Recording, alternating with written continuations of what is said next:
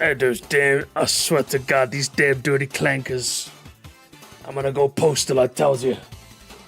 On every one of these fucking cheap GPT ass. I fucking had enough. How you doing, chat? Alright, let's test if it works again, hang on.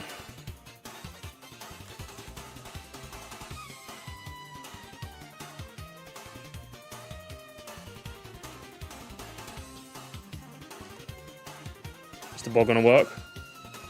No, the bot machine's broken again. Can you who keeps shutting off my bot? Okay, there it is. And then you do that. Why is it not working? Okay, it works. It's just like fucking delayed to shit. This bot sucks. Oh, Streamlabs, your ass, bro. Okay, let me close it now. Okay, there we go. Alright, okay. It seems to be alright now. We got a Q machine now. It's I was thinking about playing Smash later, so if I was gonna play Smash, I'd just have a bot running the queue so I don't have to keep tabs of it. Would you ever trust him? I'm trusting him with a simple thing, you know? Hey, just manage a queue for me. So I don't have to do pen and paper. Or notepad and keyboard, you know? That's all I asked. All I want is one simple thing here.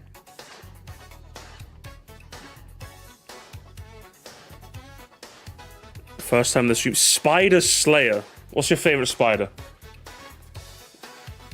Correct answer, or no, you get banned.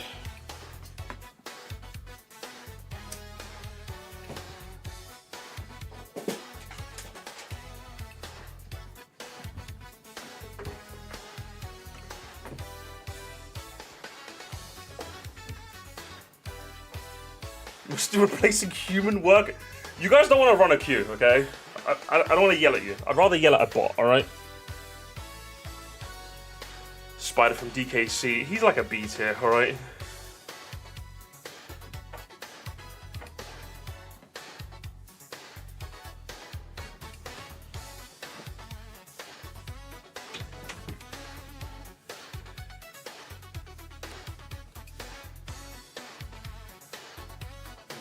No, you're fine.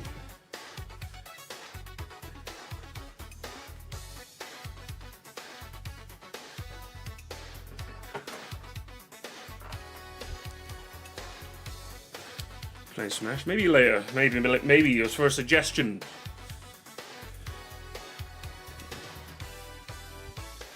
How doing, gamers?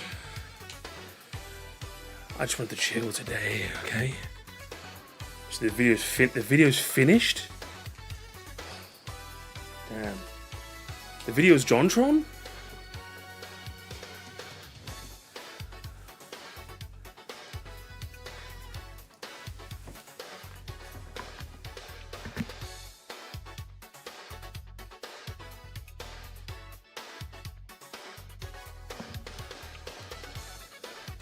It's going to tomorrow. Can no one... Guys, is the pinned comment visible for everyone? Or just me? I just wanted to make sure it's visible for everyone, yeah? I can see it? Okay, got it.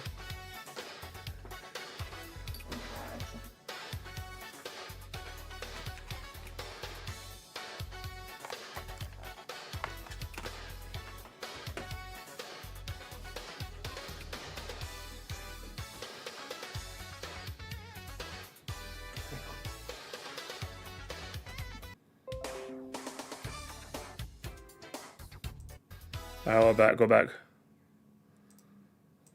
What about gamers? They tried to take us down. But they know they can't do that.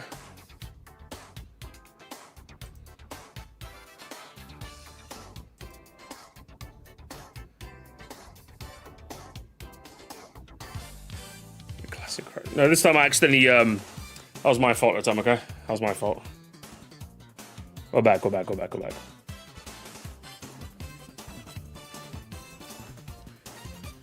Alright, gamers, we're gonna play some... Let's do some races. Alright? Fancy do some races, gamers?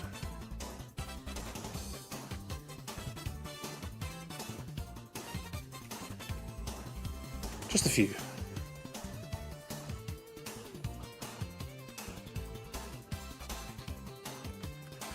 How's the day going? My day's going great. It's looking pretty good right now, I'm gonna be honest. I went and visited my sister, so I saw my nephews. That's always a fun time. It's really funny because one of them's like chill and just sits down and watches Miss Rachel all day. And the other's just like running around, like putting his shoes on his hands and like clapping them and going around. And I'm just like, yeah, that's about right.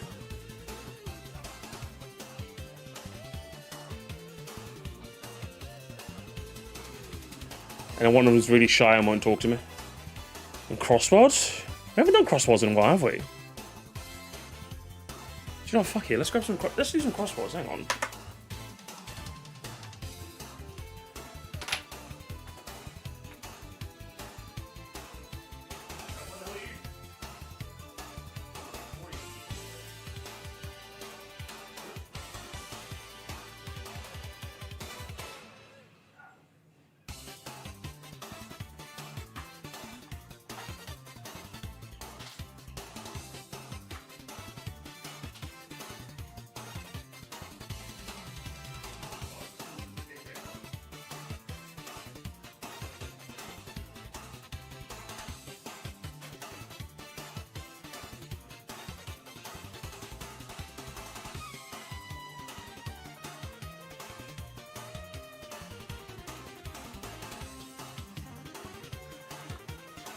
Okay, I was in a bit of a precarious situation.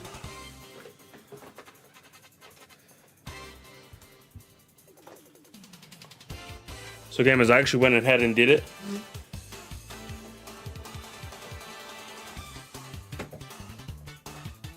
I went and found a second PS5 for cheap.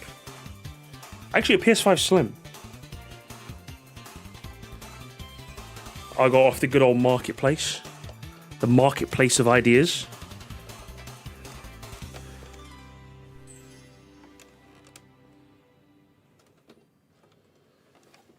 I did not rent it for £10 a month.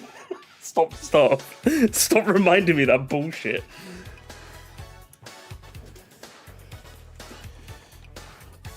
There's two of them. There's more of them now. Which is good for us, because it means... The main reason I didn't play PS5 games a lot, or PlayStation crosswords on stream, is because I have to lug that fucking That PS5 is heavy, bro. Have you guys actually tried to pick up your PS5? You have to cradle that shit like it's a fucking child, man. It's too much. I know it's only like a couple rooms, but like, fucking hey, man, I can't be doing it. I can't be doing it, man. It's too much. But the person selling it was doing a PS5 Slim, which is fantastic. It weighs, I can lift it up with one hand with ease. It's amazing. Let's start the stream, shall we? I won't make you guys wait long enough. Let's do some... Hello. Hello, gamers. Ohio desu. Konnichiwa. I feel very Japanese today, gamers. Very Japanese. We had a very Japanese day yesterday. So I don't know if you guys know, Wednesdays I generally take it off to spend time with my fiance. We ended up going to our favorite Japanese ramen place, and we also we found this like Asian shop, like literally like it does like Japanese, Chinese, Korean, and all that jazz. And I actually got some from there. I don't know if you guys have ever seen this shit. I haven't. I want to show you guys today, okay? A Surmust exclusive. I don't know what the fuck this is. I got lemon black tea pop-in boba. I had like a nice lemon guy at the front, so I'm like, do you know what? A lot of these like Asian places have like really weird illustrations at the front. So I was enticed. I was enticed by the very weird drawing. I also had this as well. I also had this as well yesterday, which was a fruit, you know, like one of these, like, it's a big Monster can thing, but it's like a fruit drink instead of like an energy drink. I don't really see any drinks this big when it's like a Monster. One of those. It was like a grape fruit drink. And I actually had like real grapes in there. Like those cut up grapes in the thing. So like I'm taking a drink and I'm having like a bunch of grapes. A mouthful of grapes at the same time. It's insane. It's actually insane. So how's about we test this lemon black tea boba thingamajig. It's got let's drink. It says let's drink at the top. What's in here? Lemon bopping boba. Alright, there's a bunch of stuff in here. Lord knows I'm not reading any of that.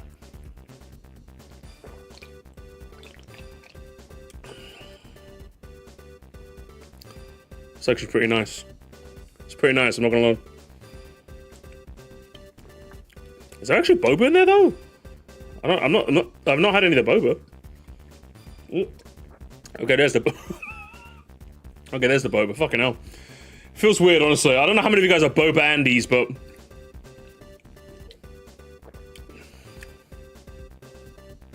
scale of 1 to 10. I'd give it like a 7. It's nice, but like considering the shop was quite far, I don't see myself buying this again. Yeah, it's pretty good. Probably because of the boba.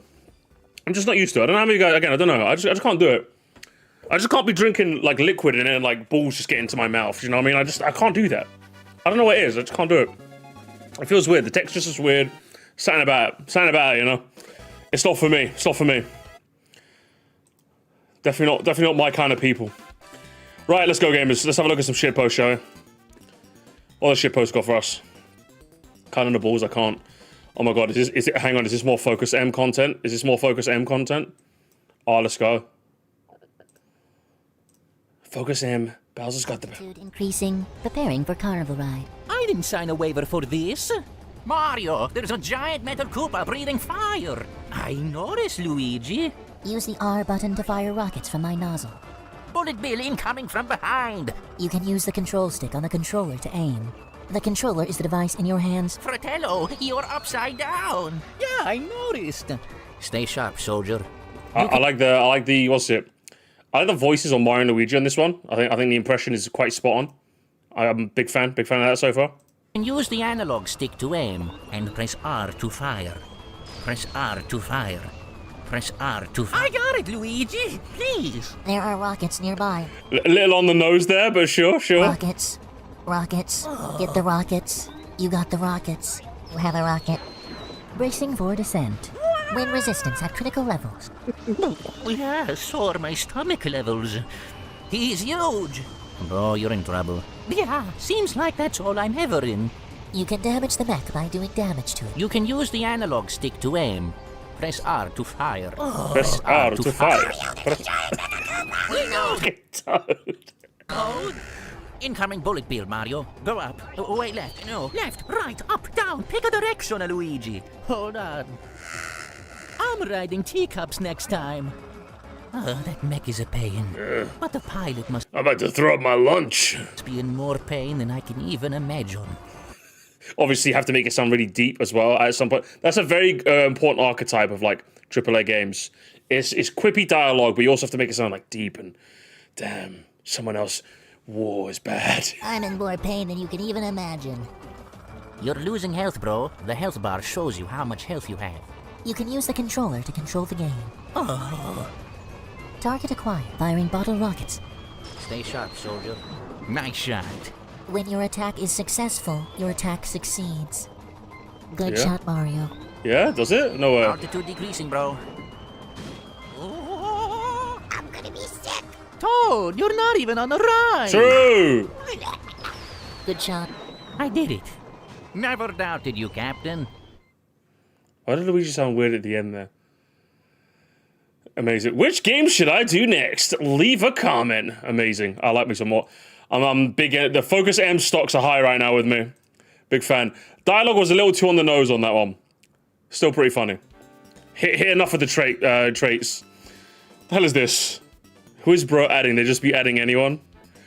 Wait, why am I not... Pause the fuck... Why am I not looking at the camera? That's so uncanny.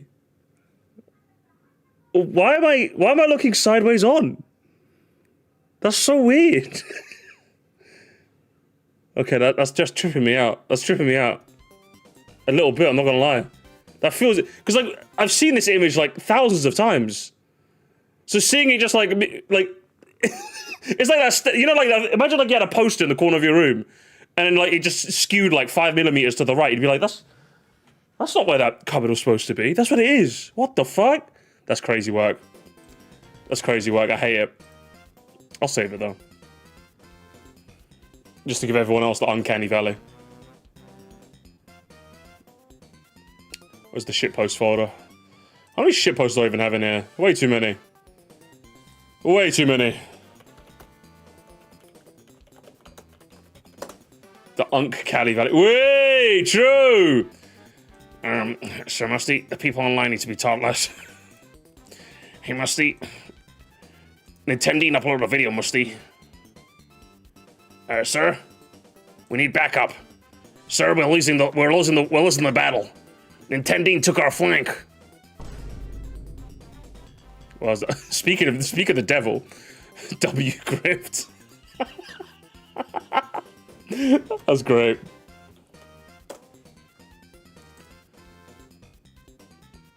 What else have we got?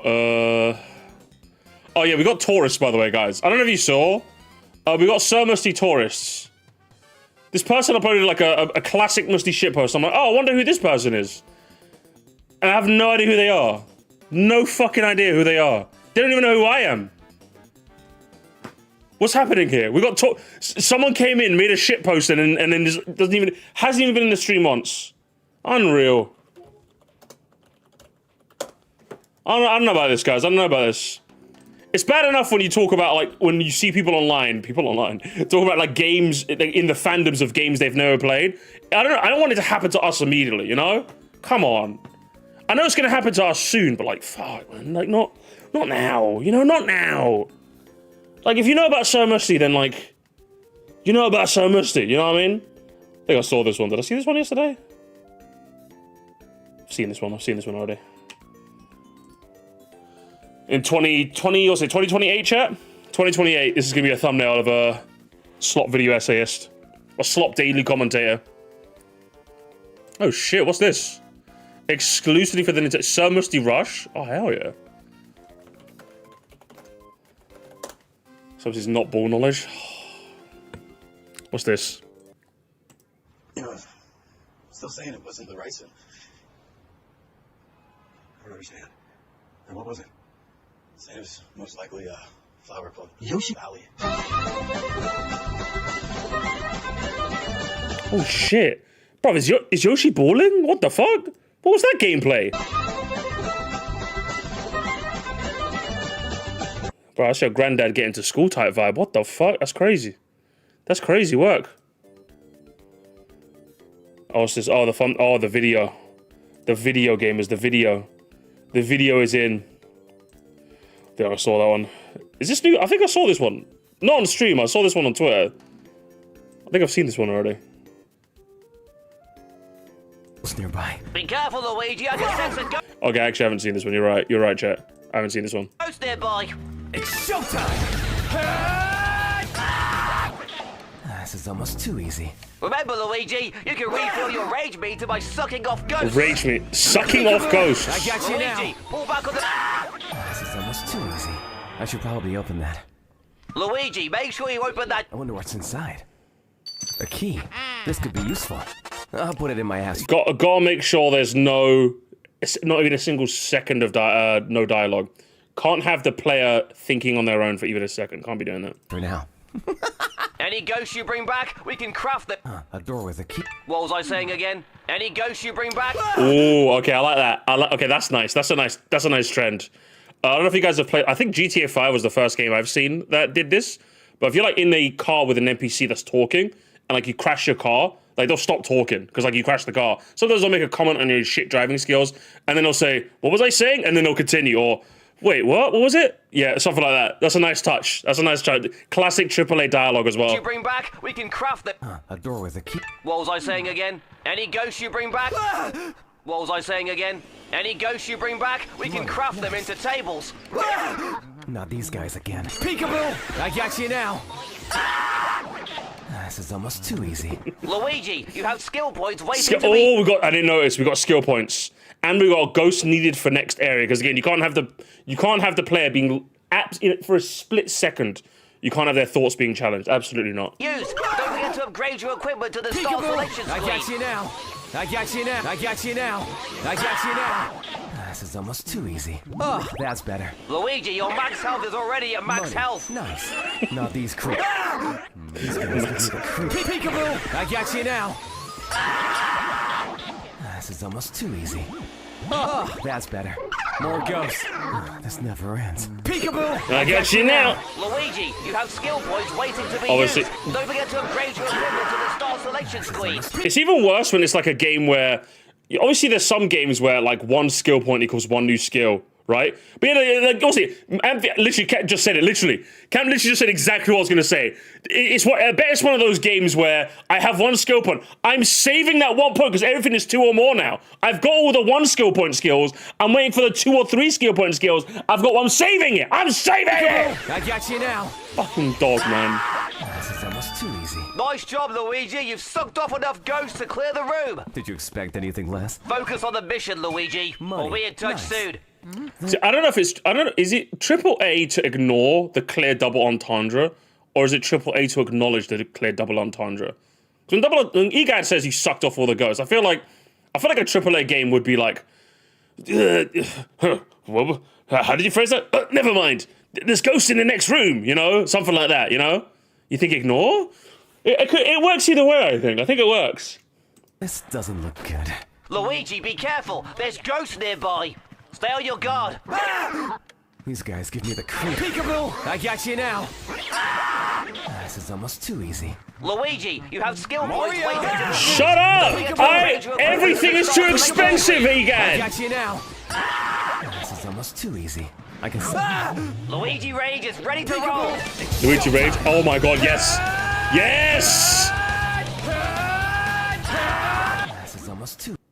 Hell yeah, Luigi. Press L, what's it? Press L3 and R3 to activate Luigi Rage. Perfect. Perfect. You have skill. Hell yeah. Ghost nearby. Be careful, Luigi. Another classic Dexter Manning. Run the meme into the ground, brother. Run it to the grounds.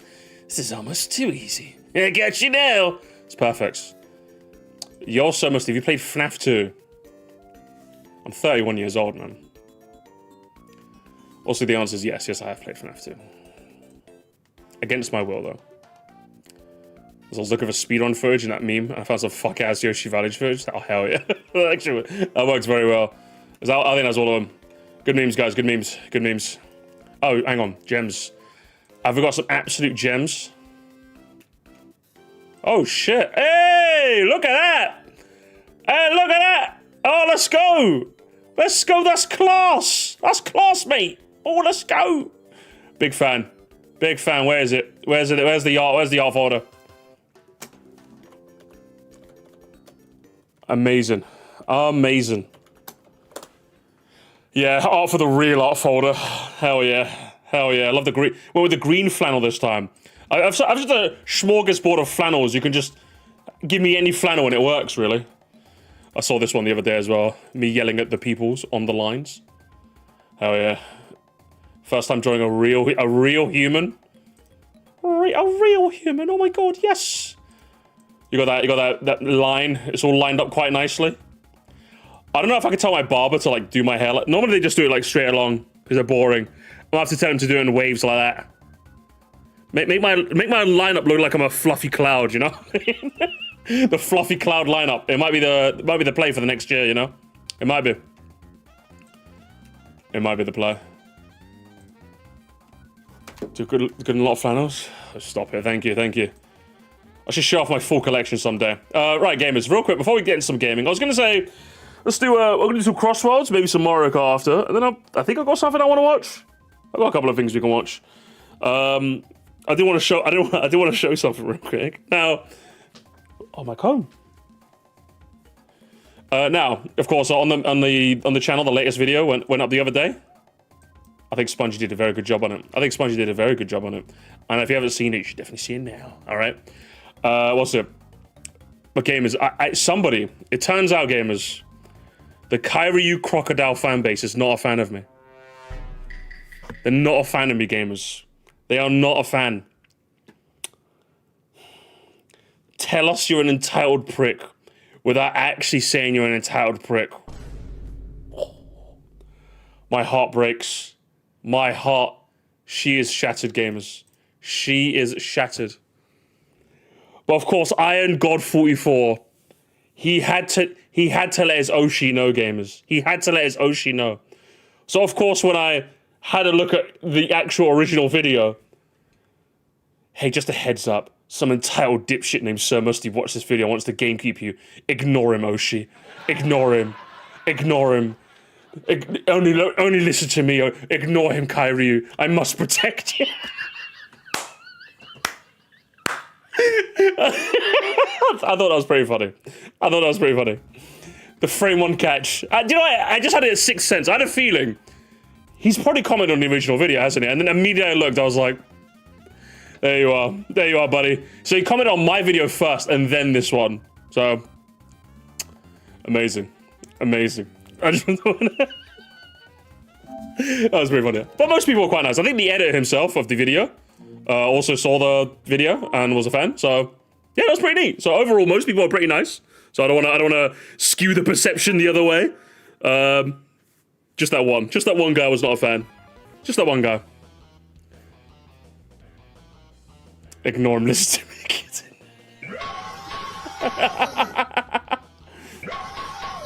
Ignore him, listen to me, kitten. True, honestly. Have I got crosswords? Where's crosswords? Crosswords. Where is it? Row! She's my Oshi, get your own. Hey, what are you talking about? She's mine. What are you talking about? Oh my god, thank goodness. Oh my god, gamers, they fixed my one issue. Oh my god, they fixed my one issue with the original PS5. Look, gamers, my big issue with the PS5, the original, was the two buttons here. There's obviously one to power down and one to eject, right? But there were two next to each other, and they weren't labeled neither. So I'm like, where the so sometimes I turn off the console when I meant to eject the disc, but the eject button is on the thing now. It's here. They finally moved it. Oh my god, amazing. You know, good job, Sony. Only took you a whole revision to fix it. I can never no, neither can I. It sucks. Every time the amount of times I've ejected the disc when I meant to turn it off or turn it over and I meant to eject the disc. It's annoying. It's very annoying. Oh, do I have to install it? Oh no, I have to install. Oh no, are we playing Mario Kart? We're after 1200 price tag. I don't know about that. The comb looks good. Thank you. Gotta look after my hair after all. Finally, so after disbanded. Oh, they disbanded Blue Point? Oh! Oh, what the hell? Why'd they do that? Oh, what the hell? What the hell-y? What the hell? What the hell-y? Oh, I see it. Oh, no. Blue Point. Breakers are showing our Blue Point games. Why are they shutting them down? What happened? Roughly 70 employees will be impacted. I was working on the God of War live service game until it was cancelled. God of War live service game, huh? The studio then spent the last year pitching and trying to determine what it would do next. Full story.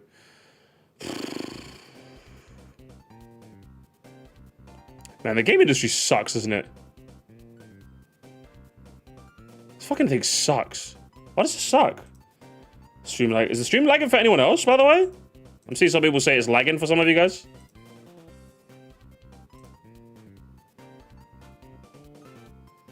Oh, yeah? Okay, just making sure. So it says they told Blue Point is useless after they got a War live service game. They told Blue Point to make went under. Oh, really? Well, all because Concord flopped and they stopped doing live service games, yeah? Bro, when is it gonna happen? No, I'm serious. Like, I would have thought it would have happened, but when are they gonna start realizing Fortnite is Fortnite? You can't be Fortnite. Do you know? I think I saw someone describe it the other day, and it's like rolling a loaded what's it, skewed dice, right? If you manage to land on double sixes, you've made infinite money. But if you land on anything else, you have wasted your time, money, and resources. And every company's just like, come on, double sixes, baby, double sixes. And I'm just like, you're not, guys, come on, man. If you're gonna at least try and be Fortnite, at least be good, man. At least be good. But you won! That's the issue! It's not worth it, man. Oh, and that's not to say, you can't try and make like multiplayer games, obviously. But it seems like you can't just make a multiplayer game anymore. Like I saw someone the other day, right? I got people online a little, but I saw someone the other day referring to like you know the football game I play, Rematch, right? Referring to that as like a failure, and I'm just like, not necessarily. I don't like. Obviously, they have like a battle pass and like a season, but I don't think they're trying to be like a live service game that competes with Fortnite. I think they have like a decent chunk of players right now that could probably like grow if they like cheapen the price or did something else. I think they're fine right now. But of course, if any live service, any multiplayer game now is kind of likened to Fortnite, that's the thing. Whether by the players or by the by the shareholders, you know? I'm just like, no, sometimes you just want to be a multiplayer game. You have like tens of thousands. If you're a multiplayer game like I'm on, you have like 20k players, you're doing fine. Do you know what I mean? Come on, man. I keep seeing roguelikes come out and fall. That's what I'm saying, man. And it's like we're not in like the era where Fortnite came out where we're kind of all clamoring for live service. I think the industry as a whole is just kind of like, I don't want to speak for me, but if you're asking me, it definitely feels like not everyone out here is clamoring for a live service game. You know what I mean? We're not really not.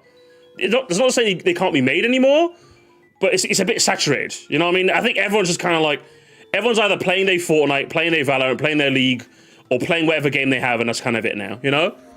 Ask again in like another 5 years when like people stop,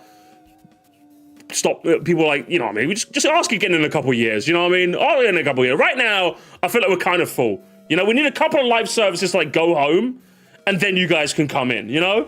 We need a couple of them to die, and then we can go, you know? I don't get it, man. Just right now, just stop. Just fucking... Arrgh! Sony slop. I can't believe Sony would do this. Let's give me Division 3. You played Division, Emp? Oh my god, you really are fucking unk, aren't you? Were you like one of the 7 people that played that game?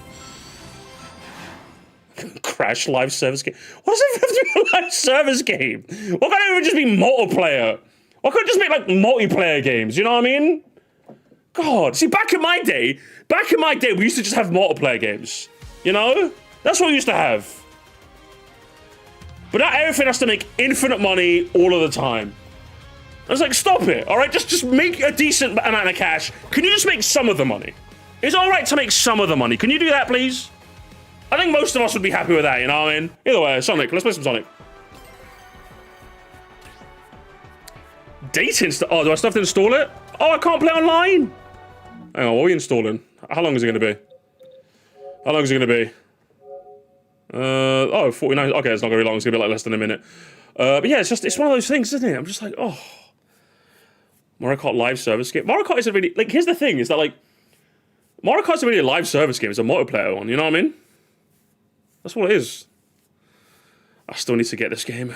It's pretty good. I've kind of fallen off of it recently. I got 34 hours on it. That's how much I played it. I've kind of fallen off it as of recently, but it's really fun. I've just been horribly addicted to my football slop, and I've been playing Helldivers again, gamers. I've been playing Helldivers again. Poor me. Oh man, poor me. I've been playing Helldivers again. Tor's probably the closest. I'd say Tor is definitely a live service game, but Mario Kart really isn't. You know what I mean? It really isn't. Do you consider yourself a Nintendo adult? I think Nintendo adult is more of a live mindset. You know what I mean? It's like you could be like a. I feel like that's a label that you get put onto you, not that you really put on yourself. You know what I mean? It's like you could be someone that just likes anime, but then like if you like it a bit too much, then people call you a weeb. That's kind of how it works. You know what I mean? As he plays God of War a little bit. I play a bit of God of War. I play a little bit, just a tad. Which I need to get that new game, Sons of Sparta. I need to get that. Alan Wake 2. I've been meaning to play that. I haven't started it yet. I need to finish Persona 3, that's what I need to do. Was you fuck with Jetpack? Get heavy. Everyone keeps okay, I'm actually fucking annoyed. Everyone keeps so guys, for those of you guys who are not Overwatch pilled, imagine your favorite game, or obviously favorite, imagine your live service game, right, that you've fucking been down on for like years. They finally get good again. They finally release one of the most fun characters conceptually ever made, and the community is like, no! Every fucking comp game I play, she's banned. The dumb cat is banned. And I'm just like, oh, we got the monkey. The dumb cat is banned. And I'm just like, what's wrong with you people? Something new comes out and you immediately just ban it. I think me and Twilight played the other day. I think we only got to play Jetpack Cat like once. The other like 7 games we played, the enemy team kept banning him. And I'm just like, it got to the point where I was jumping in voice chat saying, hey, yo, guys, please don't ban the cat. Please do not ban the cat. And sometimes they ban the fucking cat. It's unreal. Ooh, Monkey Ball. Should we play some Monkey? Hey, Festival? Oh, it's the Festival I played. I didn't really play much of it, unfortunately. It's literally a skill issue. It's so fucking annoying, man. Like, this used to happen a lot with Rainbow Six Siege. And to the point where they actually had to stop doing it, by the way. In Rainbow Six Siege, what happens, they'd release a new map or a new op. Immediately for the rest of that season, that op or map would get banned. Because people didn't know how to play against them. So instead of playing against them to learn how to play against them, they just banned them. That is what's happening to Jetpack Cat, and it's fucking annoying. It's not the point where Rainbow Six had to, like, prevent you from banning the new map. If the new map is on the list of potential choices, you couldn't ban the new one. And that was a genius choice. I genuinely think they need to offer, like, ban protection against for the new heroes for at least, like, a week. I didn't need to do that, man. Because it's getting annoying now, man. Like, I can't even play Dominant either. I can't play any of the new characters, man. Let me play the new characters. It's happening with Rivals. Also, Bloodstone got out of my friends having a blast over, now the community's begging for nerfs. So boring. It's actually so boring, man. Like, at least give it a week, man. You know what I mean? At least give it a week. Before we start banning people. Where's the monkey? Alright, let's play monkey. Let's do monkey gaming. Monkey gaming on the Zaz. Where's the Zazmobile? Monkey gaming on the Zazmobile. Have to launch Smite 2, the new god enemy get banned because people don't want to change strategies. And then, oh, if they don't add new heroes, the game's dead. They add new heroes, they get banned. It's so fucking, I'm telling you, it's so ridiculous. It's absolutely so ridiculous. And the worst part is, right, the other part that makes it extra funny for me, right, I play in Platinum. I play in the most average tier in every multiplayer game I've ever played. In Rainbow Six, I'm in gold. In Overwatch, I'm in plat. In Apex, I only ever hit gold. I am in like the middle ground of it, and yet there's still like, we have to ban the meta here, and I'm just like, guys, you are not going to EVO. You are not going to the Overwatch League. Just have some fun. That's the thing that fucks with me so much. Oh man, I don't know. Sorry, I missed the dono. Can't believe Crossroads got AI. True. Let's do some AI. Should we make a car actually? I'll stop being. Should I stop being lazy? Where's the new monkey car? Which category is it in, chat? If it's in handling, I think I got a delete sign, unfortunately. Speed. Cheers. Where's the monkey mobile? Oh, wait. Oh, that's boost. My bad. I'm in the wrong spot. See what I mean? Monkey mobile. Monkey mobile. There we are. Let's see. Let's make a. I'll make a Sir Musty monkey mobile. I think that's my stream color.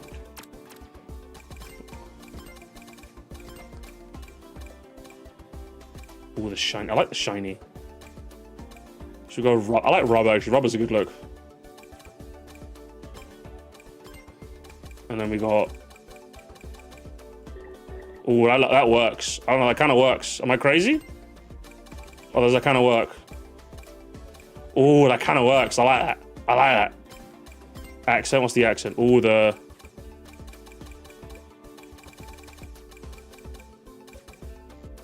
What?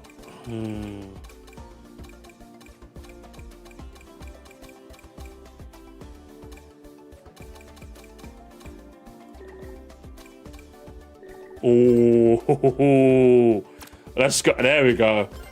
And of course, we have to put our signature on there, gamers, just so that let the world know. Just to you gotta let them know, chat. We gotta let them know. We gotta let them know. Gotta let them know.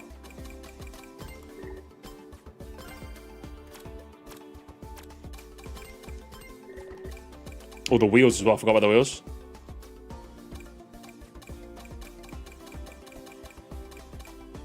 Obviously, like something like that. I'm thinking. And maybe like a maybe? I don't know actually.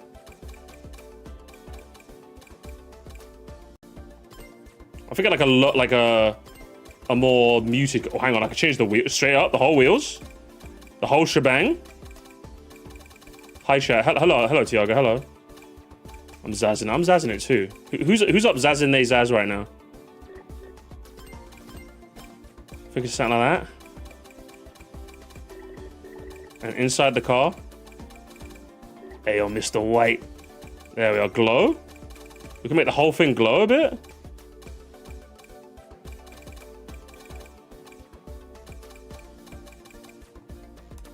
Oh, fuck it. Let's see that. There we go. I'm ready. Oh, we've got the So Musty Banana Mobile. A true Zasterpiece indeed. Thank you for the donos, guys. Very generous. Very generous. I'm thinking we do some regular games and then maybe after I could pull in some people for talk radio or something. I would have a chat. With some of yous. Oh, the animation's more polished. I don't know. I have to see. I haven't really had a look yet. There's some Monkey Ball music. Of course you want to see Monkey Ball music, don't you? Musty, they added my scrimbly. Musty, they added my scrimbly. Please, Musty. Please, Musty, please. Just check it out, Musty, please. Where is it? Jukebox?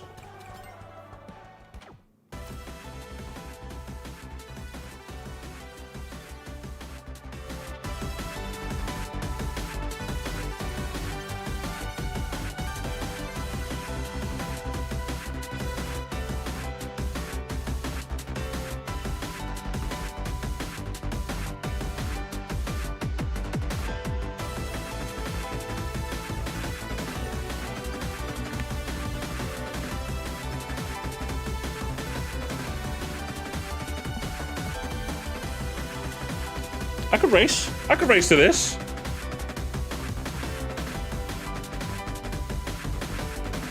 I like the artwork. The artwork's very nice as well.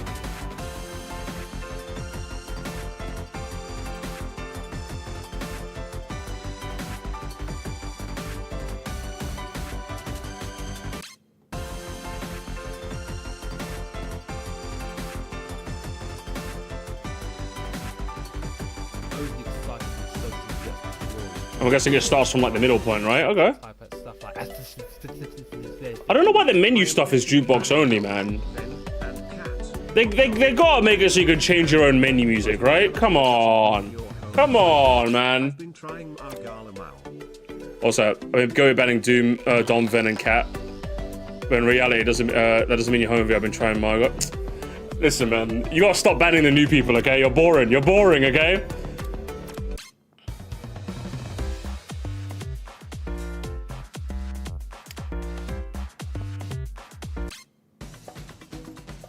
Banana farm? What the hell?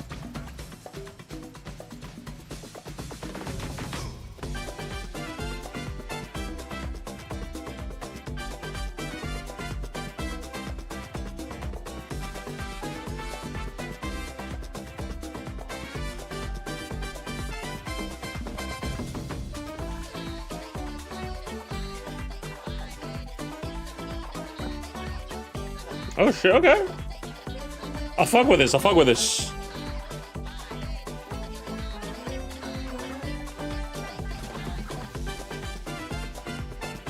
I wanna see how they race. Wait, are they, he didn't have a stage, right? It was just the music and the character, right?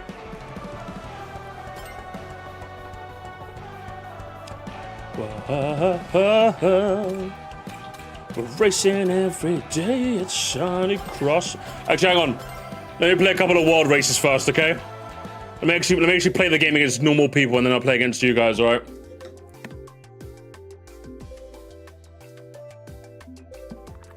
Let me get like 1 or 2 races in this vehicle, in my new car, my new whip.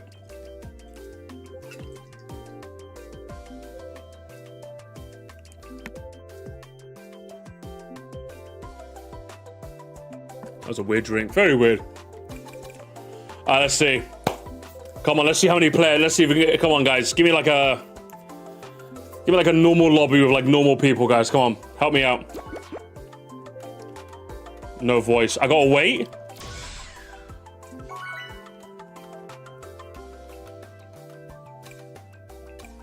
Let's do. Sup, bro? What have we got here? We've got Blazers. We've got Miku. We've got Charm. What the heck? Charmy the Bee, Rocket in all black? I like his version of the car. I like it. Hello, cream.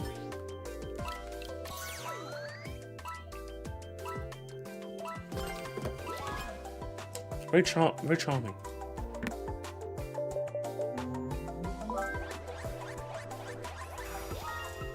Alright, let's do it. How washed is your goat? How washed is your goat, gamers? Don't try this at home, okay?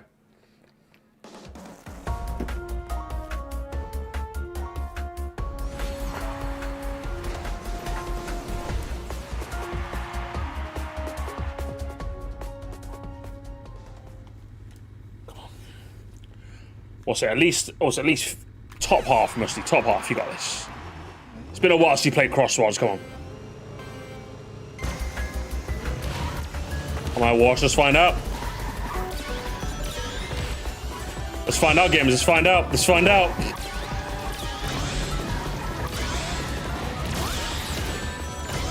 Damn, gamers. I'm just letting them get ahead. I'm just letting them get ahead for a bit. Just letting them get ahead a bit, you know? And I want to make it like an epic comeback, alright? Overwatch stream, maybe. I'll put on the maybe pile, alright? Listen, I get really toxic when I play Overwatch, alright?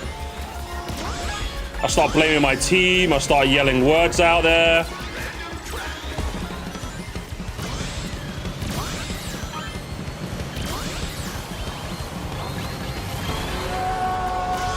I'm blocking the position right now, but I'm in sick, gamers. I'm in sick. I'm gonna have to narrate my position, DSP style. Also paying attention. My bad. I'm sick for that, gamers. Top half. That was the goal. That was the goal. Laser! That's taking me into the mix of things. Gamers in 4th place.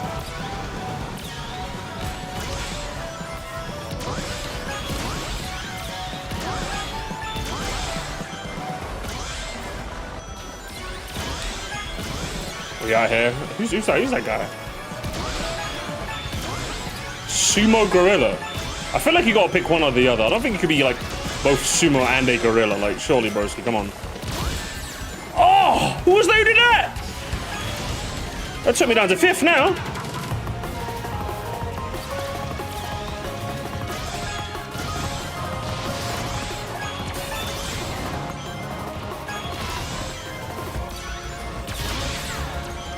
Come on, good hit, good hit, good hit, come on.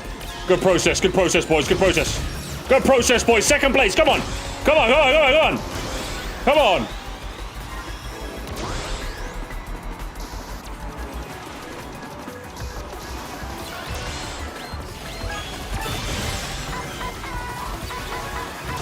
Get it off of me!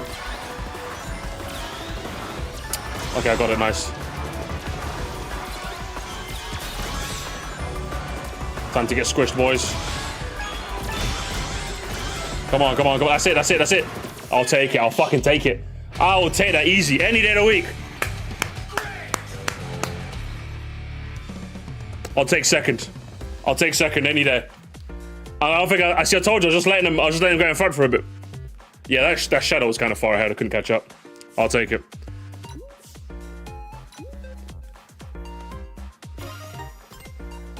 Oh yeah. I'm still C+. Oh, hang on.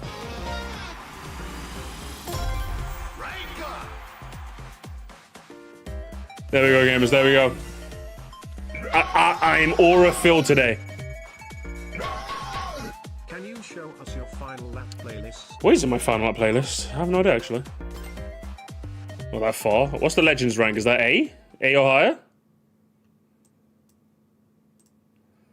Yeah, keep this up at the musty lobbies. Hey, listen, you guys are like... I'm not joining you guys at Legend, okay?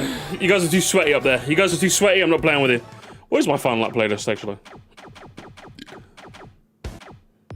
Oh, here's... Oh, it's the road where you go. It's a sand road.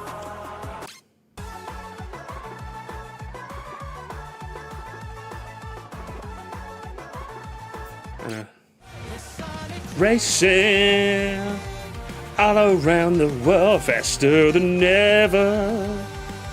Make those tires burn, gold rings are treasure.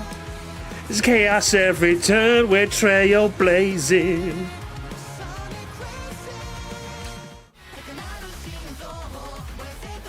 I just like the way this one sounded. I don't know what you're saying, but spit your shit, brother.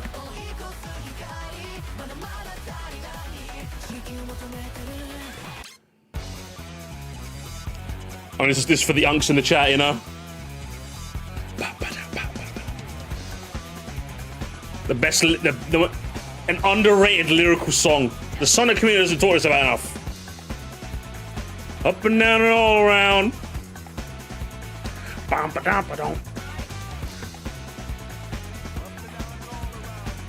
And then we got, it's that sax bit. Starting off a next lap with that. Come on.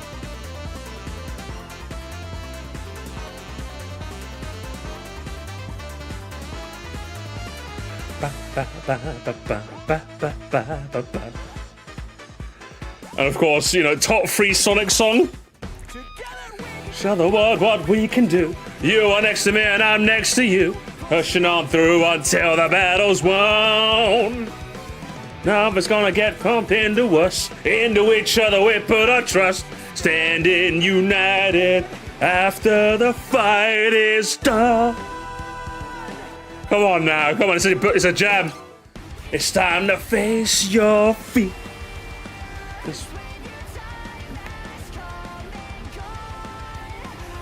Be the one to carry on. You can throw me to the wolves, 'cause I am undefeatable. I'm hanging on to the other side. And I won't give up till the end of May. I'm what you get when the stars collide. Now face it, you're just an enemy. You're crossing the line. Never run out of time. I'll take what is mine.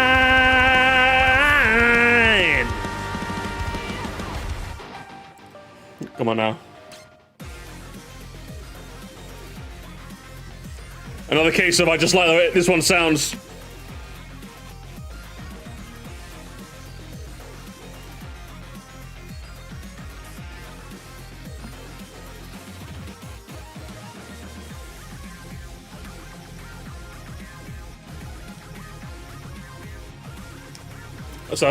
That's my playlist, alright? Whatever comes up, I'm bopping, that's all I know. I'll just do it.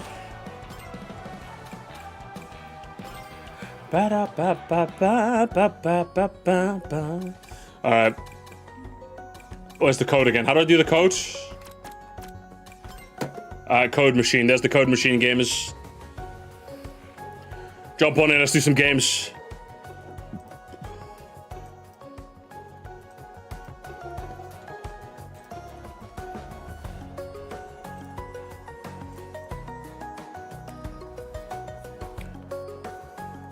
Thank you, Glad.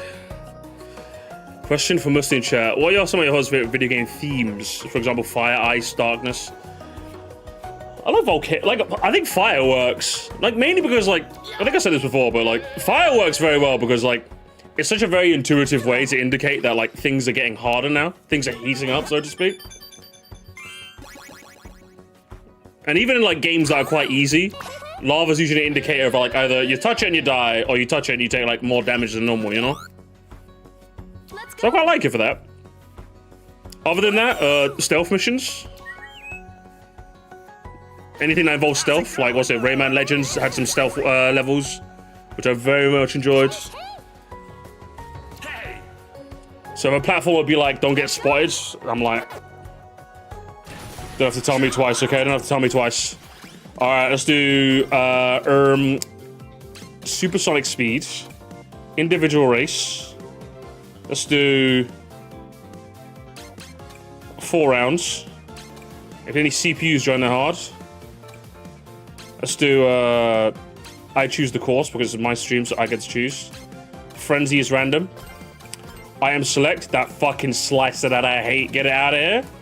Don't want to see it. Everything else is fine. Hey. How's about we start?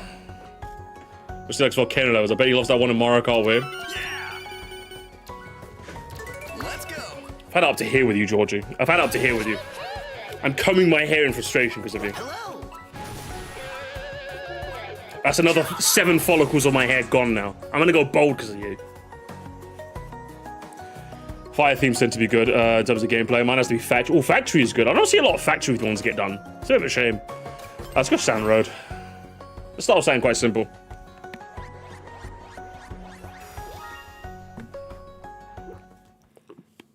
Of space or star type wars, magic. Oh hell yeah! I definitely. What's it? Space. What's it? The moon level from Super Mario Land 2. I love that one as a kid. I love that one as a kid so much. Not the auto scroller one. You know the one with the boss where it's an auto scroller. I didn't really like that one. I like the regular Space Zone one. That was so good, man. I was like, whoa, I get to float. It's so cool.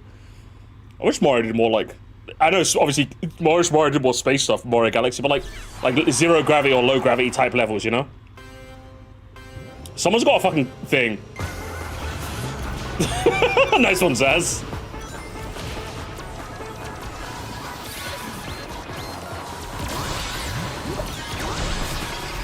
Oh, thanks for the items, buddy.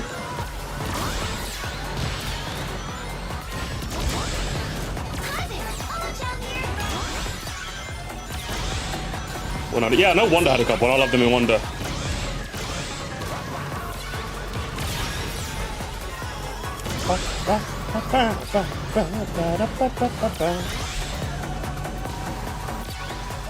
Where is it? Where is it? Opa! It's Sand Road.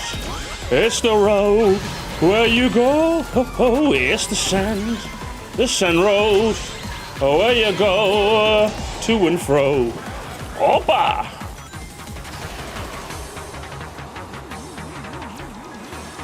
Should probably change corners so I'm not blocking the position. I'm in 6th right now. Oh, is that It's that Benjamin? I didn't even know he was here. I had a nickel for every video game song I've heard where the vocalist just coughs and they kept it in. I'd have 2 nickels. At least 2 nickels that I know of personally. Stranger happened twice.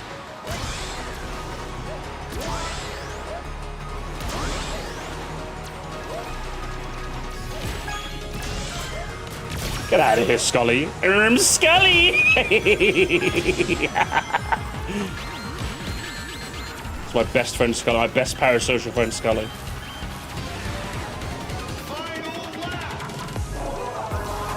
It's the road. It's the road. Where you go? Ow! Come on!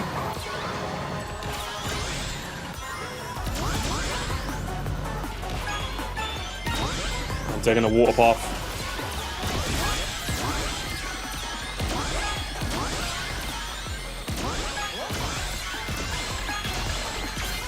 Laser! Come on. Here we go. Here's my chance, chat. This is my moment! This is my moment! Watch this, here we go. Boom. Oh my god, no way. Oh, you cucked me! No! No! No, I was in first! I was actually in first! Ah, that's heartbreaking! Ah, I was in first right there, man. That's heartbreaking, but hey. 5th. I'm getting tears. I'm in pain. I'm in absolute pain, gamers.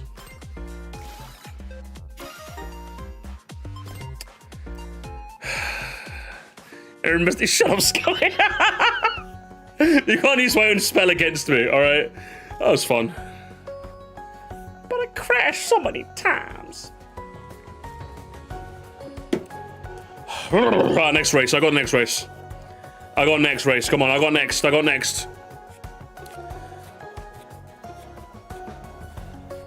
just trying to think of other video game themes that I like. I don't know, it's just really like Volcano style.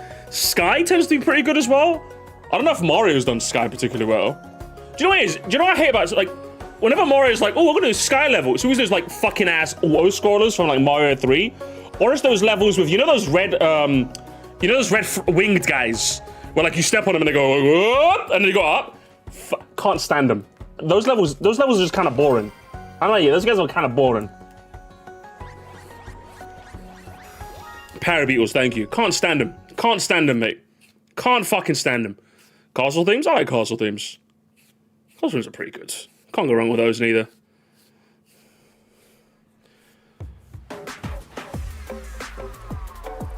Oh, Parabeetle. Nah, I can't stand him. Can't fucking stand him, lads. He looks at me funny. He's all like, oh, don't step on me. I want to float away. Oh, I want to float away. I'm like, come on, man. Boring, boring, boring, boring. The Pablo here. Dap me up. Dap me up, broski. Dap me up.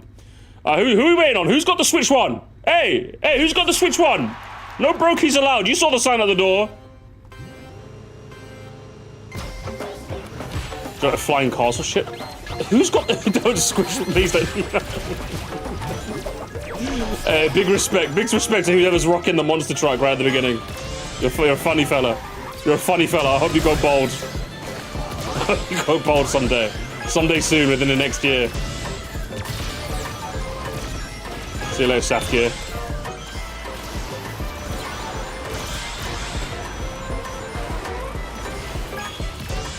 Ah! Get him out of here. RSDJ! Laser! Come on. Where's this taking me? Still in fourth. Because 2 people got monster trucks. Amazing. Where are we off to? 2 themes. The other one that has a cough in it is, in Call of Duty Zombies, whenever you buy a perk from a perk machine, it usually plays a little jingle. There's a perk called Who's Who. And the full version of that jingle, the guy just coughs towards the end as well. So, that's the second nickel if you were curious enough. You asked it 3 times. You could not go to bed unless I told you the second cough. The second cough. Misty, where's the second cough? I heard the... Where's the... Where's the other one? It was a really dry cough. Where was it, Misty? Where was it?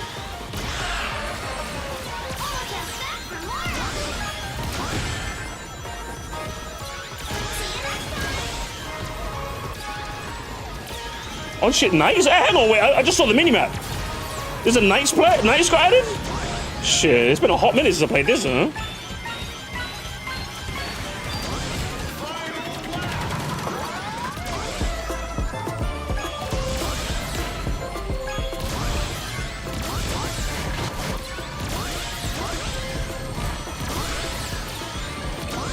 Okay, I think, do you know what, right?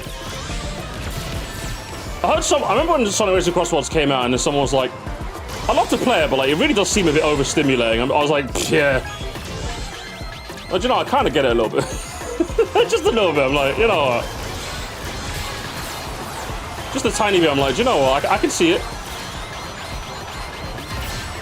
Fuck it, who squished me? Who was that? I hope you find a grey hair in your pillow, man.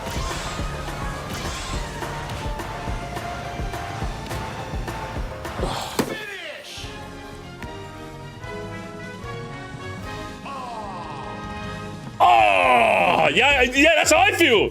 That's how I feel. It's the fucking standards, man. Unreal. Where am I overall? 7th? Fuck you know, man. This game's ADHD on steroids. I kind of get it. Honestly. You open his mouth. Oh! Hit one of those. Which characters do you think they should add to Crossworlds? I don't know. The world's their oyster, really, isn't it? They kind of added a bit of everything.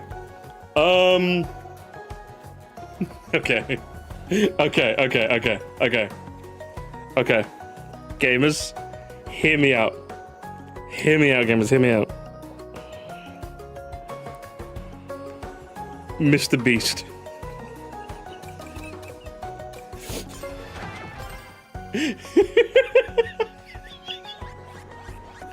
Oh, man. Unsubscribe, come on, guys, get out of there, come on, it'd be funny. Why are you booing me? I'm right. What do you mean, guys? Come on. It'd be funny. Hey, listen. Oh, I'm sorry. There's this Sonic discourse, this bastion of like absolute intelligence and intellectualism, isn't it? Of course, yes. Yes, all of us Sonic fans, we have amazing normal conversations. We're at all not the worst fan base on the fucking internet. What's adding Mr. Beast, huh? If anything, no, in all fairness, fuck you, Sonic community. Adding Mr. Beast would finally get all of you guys to agree on something. That Mr. Beast sucks. And while everyone already knows that, so once again, typical Sonic fans, you guys are late to the party. At least you'll actually be right for once. For once, you'll be actually right. So how about that? Do you know what? I demand an apology.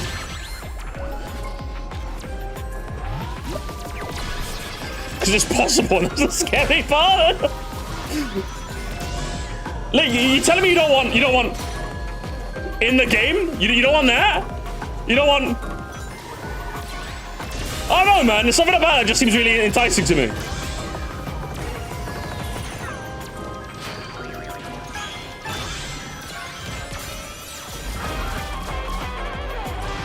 Oh, bruv. Why is the music in this game so fucking goated, man?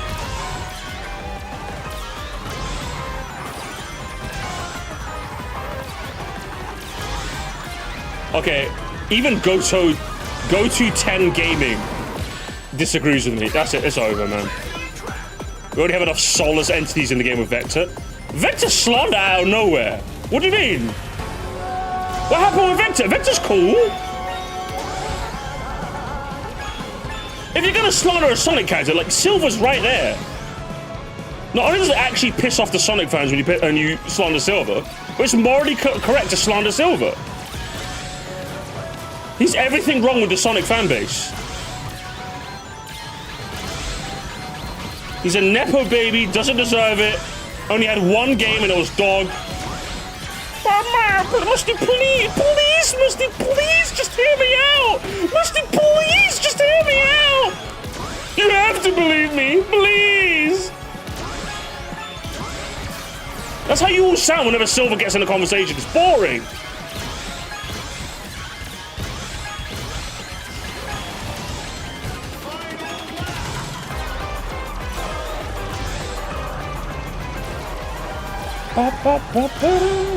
Silver the Hedgehog sucks, yeah! Oh, there he is. Is that Silver? Is that guy? No, he's playing Sonic. Silver's not in the game yet, obviously.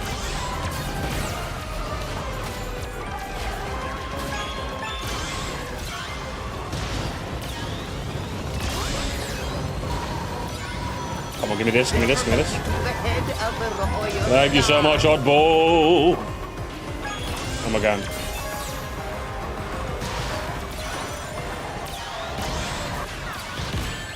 You're killing me, you're killing me, you're killing me, you're killing me, you're killing me. Oh, you're killing me. I needed one good item pull and I got a fucking spiky ball, yeah? Yeah? That's what I got, yeah? That's what I got. I need a big finale pull. Ah! Yeah, it's just not my day. That's twice now. That's twice. What's the first game I should get on my Switch too? What's the first game you want to get? Sikkim Toho. What's the first game you want to get? I'd recommend Donkey Kong Bonanza. That's what I'd recommend. Yo, if I see you again on my property, I'm beating your ass. I hate everything and I'm going to go beat my son. It wouldn't be a good idea to add Silver. Some could say it'd even be of no use. Hang on. It'd be what now? It's no use. It'd be what now? It's no use. It'd be what now? I didn't. It's no use. One more time? It's no use. My bad. Okay, thank you. Take this. It's no use.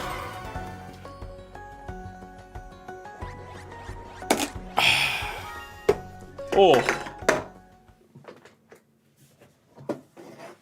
Can it go wrong with a side, can you, lads? Can it go wrong? So maybe potentially, man, but the fans do cool enough stuff with him that I'm fine with him existing. No, I'm fine with him existing. Him existing isn't the issue, right? It's all... And bearing in mind, I want to get very clear. I barely interact with the Sonic community. Barely. The most I've ever interacted with is anytime I make a Sonic Morsley, obviously, that inadvertently, obviously, gets Sonic fans in my comments, right? Obviously, it makes sense. So that's like my biggest interaction with the Sonic community via my comments. And that brief time when I followed Emp Gamer, it saw that I followed Emp Gamer, therefore they were like, you must be interested in Sonic. Here's some in that brief instance where I saw it, the amount of silver apologia was actually like sickening. It was sickening. It makes me sick. It makes me sick. Sick to my stomach.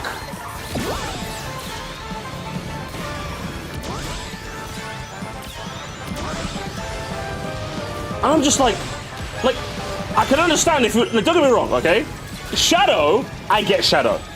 In Sonic Adventure 2, he was kind of cool, right? He had a role, he did some cool stuff. The story kind of revolved around him in a way, because of like Space Golden Ark and like Maria and what have you. So I'm like, okay. Even though he was supposed to die off, I think, at the end of that game, they brought him back. Okay, whatever, whoopsie doodle. Bob's your uncle, Shadow 05 comes out. Everyone loves it, obviously. Out of the Edge, amazing. Cut print, Year of Shadow. What does Blood Silver even do, man? He comes on and goes, it's the Iblis trigger. Who the fuck is who? What do you mean? Do you want to explain yourself? Do you want to be something other than a cardboard character? Do you want to be like actually fun to play? And I've played Sonic 06 as well, so I'm never just saying, Musty, you're just no. This isn't coming from Musty who only watched Game Grumps play it, Musty. I played it, and Silver's campaign was fucking boring.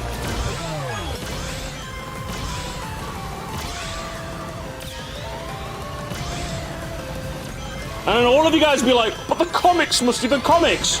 I'm a Pokemon fan. I can't read. Why do you guys keep telling me to read for? What's wrong with you people, man?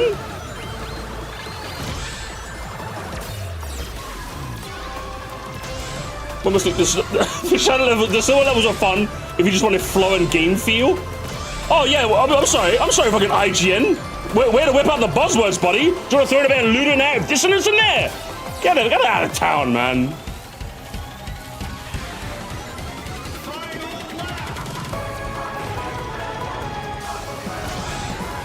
Are you saying silver antis are illiterate? Listen, I'm not listening to you, Georgie, okay? I'm not letting you exist to rage bait me in the chat. I've realized that now. Alright? Listen, how about you go make some more thumbnails for me? How about that, huh? Fuck that fucking magnet that I hate.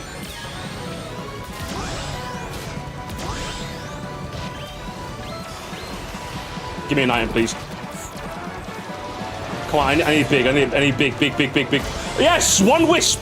Yes, I love wisps, Charlie. Yes. Yes. Right.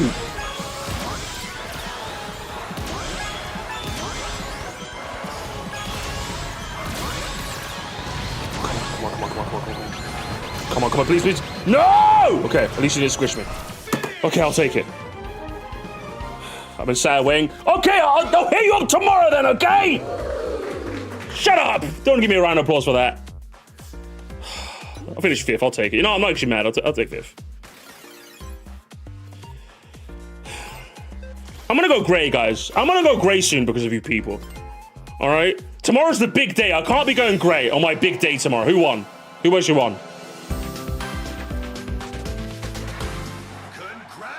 Oh shit, Travis is in? Shit, alright, Travis, let's go. My fella. One of the real boss squires, no fucking tourists in here. Alright, GG's, man, GG's, that was fun. Alright, now everyone, get out of my lobby. I love getting a coin for rage bait, like. Shut the fuck up. You live in my city, I'll come after you, okay? I'll come south of the river, fuck you.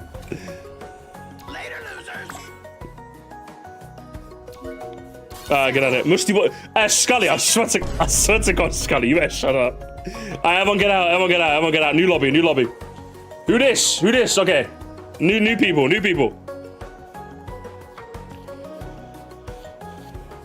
Q64. I'll be there, bro. I'll be there. Will you be square? Of course you will, man. Fucking square. Square ass fella, that's what you are. Alright, let's do it again, let's play. Alright, gamers, let's do a bit of talk radio. Should we do a little bit of talk radio?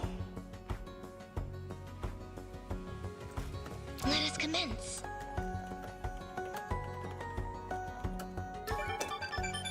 Sudden Death is in Birmingham. Hell yeah, perfect. Somebody says talk radio. Yeah, if you guys want to jump in the Discord, I'll pull people in. We'll have a chat. We'll have a chat for a bit. 5 hour stream. Listen, I'm not talking to everyone that joins in. I'm just gonna talk until I'm bored, okay?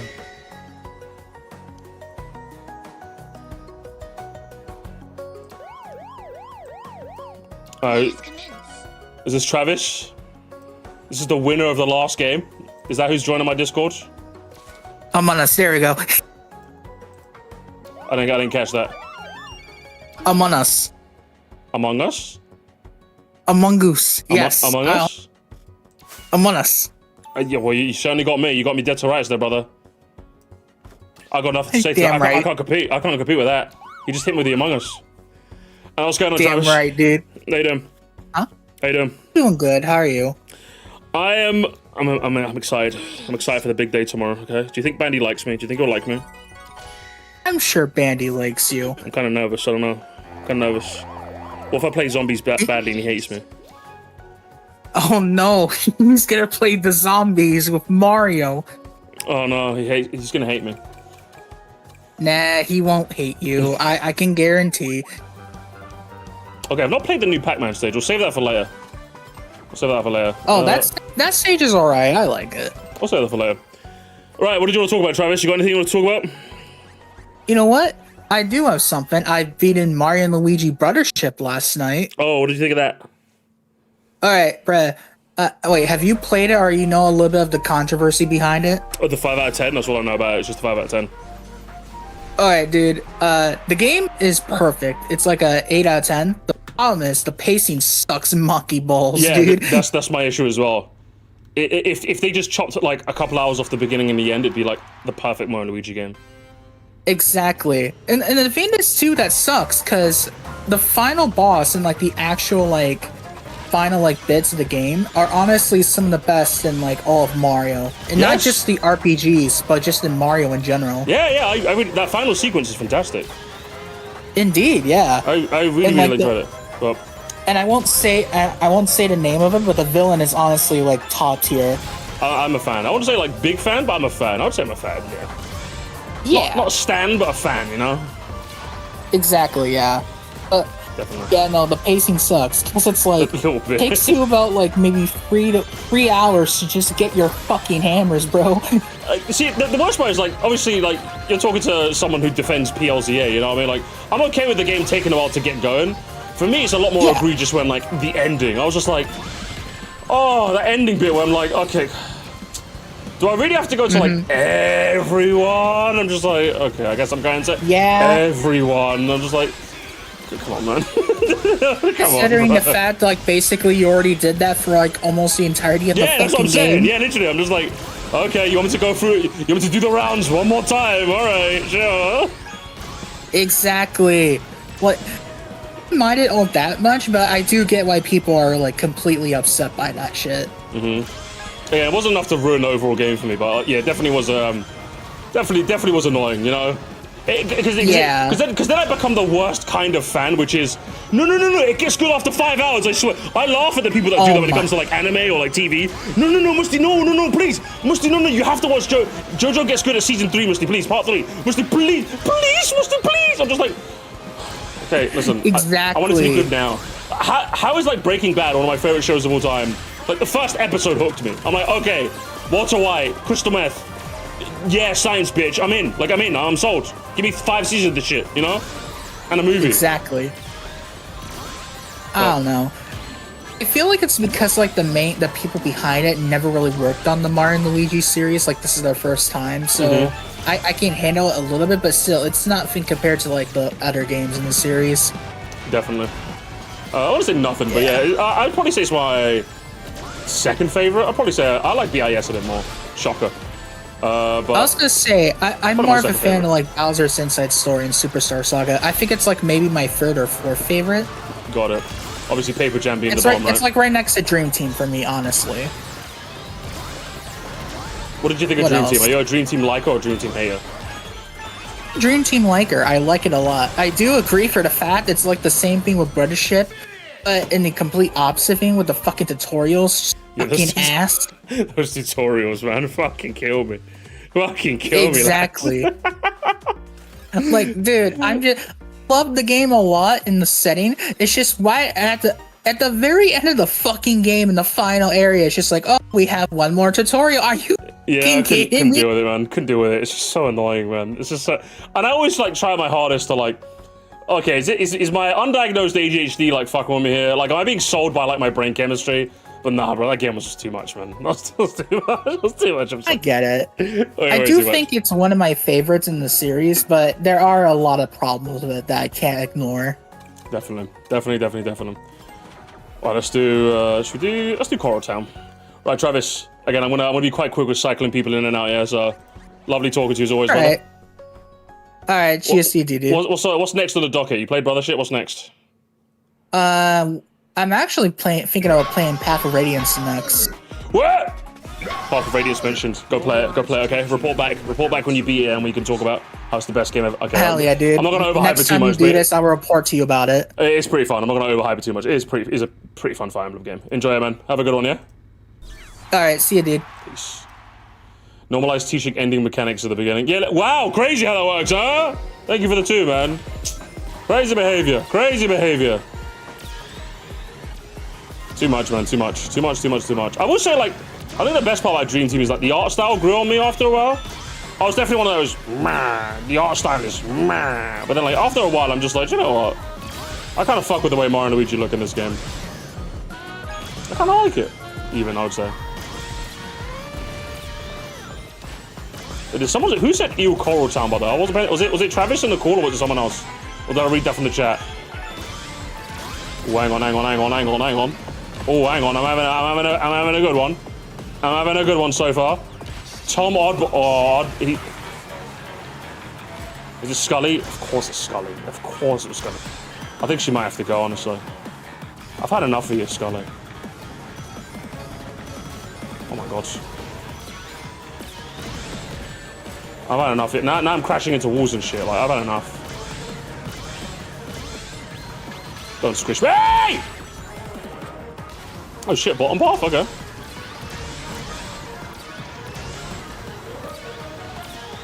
Come on, I need a big laser. I need a really big laser. I'm gonna grab another item real quick though.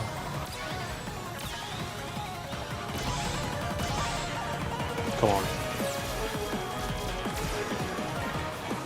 10th, I'll take it. I knew you were gonna squish me. I'm not having it.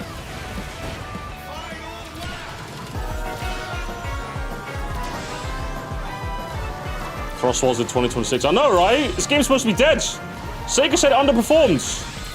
And all of us were looking at Sega saying, yeah, why did you charge $70 for it, you fucking dinguses?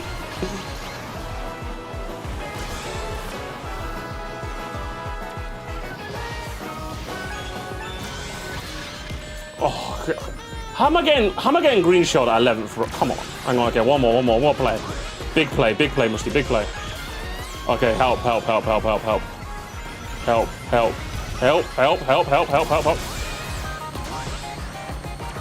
that's 5th, I'll take it. Musty, no, it's a Sonic game, Bob, no. I rank MNL games from Brothership, Dream Team, Partners Down, Bowser's, sorry, 5th. Bowser's, sorry, 4th? Yeah, okay, alright, JD, alright. JD, are we beefing? I don't know, JD. Oh, JD, we're kind of beefing right now. What's happening? What's happening, man? He's crazy. 4th place for Bowser's Edge Story, yeah? I can't speak. Why are you banned? I don't get why he does that. It's just for the mods as well.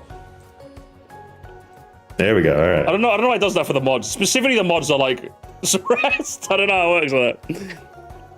What's going on though? What happened? Your opinion is different and weird and skibbity toilet. Are we arguing about this? Alright, sure. Alright. A little bit, man. We might have to fight about this. I don't know.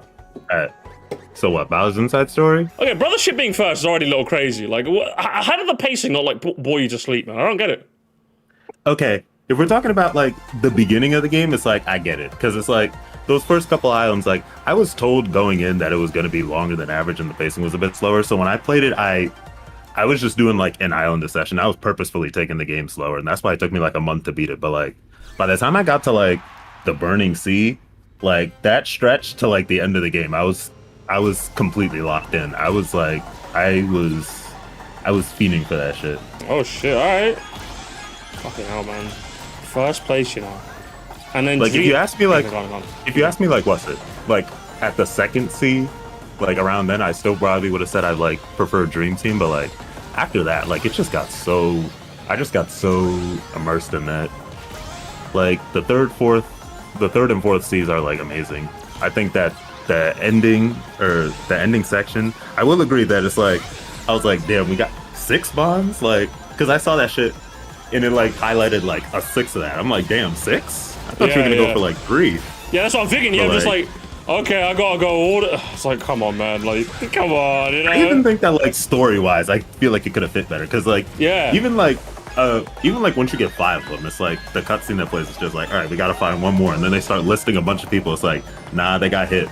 It's like, what about these people? Now they're also in flowers. And it's like, I feel like that could have hit way harder if you, like, it just included more people and said we only needed 3 bombs or something. Yeah, it's just strange. Again, the pacing on the ending was just weird. I don't know why they felt they need to drag it out a bit harder than they needed to. I guess I'm just a bit of a pacing gremlin. Like, I think also the other thing that kind of stops me from putting in number 1 is that, like, it has the best combat in the series, hands down, if you ask me. But, like, where are the bosses, man? It's a boss-themed game. Where are the bosses, you know? Like, come on, man. I also said that, too, because, like, once I beat it, I was sitting there just like, damn, there's, like, you couldn't have thrown, like, a few more in there, like... That's what I'm saying, man! Come on! Bowser Jr. and Kamek are right there. Fucking X and Shun, they don't get a solo, like... They don't, no! There were a bunch of easy man. ones. There were a bunch of easy ones. It's like, there's things that it's like, I can see why people, like, are more critical of Brothership than I am, but it's just like the way that shit had me encapsulated. It's just like it just didn't bother me too much. Fair dues, man. Fair dues. Oh, come on. What am I doing? Oh, I'm reeking up the joint, JD. Why do I suck at this game? Actually, I'm so cooked at Sonic Racing Crossroads, man. What am I supposed to do? If they dropped the price on it, that would make you better at the game. Actually, it would, honestly. That's how it works. Because then I feel like I'm in solidarity with my fellow gamers. You know what I mean? True. I can't play the game well knowing that other people can't afford it. True, it ruins it for me, honestly. Can't believe Sega would do this. I'll take 6th though. You know, I'll take 6th. Hang on. What else did you place? I think it was saying BIS 1, then Brothership. Georgia says BIS, then Superstar Saga, then Dream Team, then Brothership. Crazy work. Hang on. Where did you put them? And then Dream Team 2nd. You mean like Dream Tutorial? Like, come on, JD, what are we doing, man? Okay, I'm gonna tell you right now. You played it when you were 10, and then, like, you liked the tutorials because you couldn't play video. Okay, I get it. But, like, actually, though, yes, it's probably the most nostalgia-driven game ever. I think that game can stand on its own, though. Okay. I think it can stand on its own. I'm not my father, Musty, please. Let me say. Go on. The thing's just like Pillow Island to me, like the idea of the whole story being based around visiting an island that had an island that its former people went extinct on, and then it got turned into a tourist attraction. To me, it's just a story trope that I just really like, because it's just like, because I just like the vacation aesthetic of everything, and then the history of the island to me just like is just something I'm really a fan of. And it's like what is it like, just there's probably my favorite location of the series. I'd have to. Does it remind you of, like, weird because it's like you like going to, like, visit, you know, like Cape Cod with, like, your father, and, like, you're on the island, you know? Or you went to the Caribbean islands with your father, so it reminds you of, like, Pelio Island, like. I don't remember anything of, like, the Caribbean islands. I'm being so honest, but what's it? Like, yeah, I'm just really enamored by that, like, aesthetic for, like, a video game place. Like that, like between that and like Woohoo Island and like Brothership's Islands, like I'm just a big island guy. Fair dues, man. And then it's also just like is islands to you what beaches are to me? It's like, you know, I'm a beach fiend basically. And I would also say it's just like, because if I want to get a little bit more inflammatory, I would say that just about all of the ideas that Dream Team took from Bowser's Inside Story, it took and executed them better. Name some, like what, for example? Like the giant battles for one. Okay, I like the ranking system more in Dream Team. Oh, yeah, sure, yeah. I'm personally a bigger fan of the Dream Worlds. I think they're more interesting thematically than Bowser's Insides. I think I disagree with that. I think I prefer like Bowser and I definitely, there were maybe like one too many instances where it just felt like, oh, I'm navigating with the brothers. Oh, hey, Bowser, can I control you for a split second to, like, stand somewhere? Yeah, see you later. I'll get back to the boys. Maybe, like, a little much of that, but I think I prefer that, like, gameplay loop over, oh, what? Let's have Starlo fuck with Luigi. I don't know. I think I don't know. Tickling his mustache is funny, though. It was a little charming. I won't pretend the first time I did it, all right? I won't pretend. But, like, it also doesn't, okay, what doesn't help is that, like, they were like, let's use the, like, overworld battle theme and the dream battle theme, but, like, let's remix the battle theme, the overworld battle theme, for the dream battle theme, right? And then they just made, like, the version that was, like, way better. I'm like, oh, come on, man. Oh, no, that didn't bother me too much. Like, I get into battles in the dream world, I'm like, oh, hell yeah, this mix is bumping. And I get into battles in the overworld, I'm just like, oh, this version sucks, I hate it. Yeah, I disagree on that. What do you mean? Which one's the better one? Of like the try again? I think that's what it's called, the battle theme. Of the two, where did I actually recently did a tier list of the battle themes? I think I put try again a little bit higher, if anything, actually.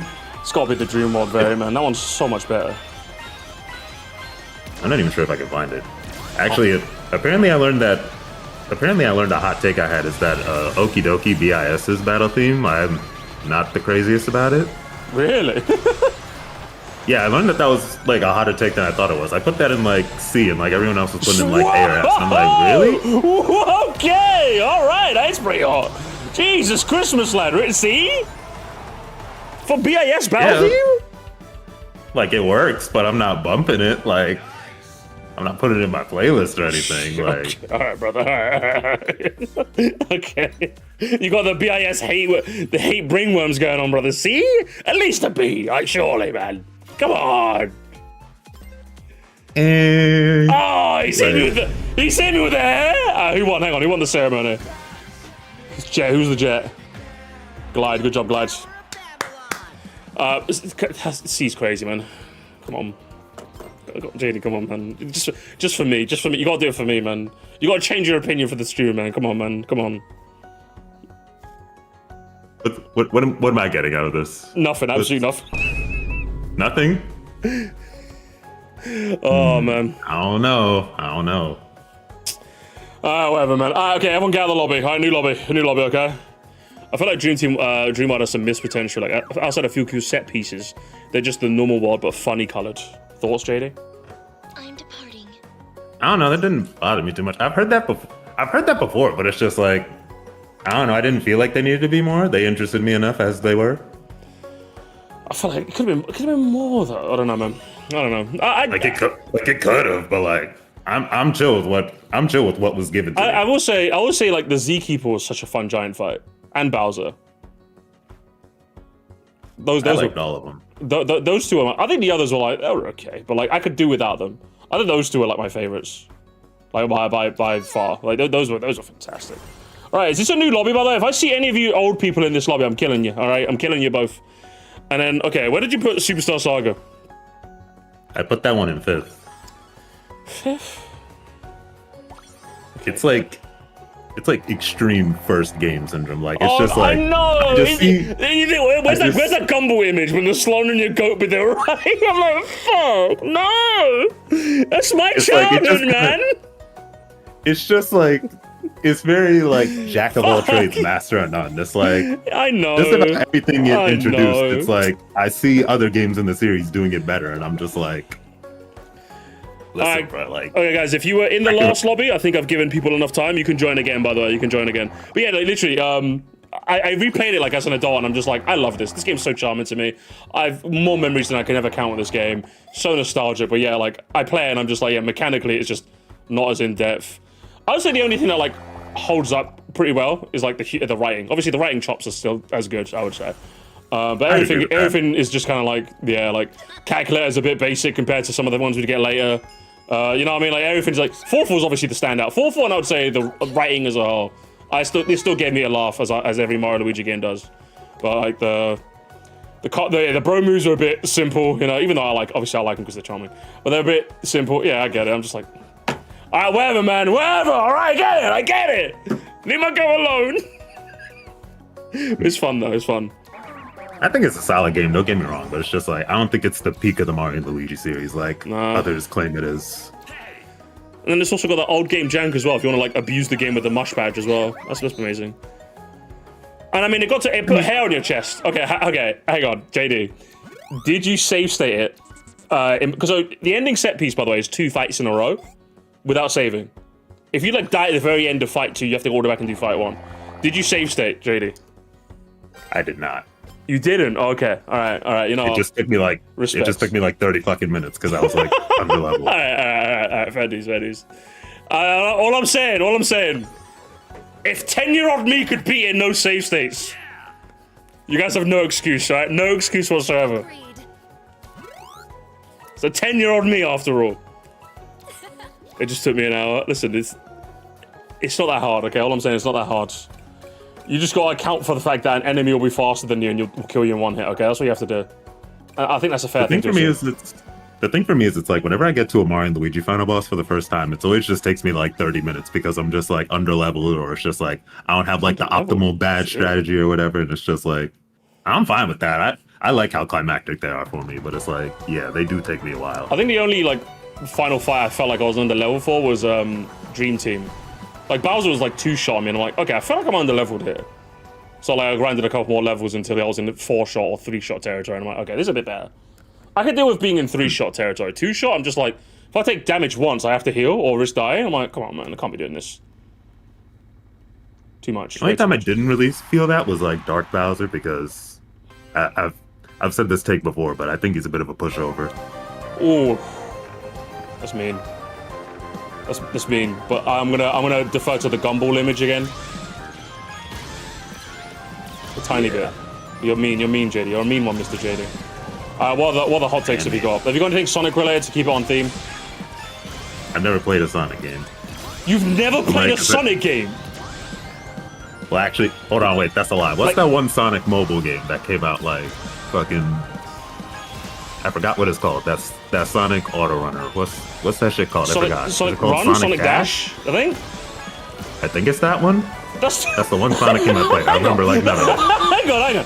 That's the only one you played. Okay, JD, that's a little crazy. Like, okay, I get it. Sonic's not like the most poppin' franchise ever, but like, never played like not even like Sonic 1 on like your phone or something. Like they were giving away Sonic 1 at one point, like with a box of cereal. Do you know what I mean? Like they re-released that game how many times? Little wild, brother. I'm gonna be honest. I'm proud of you for shedding your Bing Bing Wahoo roots in recent months. A little crazy though. Not even like one Sonic game. I'm interested in trying like Mania or something. Like at some point, it's just I don't know when that time will be. If you do play one, Sonic X Shadow Generations is right there. You get... See, okay, here's the thing about Generations. Oh, shit, it's like, isn't that like the game that like references like a bunch of like the older ones in its levels? Or like... Yeah, it's like yeah, it is, yeah. Like I feel weird playing like one of those when it's just like, if I'm gonna jump right into like a 3D Sonic game, I'm gonna jump into a bunch of these and it's just like, like I kind of felt that a little bit when I played Astro Bot, because I was just like, it's referencing a bunch of series that I haven't played, and I'm just like, yeah, but but here's the thing, part of me feels like a little but just weird. Like with Astro Bot, you don't need to understand the source material to enjoy it. If anything, like, I get that, but it's like it's still like that. It's like a weird like thing in the back of my head. I'm just like, it's like I don't understand the Ian Flynn isms. Well, you don't have to. If anything, that kind of makes it a nice. Like that's one of the things I really enjoyed about Fire Emblem is that I've seen these characters in Smash for years and years and years. So when I finally played the game, I'm like, oh, that's where Sakurai got the inspiration for this thing. You know. Like it was like I had this like light bulb moment when I realized, oh, the reason every Fire Emblem character has a counter as their down B is because in Fire Emblem games when you get attacked you counter. So it makes it. Oh, isn't that amazing? You know, like yeah, like seeing IQ's Ether. Like I was just like, oh, that's the move, Ether. Like yeah, that was cool. So I feel like the reverse can sometimes work too. Like if you go into a game knowing all the references, the fun is like seeing what they point and doing the Leonardo DiCaprio meme. But I think the reverse can also work too. You know. Yeah, I get it. It's not like it's like the biggest deal breaker when was it? It's just like it's just something that like always like I'm just like it's always like one of those like intrusive thoughts. Like whenever I see it, I'm just like. Damn, I could be knowing the source material, but I'm just a chud. I'm just a fat fucking chud. Is that what it is, JD? Is that what goes through your head? A little bit. Don't make fun of me, okay? Okay. Fair dues, fair dues. Can't say I rely, but fair dues, fair dues. He doesn't like the feeling of being a tourist. Ah, fair enough, man. Oh, either way, anything else you want to leave on? I think we've yapped enough, as we always do. I mean, I was gonna come and yell about Mega Man, but I'll save that for another time. Yeah, save that for another one. Listen, you got members only later this month, okay? You'll be fine. All right. Have a good one, JD. Happy Black History. Happy Black History, brother. My fellow brother. My fellow brother, have a good one, yeah? I'll see you. See you later, man. Oh, amazing. Tourism's great. JD, tell me to hop on Blood. I'm not hopping on Bloodborne, okay? Fuck Bloodborne. Bloodborne killed my grandma. Who the hell is this Matthew Smart guy? What does he want, huh? I hate Sonic Racing Crossworlds. Why do you hate Sonic Racing Crossworlds? Okay, so I was in that first lobby, right? Uh-huh. And in that final match, right? In that final match at Eggman Expo, I choked so hard at the end. You have no freaking idea. You got musty lobbies, man. It happens. It happens. No, literally. Like, I'm playing on Steam, right? So I got a recording of it. I put in the... I'm not one to swear publicly. In the S-Post channel, right? Okay. I put a clip of the choke so bad. It was on the final lap, right? Like, you gotta pull it up after this race. I'll have a look, I'll have a look. Is so... Honestly, how generational is it, would you say? It is, let's just say DSP would have done better. I'm curious now, I'm curious. Shit. I'm only half joking when I say that. I'm curious, I'm very, very curious. I'll take a look at that after. Was there anything else in particular you wanted to talk about? Well, yeah, I just got Sonic Racing Crossworlds. Oh, is this your first time playing, literally? I bought it like a few days ago because they literally added II into the game, so I played like the Monkey Ball Festival and everything. Oh shit, okay. Well, what do you think of it so far? Okay. I think I might be becoming more and more of a Sonic chud because No way. I think I am in the camp of, yeah, this is better than Mario Kart World. No, Matthew, no! The sales, though, the sales, no! And that means that the Switch 2 is dead. Nintendo is worse than Hitler. Listen, Nintendo wins, though, no! And I am burning, and I am going to Walmart to burn every unsold Switch 2 as we speak. Oh, no, little Timmy's not gonna get one for his birthday, Matthew, no! He deserves better things, like the friggin', what was that Kinect knockoff thing? I have no idea. What's it? I forgot the name. I know what you're talking about. Playground Max or something? Yeah, that thing that outsold the, what's it? The Xbox on, like, the holiday season. Honestly deserved. Oh my god, I just got first place. Oh my god. Let's fucking go.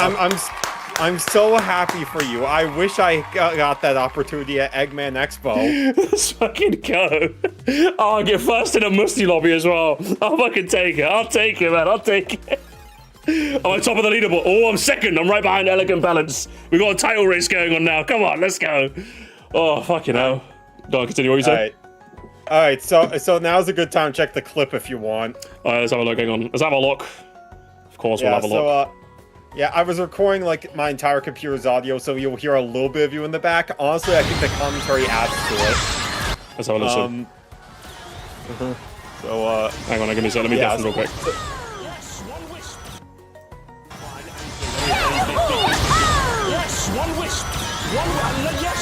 Is he going backwards? Oh my god, is he going backwards? Hang on. Yes, one wisp. Yes! I love wisps, Charlie, yes!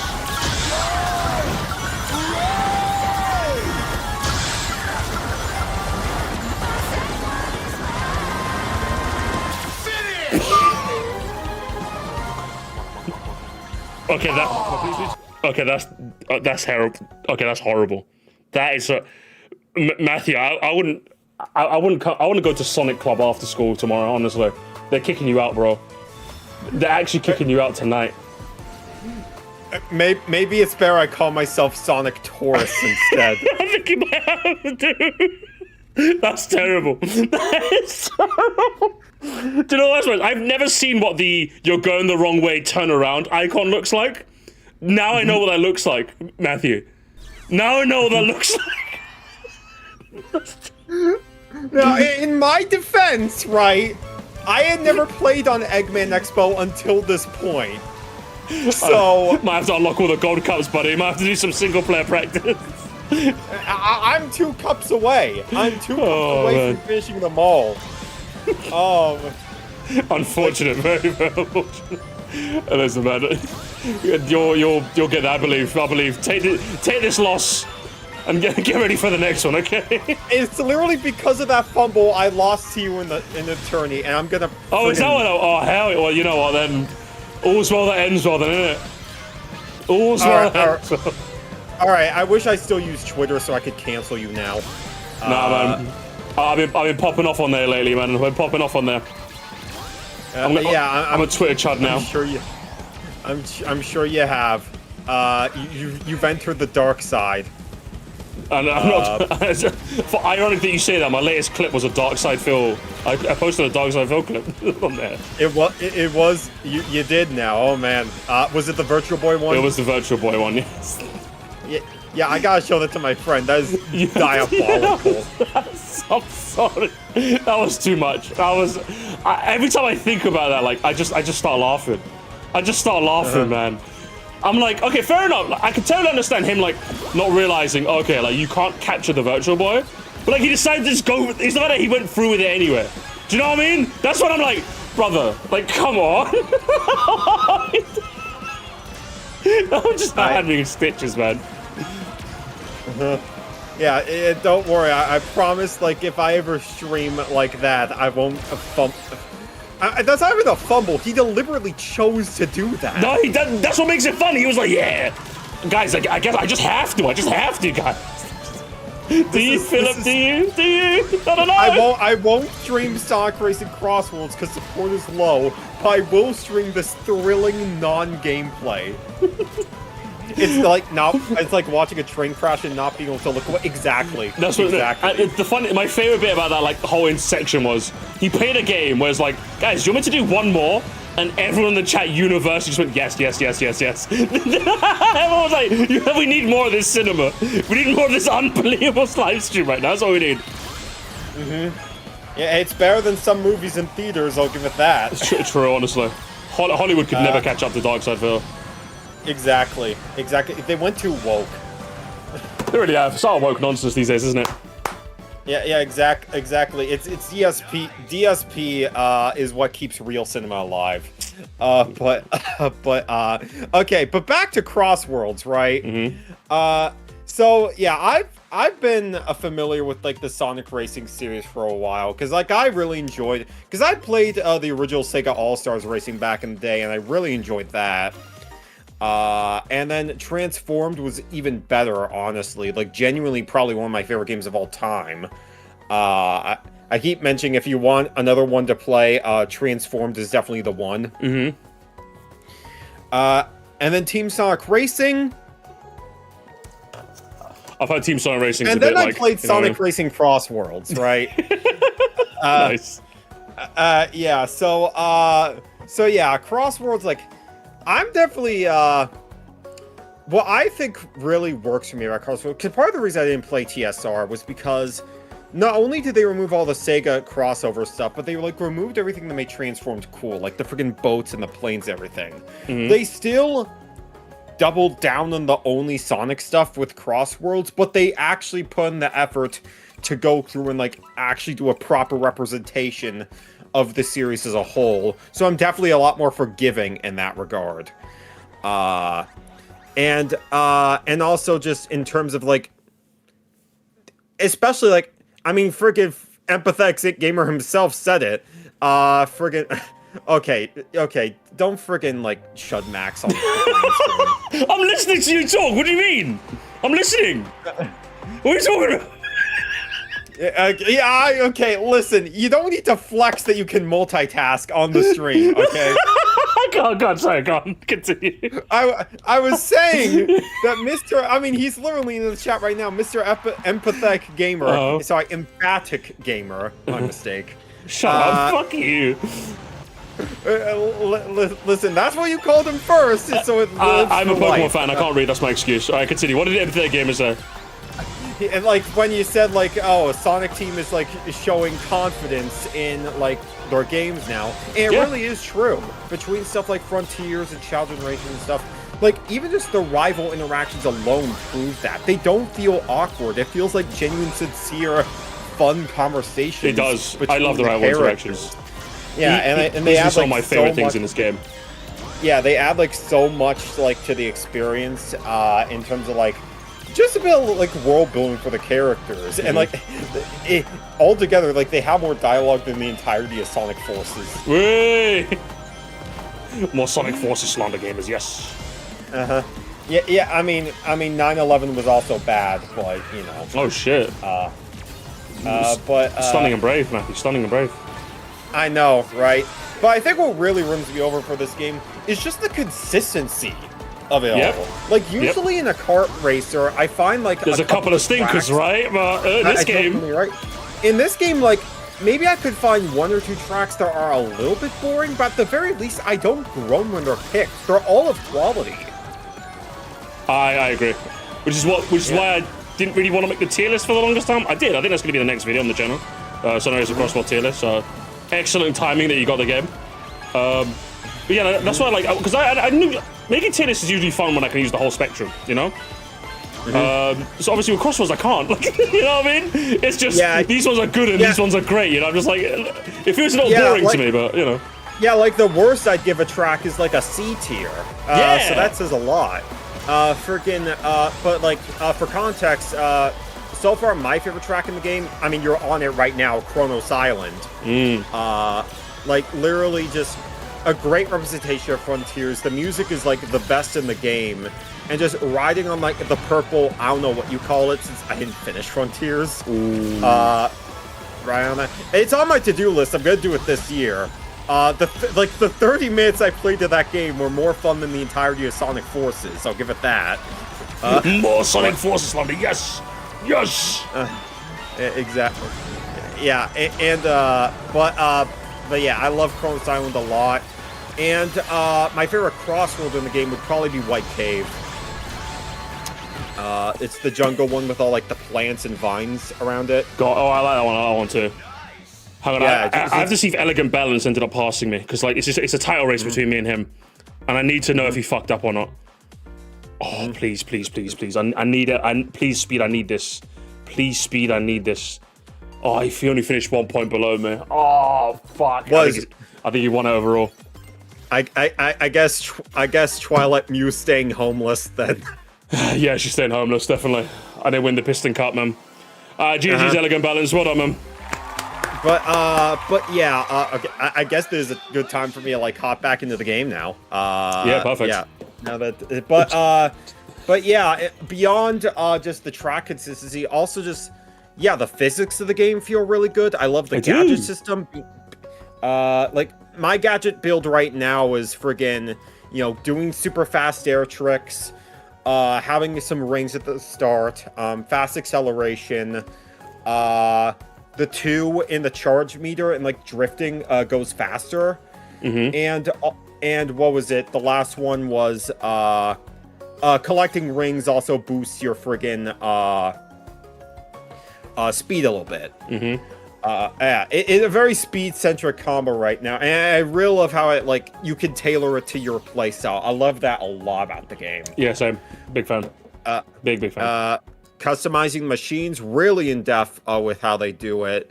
I love being able to like choose songs in like the jukebox to play, especially in like the final lap. Like whenever that freaking Yakuza song comes on, like I just go into maximum overdrive, quite frankly.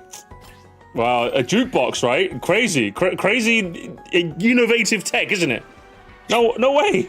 I've never heard of such a thing. Yeah. True. One of the yeah. If only a certain other game had that sort of option. I mean, come on, it's tough. It's tough to be able to do that, man. It's really hard. It's really hard. The starving indie company, right? Yeah, and plus also, since I'm playing on the PC version, I get the mod support. Wait. So, yeah, so friggin' when I'm playing as II right now, I get voice clips from Banana Rumble as a result. Oh, that's actually pretty sweet. Yeah, I've been seeing I wish I got on PC. I don't know if I'd like this game so much I'll buy it again on Steam, unless it's on like a really big discount. Because I do want to try some of the mods. Some of the mods look really fun. Yeah, like literally, I have one installed so that Omo Chow's voice clips are replaced with Scott the Woz. What does he say? Omo Chow's back for more actions. Hey y'all. Yeah, he does. Oh, does it actually? Yeah, and they also put in the freaking I Own Sonic Jam clip. That's brilliant. I really want to. How much is on Steam right now? Is it enough for me to like cheekily impulse buy? Okay. And for us Americans, and I buy on sale, it's like $42. Oh, it's probably about like 30, yeah, so $38.99. Not enough. Not low enough. Not low enough for an impulse buy. But if it goes to less than 30, I'll pick it up again on Steam so I can try some of the mods. Yeah. I mean, literally, I'm recreating my little Animal Crossing scribbly in it right now. Yeah, I can see you got the banana car, like full on banana maxing as well. All the decals and everything. Oh yeah, like I'm full on Monkey Ball Chud. You have no doubt. I played in the Banana Festival until I got like every decal. I got the bananas, I got the I got everything. And then like friggin' one of my favorite mods I installed. Literally, it replaces one of the characters with a bowling pin. That's pretty funny.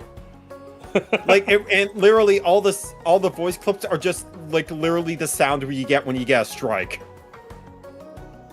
That's too much. Yeah. If some say it's not enough.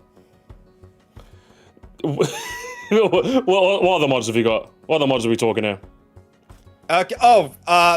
Actually, I know exactly why Ben is using Blaze right now, the AI one. It's because he modded his character Calico on him. On her, I should say. Well, I'm just saying, all I see is AI, and I'm just like, I don't know, Benjamin just, I don't know, I'm just saying. That's all I'm saying, Benja. That's all I'm saying. I'm seeing those dreaded 2 letters, and my brain is my brain is mush right now, alright? Unbelievable. Yeah, unbelievable. Go on. But yeah, so like for me, Crossworlds is genuinely going up there more and more as one of my favorite games in recent memory. Cause like I love like it's not being Kirby Air Riders for me. I'm telling you that right now. Like that was a pipe dream for me. But like when I look at Mario Kart World, I really do. I'm not one of those guys where just like, oh, Sonic completely destroyed. Like, no, you can have 2 cakes. All right. You're being too normal, Matthew. You're being way too Matthew. Come on. Yeah. It's just that, I mean, you said yourself in your video. One is like a chocolate cake, and one is like a red velvet. Yeah. And I kind of know which one I want to eat more of right now. And maybe it's just because it's that new game smell for me. Yeah. But I just the consistency of this game, just in terms of like player flexibility, the track selection, and just having total like full-on embracement of what makes Sonic so appealing at its best. I think that's what just makes it so friggin' enjoyable for me at this point. Whereas with Mario Kart World, it could top it if it actually like got updates or something. Listen, we're 2 updates away from uniting the community, Matthew, okay? We're 2 updates away. Alright, come on. Okay, but the problem is we already got that big game, okay? We need a new game. Literally friggin' Landon posted a video of like literally coping about directs now. Literally today. Is Landon Watch back on the menu, Matthew? You are a key correspondent on the ground. Welcome back to Landon Watch 2026, gamers. Apparently, according to Matthew Smart, Landon is coping again. Matthew, what's the report? Literally, the video was just him like, sort of accepting that his expectations for Directs are basically over. It's like the 5 stages of grief, isn't it? I've reached acceptance, guys. In terms of like scheduling and everything. In terms of like, because like at this point, because literally today they announced, Nintendo announced today that not only is that freaking children's thing, Hello Mario, released now, but also Xenoblade Chronicles X got Switch 2 edition today. Oh shit, real? Okay, that's neat. W for the Xenobladers. So we're run at 60 FPS now. Shit, okay. So that's one thing. So it was basically just the Twitter Direct, pretty much. Okay, neat. And so it was basically just him like coping about like Directs and everything. And I will admit, I did leave a comment on the video. Matthew, you gotta be careful with that, lads. You know that. You know that. I know. And I'll basically, it wasn't anything mean or anything. I basically just said, we just want to hear you talk about games you like, man. Yeah, fair, true. Didn't he upload like a Fire Emblem video? I'm like, do you know what, fair? Like, and I'm not. And the worst part is, I'm not even saying he has to keep doing that. Because like, again, I get it. You've niched yourself down to the topical news guy. But what about you be a bit more selective with your stories, and then in between you talk about good stuff? It's like with Morsty, I balance the chicanery with the interesting ones. You know, you can balance topical news with just like a retrospective or like a what if, or like you can do both. It's possible. You know, that's all he has to do. I got a communication error, and I'm kicked out of the game. Way! His internet is fucking shit. Matthew Smart. His internet stats. It's not even my internet. It's literally, I think it was this heavy, like, my computer's just, my computer's really hot right now. Oh shit, overheating? Mine started to do that recently. Honestly, I'm getting nervous. It's literally just the call and playing the game that does that to me. Unfortunate, really. But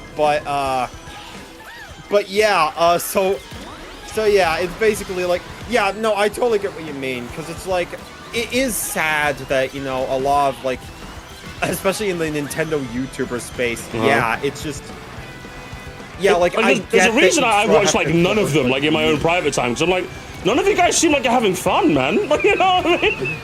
I'm just it's like, if you want an example of, like, a guy who, like, who does the news, like, in the right way, like, I'd say, like, Spawn Wave is a good example, because, like, he literally, the titles are a little bit clickbait in the sense they don't really tell you the information right away. Is he the guy that, like, you know, like, half the thumbnail is just him, like, staring all neutrally at the camera, like, he's giving, like, one of those? Yeah,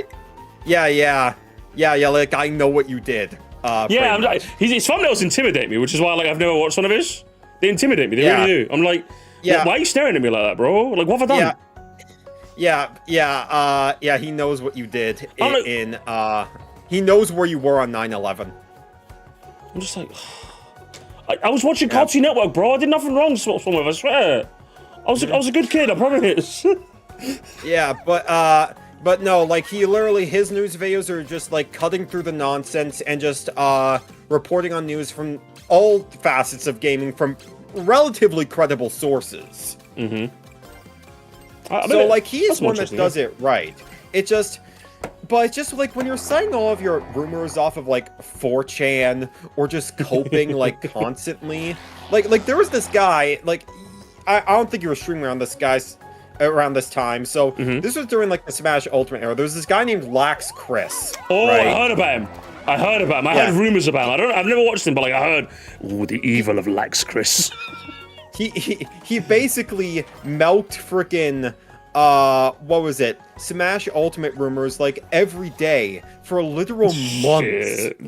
Like, all stuff he could find on 4chan, right? And, like, and it was just, like, the most nothing burger things of all time. In fact, I don't know if this is the correct guy. Yeah, no. Okay, yeah, I might be thinking of someone else. But, like, this guy would literally get, like, all of his videos, like, huge Smash Ultimate DLC leak. And this was before Joker, like, hit the game. So this was, like, it was just prime clickbaitery to the max. It was hilarious, honestly. I might have to see if I can do a dive on him. See what was going on in the Smash Ultimate League era. Yeah, maybe. I mean, he has an interesting history for sure. Okay, but yeah, really in the chat is saying, like, Landon did talk about games he played recently, but it was on his second channel. He loves Silk Song's OST so much they don't want to track on the piano. And that's another thing, too, because, like, you can tell that Landon, not to turn this into, like, a big dunk session. Yeah, obviously, I don't want that. Go on. It's like, you can tell that, like, Landon does genuinely enjoy video games. Like, he made an entire video talking about all the games he played on, like, his second channel. He loved Hollow Knight. He loved Silk Song and everything. He literally learned a song from Silk Song on piano. He played it on that channel. Oh, shit, okay. And it was, like, really friggin' cool. But, like, yeah, so the fact that he doesn't do a good job at showing that on his, the main channel, because most of it is just my leaks, my 3D Mario, is honestly depressing. Like, he just doesn't help himself. That's the issue. I think, just to wrap this up, it's a case of he doesn't help himself, you know, which is why in some sickening way I find it fascinating, because I'm like, you could easily just, you know, stop, but you opt not to, and I'm just like, listen, if you're not gonna stop, then fuck yeah, I'm gonna keep seeing where this train goes. Eventually you're gonna derail, and I'm just here to see where it ends up, honestly, at this point. Yeah, and it's like, you know, his comment section, you can tell that they're very supportive of the guy.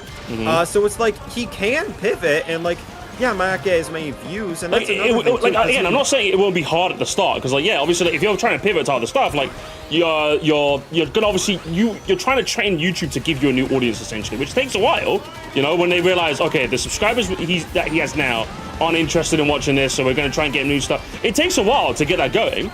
But even if you're like too scared of that, then make more stuff on your second channel. It's possible. He can do it. He can be the guy he was always meant to be. But no, he's obsessed. He's obsessed, Matthew. We have to save him. We have to save Landon. We have to, man.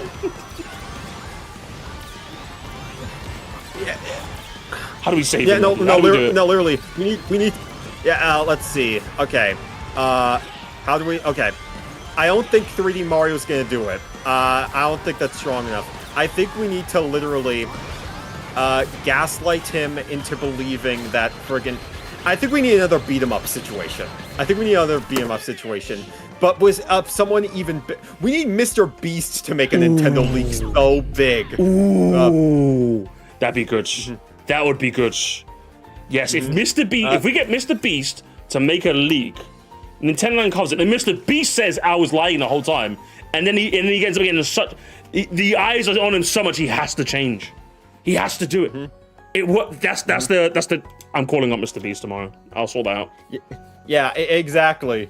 Yeah, you 100%. But yeah, like, you know, I mean, obviously, like, I'm sure Landon's a nice guy and everything. Like, and like he has made videos about, like, you know, the Fire Emblem one he did recently. There was a Xenoblade one he made last year, and of course, like, when they inevitably don't do well, it just goes back to the status quo. And I think, you know, he is a perfect example of what happens when you try way too hard to turn your passion into a career, like, so badly that you end up losing the vision as a result. Yeah, unfortunate, really.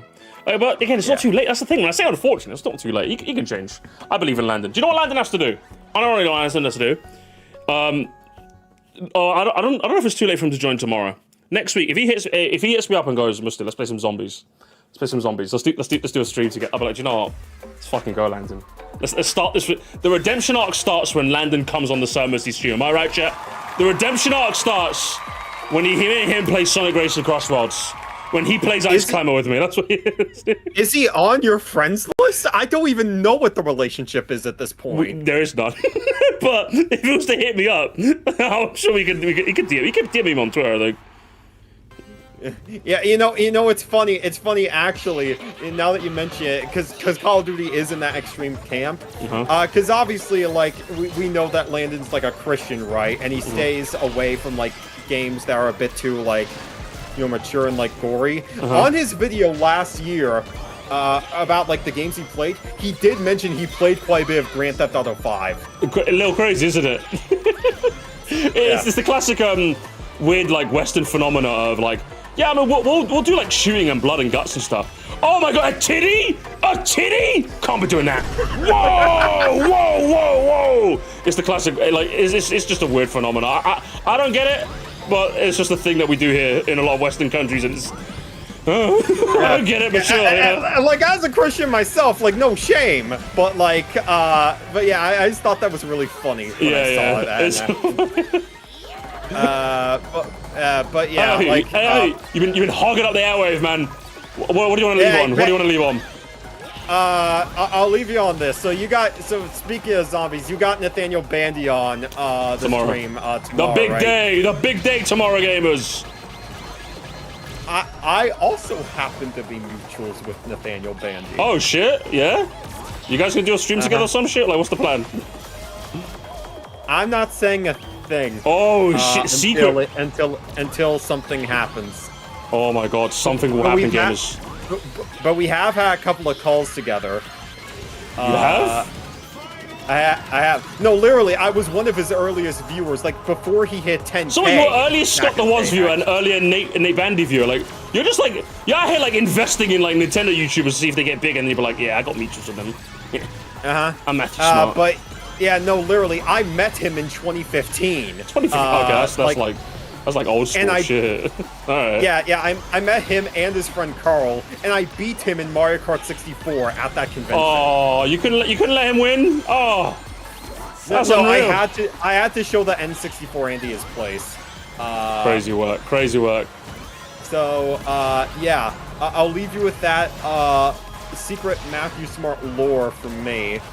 Yeah, I'll let you I'll let you talk to the chuds that, you know, one of them will probably bring a Pokemon at some point, and that is not a I love conversation Pokemon. We love Pokemon games. We love Pokemon. Pokemon Day Suit. Pokemon Day Suit. Gone. Oh yeah, one quick last little thing. Yeah, also, I did play Dicey Dungeons. It's goated. I saw that. He's fucking, you're one of us.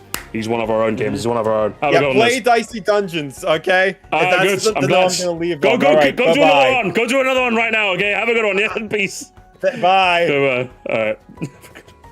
We love Dicey Dungeons. Whee! Best game ever made. Fuck this. What's it like 10 million new people in here now, man? Fucking hell. What do you want?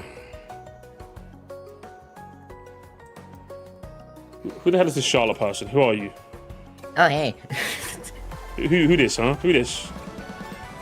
The other room there seems a bit crowded compared to this one that I was just in. Oh, so you're not actually in the brokey tier. You just went to the other one for the sake of it. Oh no, I am. Oh, okay, you are. Okay, got it. All right. I thought you were LARPing as a brokey, Marie Antoinette type settings. I was about to have a word with you. Oh, so what did you want to talk about? I don't really have anything specific to talk about other than just, I don't know.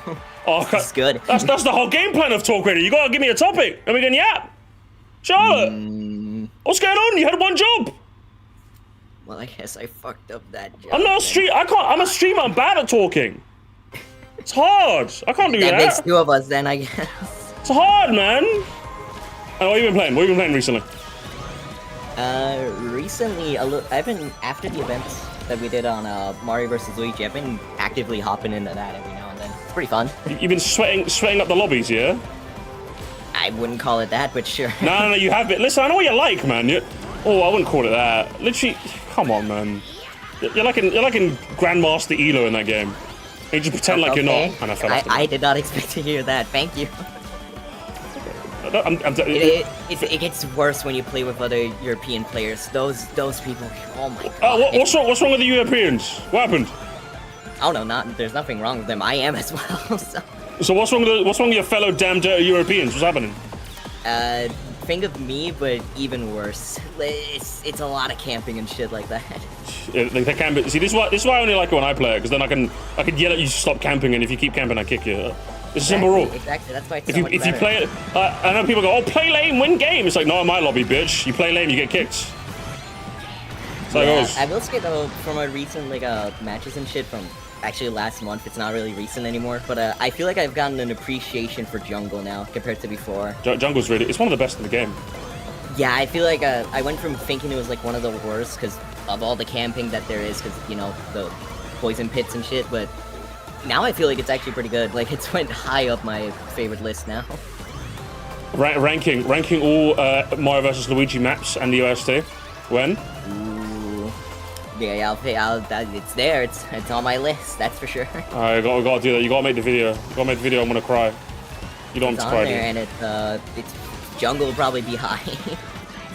Oh my god, yes. The video agrees with me. Yes.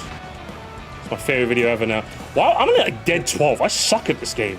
What is happening right now? I'm ass. Yeah, this better is than if I hopped on. Yeah, I need to. Yeah, I'm done. I'm done with the Sonic Racing Crosswords community. Yeah, I'm burning bridges with Sonic now. It's all Sonic ever does. All he does is burn bridges with me. He said some nasty things to me the other day. Yeah, he called me yesterday and told me about how this is happening, and I had to look at him awkwardly, and I just threw my phone. Because the thing that happened with me and Sonic is that, like, I told him, like, me and him got, like, this massive fight. I'm like, listen, chili dogs are good and all, but, like, if I'm going to a fast food joint, I'm not getting a chili dog. Like, I'm getting a burger, you know what I mean? There's a reason a burger works. It's like, you get the meat and the like, the bread, the condiments, and the patty, like, work, like, to give you a nice filling, phenomena, you know? A nice filling feeling, that's the word I was looking for, phenomena. Nice filling feeling, along with the chips on the side, you know? It works. But like a chili dog, like, we can have a chili dog and like chips? Like, you can't do that, man. Do you know? Like, you can't do that. It just doesn't work. He was yelling at me. He was like, it's good on the go. And I'm like, but not all of us can run at light speed, bro. The G-forces from all the deliveries he's doing there, it's... Honestly, like... drops him down immediately. And like, I thought we were fucking around, so like, I'm kind of like goading him on. But like, I think he's genuinely upset. I'm like... Bro, did I rage bait too close to the sun? He starts fuming from his ears. Do you know what I mean? Like, that's what I'm saying. Like, I was just like, fuck, man. Yeah, so I'm pissed at him. Like, after you say that, he just starts stomping his feet. He's like, no, you can't do that. That's what he was doing as well. Like, he was doing that thing. I'm just like, yeah, whatever, man. Yeah, I had enough of him. I don't like Sonic anymore. Up a storm, and then you got that other guy. And then you got that other guy, that fucking Ness guy in the corner of the room saying, oh, my series... Oh, and then you got Lucas going in the corner going, oh, I never got translated into the West. I'm like, shut up, Lucas, okay? Building a fire. No one cares. No one cares, Lucas. Yeah, I'm just like, no one cares, Lucas. You're not getting translated, bro. Shut up, okay? No one cares. And then you got the 2020s, the class of 2020 saying, I never got a graduation. Did you know I never got a graduation because of COVID? I'm like, I don't care, bro. I don't care. Stop. I don't care. And then you got the vegans coming in like with an old school classic going, oh, man, I'm vegan, guys. Did you know I'm vegan? It's like, okay, that's all, you're old news, bro. No one cares about vegans anymore. Like, shut up, you know? I don't get it. So many of them are just so picky. And I don't know what to do. Charlotte, what do I do? Like, what do I do, honestly? Like, what do I do? I think the best you could do is just simply flip them off and just tell them to suck your balls and then go away. Suck my balls, yeah? A very European insult. How very European. Is that like your go-to insult? I have never used it until now. You know what? You want me to use it? It's not even like Charlotte tested and you want me to use it. Charlotte testy, okay. Well, yeah, like if it's like I'd call someone a numpty. Like you've heard me use it on stream loads of times. It works, right? It's not too insulting, but like I'm being a little bit of a bitch when I say it. You know, we're not. It's not fighting words, but like I'm not happy with you when I call you a numpty. So it works. A little punch on the shoulder. Yeah, exactly. It's like a little punch on the shoulder, exactly. So you're telling me I should tell someone to suck my balls, and you can't even say if you've used it or not. Like what context? I don't know. Exactly. That's how it works. It's a wild card of an insult. And I don't know if I'm ready for that commitment. Your enemies know your next move. Fair dues, Charlotte. Fair dues. Anyway, listen. If you've got nothing to yap about, I'm gonna get someone who does. Okay. All right. You made that video, right? I'm gonna watch that. Okay. Hell yeah, that's gonna be fun. Okay, it's gonna be a fun watch. I can leave with a good hot take here. What's your hot take on? Because I was seeing a lot of people in the chat and talking earlier from the other people. Paper Jam Bros is my favorite Mario and Luigi game. Okay, they can go. You didn't hear anything, chat. You didn't hear anything. They can go. They can leave my chat. Don't come back. Don't come back, okay? I'm not talking to them ever again. It was just the wind, gamers. It was just the wind. It was just the wind. Alright, who's Why so lemony? Oh, they're deafened. Oh, you turn on your video real quick. We got Lemony Wood or Slurpy the dog in the chat. That's crazy. I said the same thing. I speak now. Yeah, you're here. What's up? Hi. I was deafened because they were like yapping in the waiting room. I was low key trying to watch the stream. You were low genuinely trying to watch the stream? Shit, I appreciate that. Yeah, low genuinely. Yeah. What did you want to talk about, Lemony fella? I've got it. Well, okay. First of all, this isn't the main thing I want to talk about. I just wanted to call out. I just wanted to say this is a couple callers ago, but Generations was my first Sonic game, so JD has no excuse. So what has no excuse? Huh? What has no excuse, did you say? JD. Oh, JD has no excuse? Ooh. Calling out JD. Ooh, the call out. The call out goes hard. The call out is crazy. I mean, technically my first Sonic game was, I think, the same mobile game that they mentioned. So Sonic. So you're both Sonic Dashes. Well, here's the funny thing. Here's the funny thing about that. In Sonic Dash, I don't know if this is like still true. Like, but at the time, the main song they used was Seaside Hill.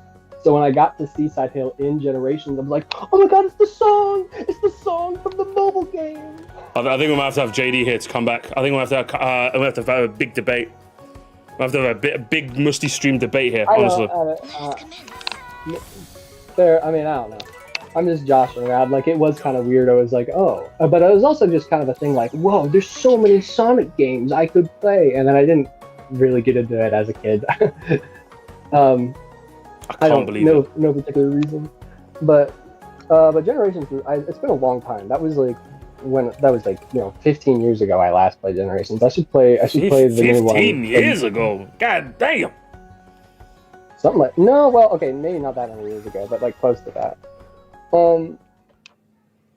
I guess something I could talk about, like, I just got a Switch for Christmas, so I played like a bunch of the big like games, like, you know, in late December and January. Like, I played through Mario Kart World, Bonanza, and Kirby Air Riders. Those were all really fun. Right now, I'm kind of off and on again playing the original Mario Land. Shit, okay. That's been pretty fun. I kind of treat it the same way I treat playing Mario on my game. I have the Game & Watch. Wait! Yeah. I fucking hate those boulders, though. Yeah, those boulders are ass. I'm surprised they're like taking it real slow, considering you could beat like Mario Land in like half an hour. That's like the joke with that game. Well, it's like, I mean, I'm not taking it slow. It's just like I'll do one playthrough, I get a game over, and I'm like, well, I'll like do something else. Like, I'll just pop it in, and like that's what I basically was doing. Like, if I committed to it, I would have beaten it already. I think I got to I think I got to 4-2 was the furthest I got.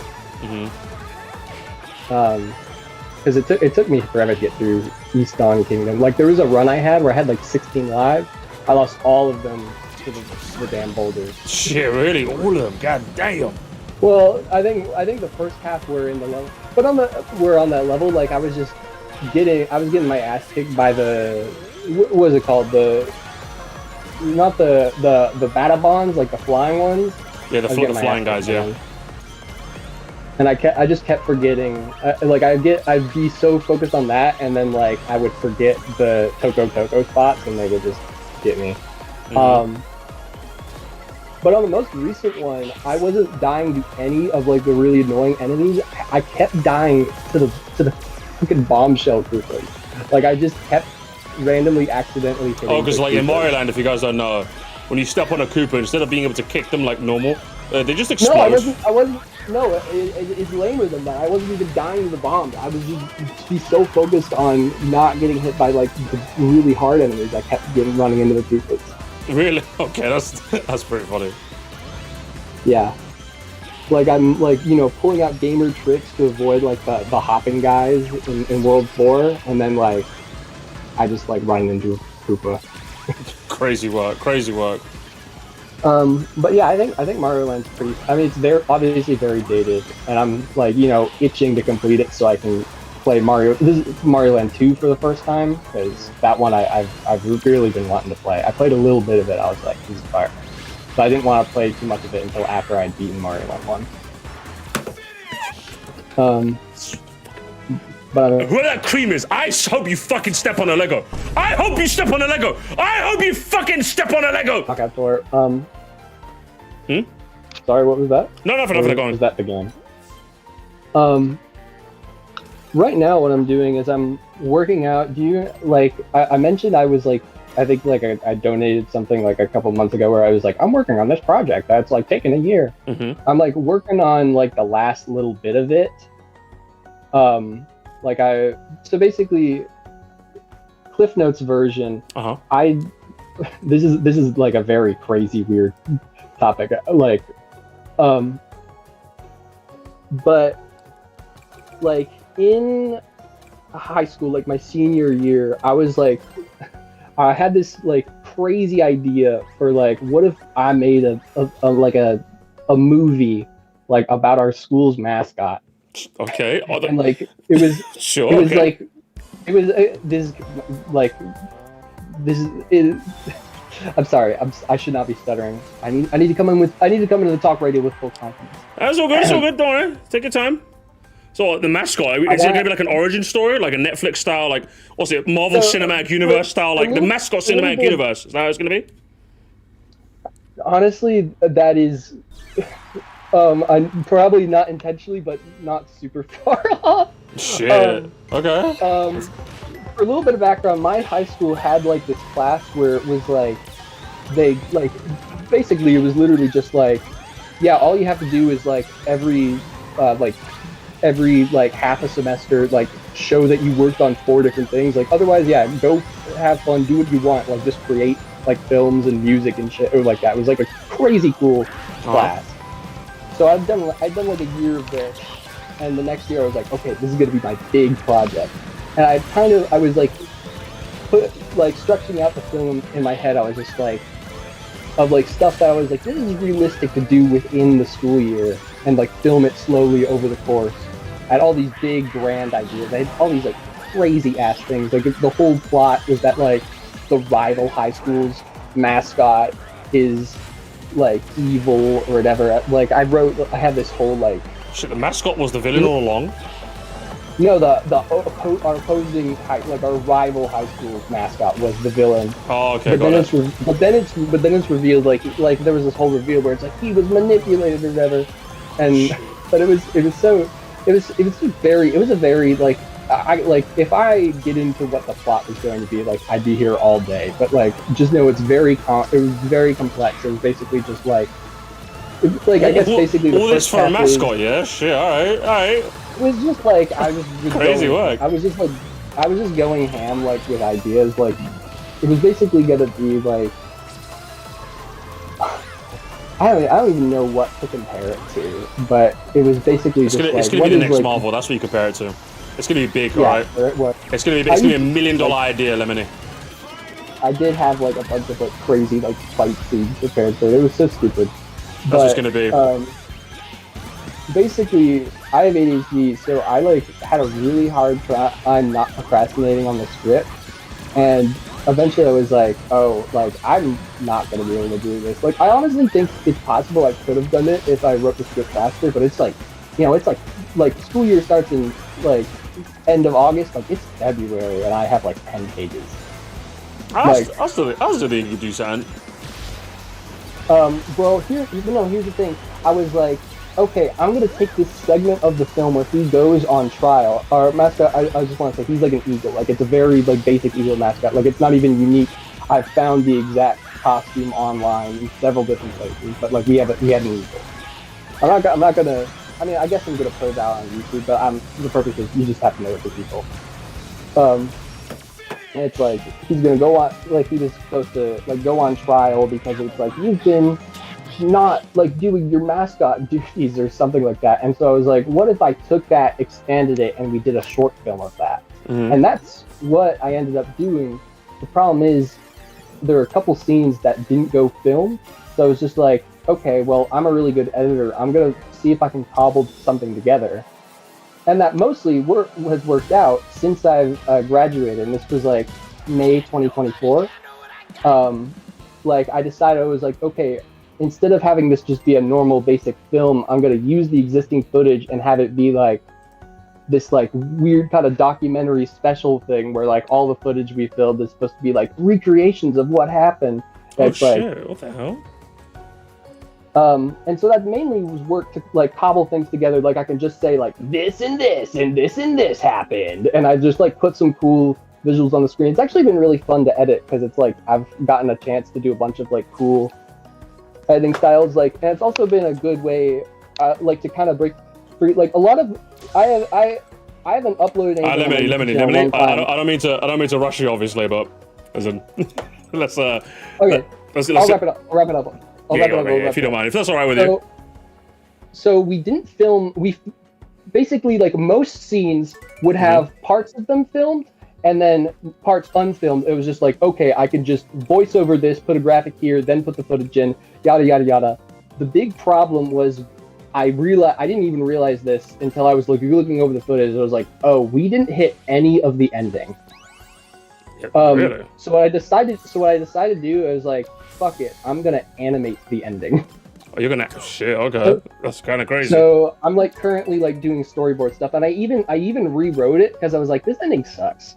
And I rewrote it, and then I like contacted most of the cast. I was like, hey, can you record new lines for this? And like the majority of them have. Like That's I've done crazy. like calls with them and like done that or whatever. Oh yeah, my god! Good luck with the fucking. Do you have a title? What's the title of this film? We need like a. What's the title drop? It's just called. It's called The Trial of Eddie Eagle. The Trial. Currently like. Shit. It's currently like without the animation segment, it's currently like 50 minutes long. And then we got to make sure like you pitch it to Hollywood, and then like they'll shorten it to like mascot, the mascot that was. A murder on Mascot Hill. You gotta give it like some Netflix swaz on it. We'll sell it to Netflix afterwards, okay?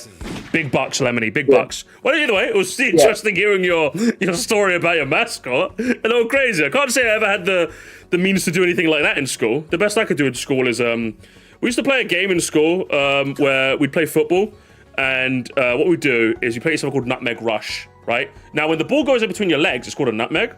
So if you manage to kick the ball in between someone's legs, you rush them. And I don't mean like Sonic Rush, no, it's in like you beat them up. That's what I was doing in secondary school. So very different types of educations we got there. So we played that voluntarily. If you got megged, you got destroyed. So nice to see the generational divide doing its best. I'm glad your schools are better than mine. By the way, Lemony, a pleasure having a chat with you, man. Yeah, it was great. I haven't been on I think it's been like a year. Well, maybe not that long, but it's been a long time since I was last on a talk radio. I was lovely talking to you. Well, I'll see you soon. How about that? Have a good one, man. Yeah. You too. Peace. What a story, huh? A story about your school's mascot. You know? Yeah, couldn't do that in the UK. You get made fun of. What? Tell me, what? You guys go to like normal schools? My school was fucked, man. My secondary school was fucked. It was funny though. It was actually funny. My secondary school was funny. What's Luigi Psychic saying, huh? We'll do one more. What's up? We'll do one more. We'll do one more round of racist chat, and then I think we'll play. How long have I been streaming for? 2.5 hours. Alright, let's change games. Fuck it, we're changing games now. Let's get some Mario Kart in, okay? I've had enough of Crossworlds. I actually did decently. I didn't get my ass kicked. Hey, fuck you for beating me with cream, you bitch. Fuck you. I regret nothing. Fuck you. I'm unfollowing you. I'm unfollowing you, bro. I'm actually unfollowing you. I can't believe that shit, man. Look, it was worth it. So annoying. I was like locked. Bruv, I'm like a multitasking gremlin, man. I was like listening to that story. I was invested, and I'm fucking invested in this game at the same time, man. And like, you broke my fucking stride, man. God damn! You fucking bitch. I don't know. What did you want to talk about? I wanted to win, man. Fair dues, man. Fair dues. Fuck you. What did you want to talk about? So I beat Fire Emblem Engage a couple days ago. You been what? I beat Fire Emblem Engage recently. Oh shit! What did you think of Fire Emblem Engage? I really liked it. It was fun. It's my second Fire Emblem game I've beaten. Sure. Okay. What's the quick review? What's the quick score and review? I give it like a solid 8. The thing is, like, my stance is like, I think the story is really fucking boring, but the gameplay is really fun. That seems to be the general review I get when people tell me about Engage, in that the story's ass, but like the gameplay is actually fucking sick. Yeah, it's not god awful. It's just a whole lot of nothing. Which is a shame, because like I recently finished Fire Emblem Path of Radiance, which I have not forgotten about the members only review, by the way. It will happen. I was just going to record it last weekend, but I didn't get time, so I'm going to record it this weekend instead. And like that, I love that game's story. Like, part of the reason I really love that game, I think it's my favorite Fire Emblem game now, is that like the gameplay was sick and it had the good story. I'm like, what? Shit, I actually cared about the pro tag wasn't a blank slate? Shit, okay. So that makes me like less inclined to want to try Engage, because I'm just like, I just had good gameplay and good story. I don't want to go to just good gameplay. Yeah. Yeah, it's kind of one of those where like a lot of people say like, yeah, just skip the cutscenes. It's not really that worth it, but... Is it like so bad it's good? Like, would it be worth like live stream it all, you think? Or is it just like so bland? I mean, there's like one line near the very end I thought was really funny, but that's kind of it. So not even funny bad or anything like that. Yeah, terrible. It was just like, this is alright. Terrible. Can't believe it. What else have you been playing? What's next in the library? Yeah. I also 2 days ago I played Anton Blast. Shit. Is it time for you to become one of the most obnoxious fans on planet Earth yet, or no? Does that come later? I don't know, like, honestly, God, I like that game way more than I thought I would. It was really. For me, it was a case of like, I wish I liked that game more than everyone else seems to. Don't get me wrong, I like it, but obviously, you know, for some people it came their entire personality, and I'm just like, I wish I liked that game enough. Fair enough. Good though. That game is just like, it's like my kind of stupid that like it just kind of clicks with me really well. Have you played Pizza Tower? I'm actually playing through it right now. Which one are you preferring?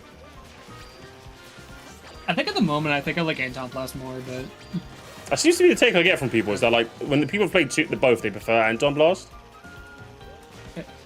I think that they would like Pizza Towers are like a lot. It's kind of the game like you kind of have to play multiple times to really get the most out of it. I noticed. I just hate it because it hate crashed me when I beat it. Yeah. And that's the part that broke my heart. Peppino was like, yeah, there he is off the scene. Yeah, I'm the just game like, is very much built speedrunning in mind.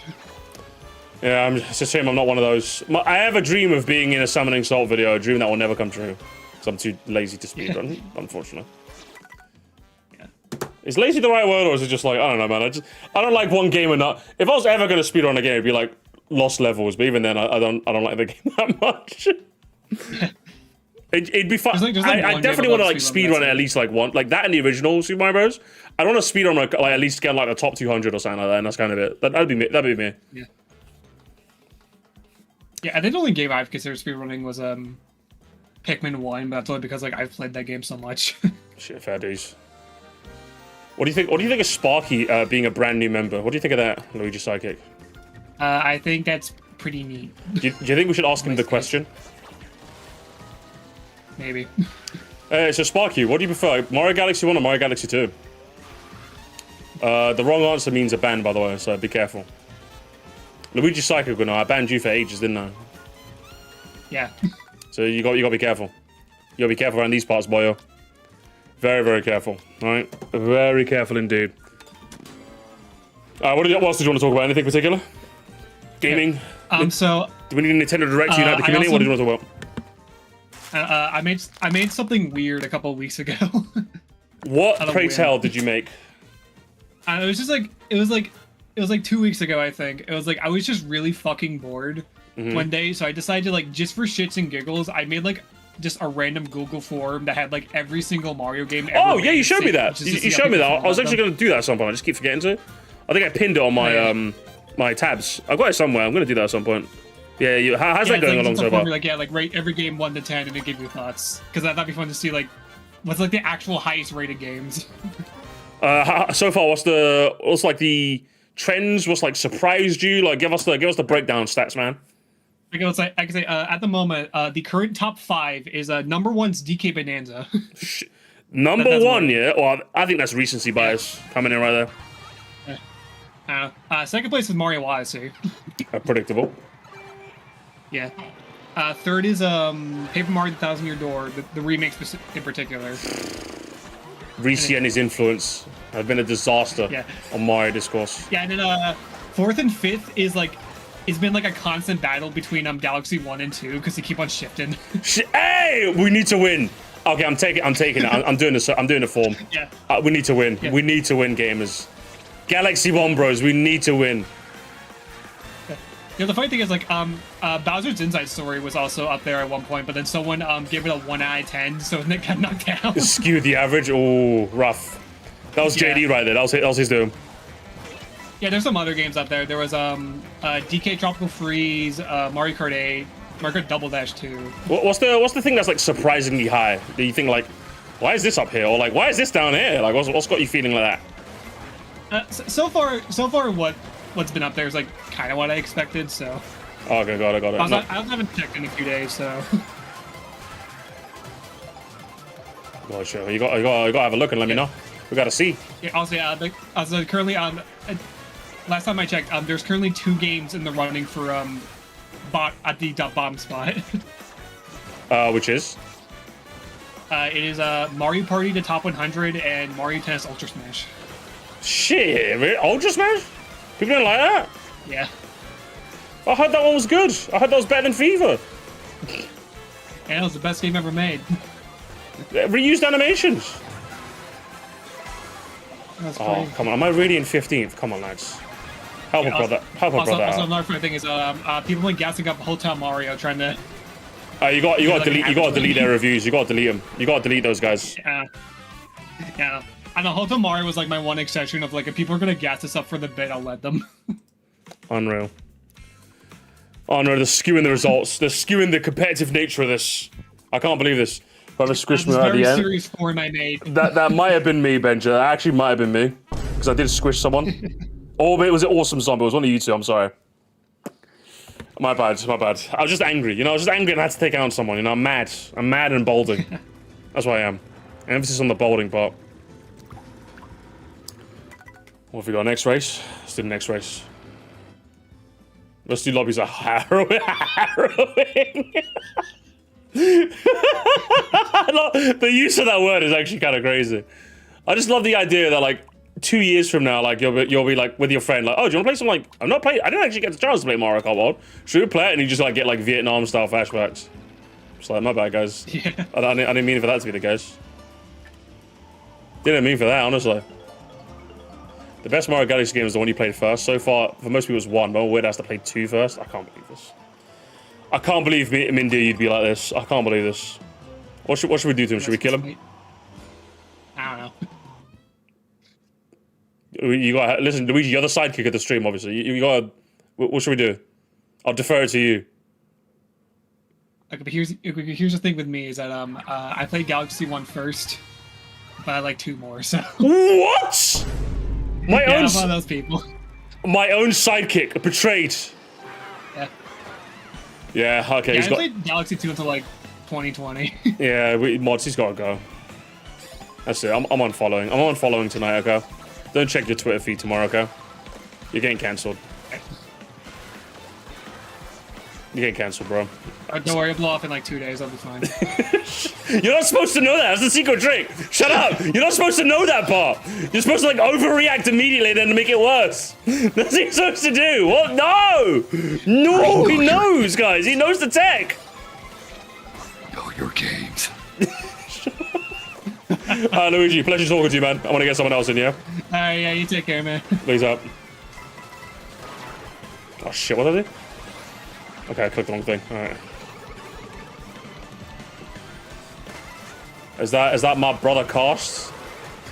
Of course, as always. Is that my brother? How you doing, my brother? I'm doing fine. How are you doing? I'm doing great, man.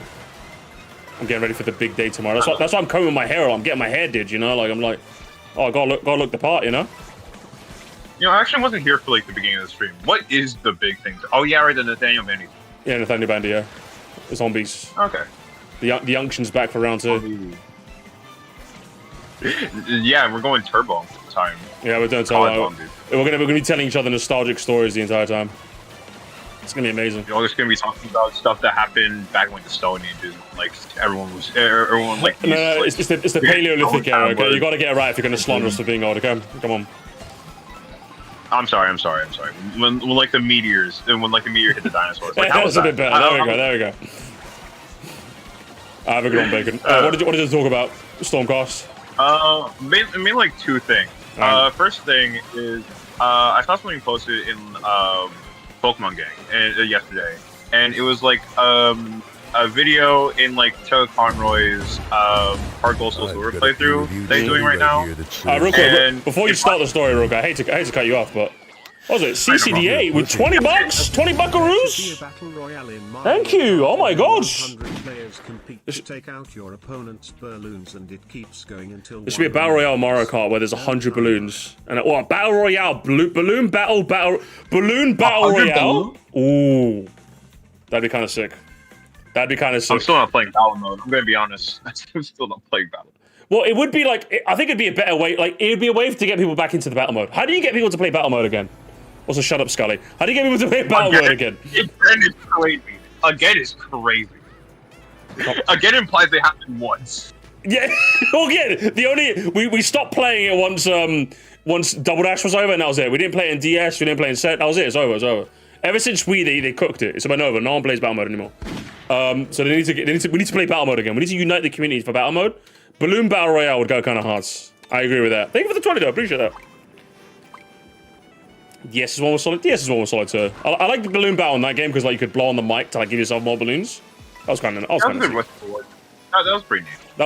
Yeah. I know. Sorry. So Chaka-Con ride Pokemon. That's where we're at. Yeah. He was playing. He was like, I think it was around Goldenrod, where he was just like, oh yeah, by the way, you've been playing this game wrong. I'm just like, all right, how have I been playing this game wrong? And you know how Joe has like a shit level, right? Who has a shit level? Who? Johto. Yeah, Johto has a shit level curve. Yes. Yeah.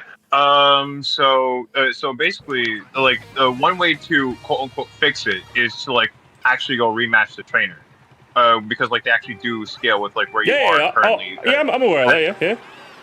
Yeah, but like the thing is, it's like, oh wait, I need to memorize where this trainer is, so I need to like write down where they are, like some Zelda 1 map that I have to draw out to figure out where I'm going.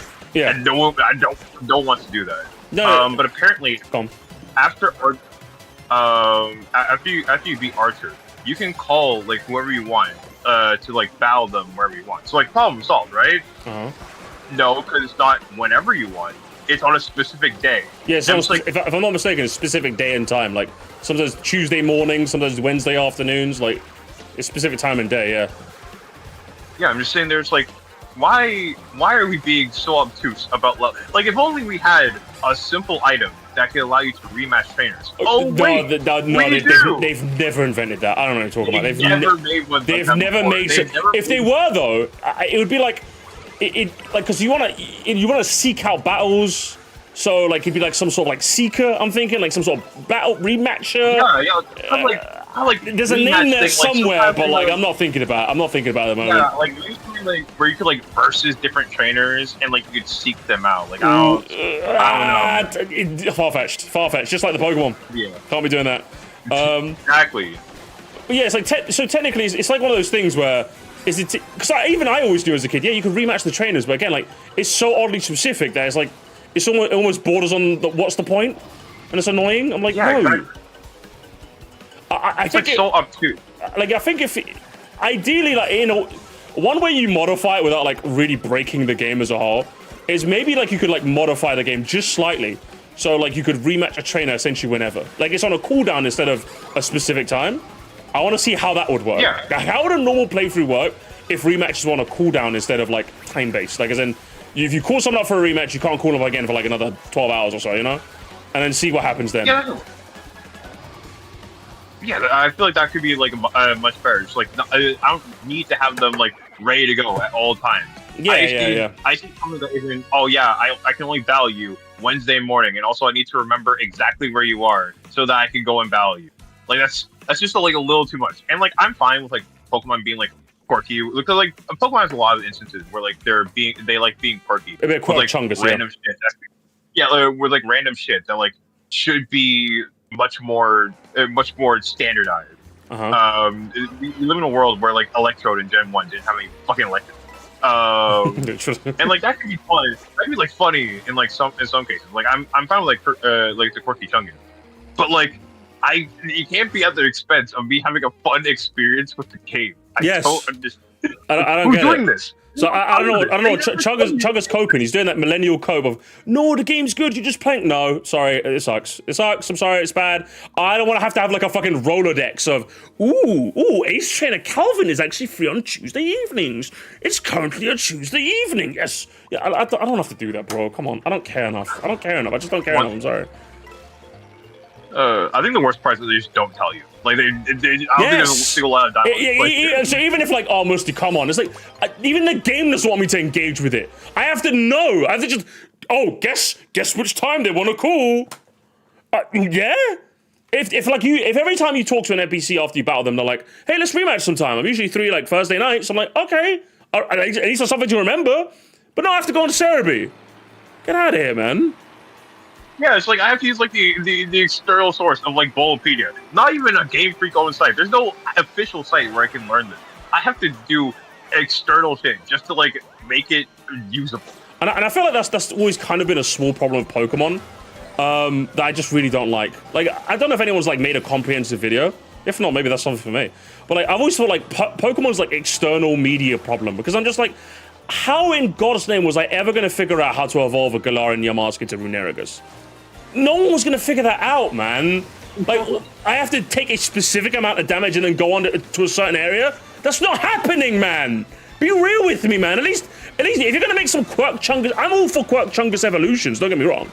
But like, at least, like, teach me or explain it to me, or give me a hint, let me figure it out.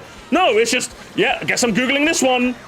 Like, I know we're kind of all used to it, so like, everyone, it's kind of like this, it's just kind of how Pokemon is now. But I hate that's how, I genuinely don't like it. It's something I'll tolerate, but I'm just like, that's like honestly gotta be like bottom 3 one of the worst things about Pokemon.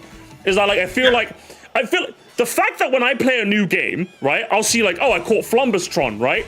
I have to ask someone in my chat if I stream it, hey, does this guy evolve by level up or Quirk Chungus? And just don't worry, Musty's level. I'm like, okay, sure, you know? Then I know I'm not wasting my time. Because you know what that happened? Because that actually happened to me. I remember when I first played Black and White, I had a Pansage on my team. And guess what? I got up to like level 32 and he didn't fucking evolve. And then that's when I figured, I'm like, okay, I'm looking this up. Leaf Stone. Yeah, thanks, game. Cheers, mate. Yeah, appreciate that. Good job. Like, oh my god, that happened to me with like Palmon. Because like I saw Nomona's Palmon. I'm just like, oh shit. Oh, that's really cool. I want to use it. Electric Fighting. That's amazing.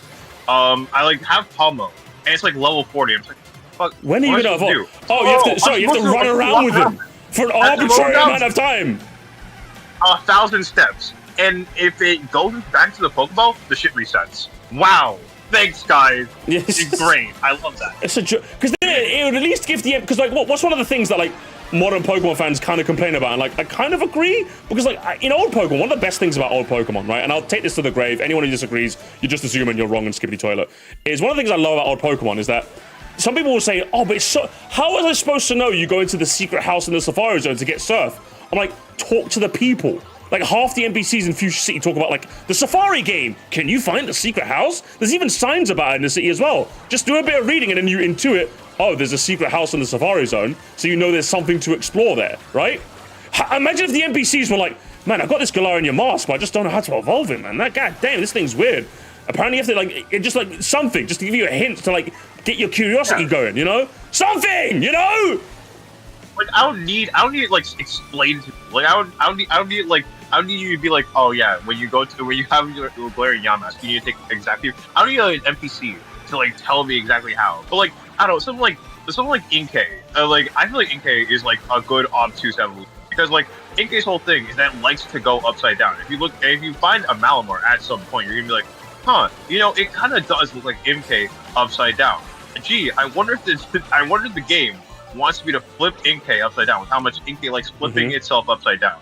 And Malamar is just basically Inkay, but like you just flipped it upside down. I don't get it, man. There's got to be like a smart way of doing this in the actual games without using fucking Cerebi, but the Pokemon just never figured it out. And again, while I always love the Quirk Chungus evolutions, I hate that I have to go on Cerebi, blank Pokemon, how to evolve. I'm just like boring. Yeah, I don't Fucking know, boring. it's just fun out of it. Like, it's just lame to be like, oh man, I couldn't figure this out, so I need to go to therapy. They don't tell me. Yeah, boring. Boring. Yeah. Like again, like what's it? Evolving Galar and Yamask is actually quite fun. I really like that. But again, it would have been nice if I found out in the game though, like, oh, I have to get 3 crits in a row in the same battle, and then it evolves. I'm like, oh, what kind of cool evolution method? It masters the art of its leak to like become like the true surface it was meant to be. What a cool way of evolving a Pokemon. Shame I had to look that up though. Yeah, boring. Yeah. Boring game. Yeah, either way, I say that, but, you know, how excited are you for Gen 10, though? Or, like, Pokemon Day? I think I might have to get... Like, if I don't want to switch to, but I'm getting a little excited. That's what I'm getting a little excited. I'm cautiously optimistic. I'm pretty... Because I have to Yeah, no, obviously. I have to be. Like, ooh, but those 8 days, like, I think it's like, no, wait, it's 7 days, I think. Wait... Fucking bad math. I think it's like 8 days. Those 8 days can't go fast enough. Oh my god. I'm just listen. I just want to like. I'm not putting myself in a hype and fury. I just want to see what Gen 10. I want to see that title card. I want to see those starters. I want to see some Pokemon Okay, nearly hit adventure. I want to see some Pokemon Champion stuff, and give me like some extra sauce. You know, give me. Come on, Game Freak. Just give me that. Give me something a little extra. Just give me a little something juice. You know, come on. Yeah. I don't need too much. I need too much.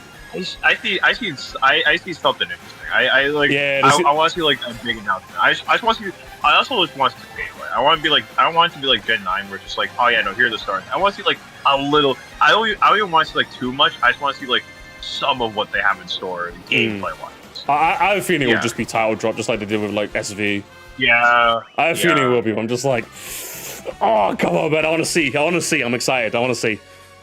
I'm not excited until they show footage. I think they'll show footage later down the line. Just like, what was the gap from SV like Pokemon Day reveal to first trailer? What was the gap from that? I'm curious. Now that people if someone could look that up real quick and see like when the first trailer was posted, then obviously we'd get like a good idea, you know, of what's happening. Yeah. I just want it to look better. I think we all do. That's the one thing. Like SV works really well in Switch U, at least from what I hear. So like I do have faith that like they will make an optimized version of Switch U, especially since like it's been 4 years, which is the first time in a while that a Pokemon game has like had a 4-year, at least a hopefully 4-year development cycle. They could have just like stopped after year 3 and just like, oh, we're done. But like a hopefully 4-year development cycle, I feel like could really make something special out of this game. At least I'm hoping. Hoping. So it was announced in February. The trailer was in June, so it'll be a couple months out. Yeah, a little longer than I'd like personally. I think if they were to show some gameplay in like April or even May, that'd be kind of cool. But I think we can wait. Beast of Reincarnation sweep. Let's go. We're all playing that. We're all playing Game Freak Xbox slot. That's what we're doing this time. Oh, yeah, I saw some people. I saw like a couple people who were like, "Oh man, the Game Freak here is gonna be really bad when that game comes out." I'm just like, damn, I can't wait to not see it because I don't. Yeah, literally. I just go it's like on the first hand, like I don't even really care much about like the game that Game Freak's making right now, and like even then, I'm just like, why would I ever care about like what those guys have to say about a game that I don't care about and comparing it to a game that I do like playing? Crazy. I don't know. Yeah. Sometimes people just don't like think two steps ahead. Sometimes they think like 2 steps backwards is weird. I'm not pinning that. Okay, you need to tell Senna off, Castle. You need to do it. You need to help me. Every single time they write the code down, I'm like, okay, someone's gonna write the code down in the chat so I can pin it. They always go, "Thanks for the pin," like Reddit style. and then they need to stop. Tell them to stop. They need to stop. I don't know. I do kind of like miss that annoying. Like I kind of miss timing when you leave for stream to take a break. I can't believe this. That's just funny to me. That's just funny to me. It's annoying, man. I can't. Thanks for the pin, kind stranger. Crazy. Those comments do annoy me when they're like in shorts. It's like, "Oh, could you please pin me?" It's like, stop begging. This is embarrassing. It's not a good look. Exactly right. It's not a good look. Oh no! People just don't understand this. Oh my god, is that frying pan? Fucking, we got frying pan salmon here. It's over, gamers. Well, now It's you have over. to lock in. You got to focus. I got really focused, don't I? I got fucking focus. Right, Castform. If that's all you wanted to talk about, a pleasure, man. I do have one more. Okay, one more. Go for it. Go for it. Yeah, one more. All right, so we were talking about Silver, right? You were talking about Silver earlier, right? I was talking about what, sorry? Silver, the hedgehog. Oh, right, yeah. I don't understand them. I don't understand these people. I don't get it, Neil. I was hoping you would help me. But I just don't. I don't see the vision, man. I literally sent a message in chat. I was like, how's a character has existed for... We're approaching 20 years since Sonic 06 first release. It's turning 20 in November. Mm-hmm. He's been existed for 20 years, and he's done jack shit. He's done nothing. It's crazy. Like, it's straight giving... It's giving DSP when he's playing the Virtual Boy. Nothing, bro. Like, I can't take it. It's true.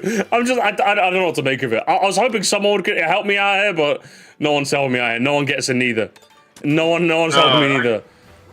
Like, I can get it because like I have like a couple Sonic characters that I like that like don't really do anything, but I know what I am. I know what they are. You know? Yeah. Like I like it's a thing of like you know what I always point to like they just don't want to do anything, and I always exemplify that with like a simple question: How does Silver time travel?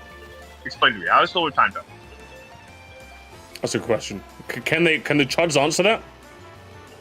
No, they can't because they've never explained it after Sonic 06. So like obviously you play Sonic 06, but you know like in that game he can either have Mephiles take him to the past, or he can use Chaos Control with someone else.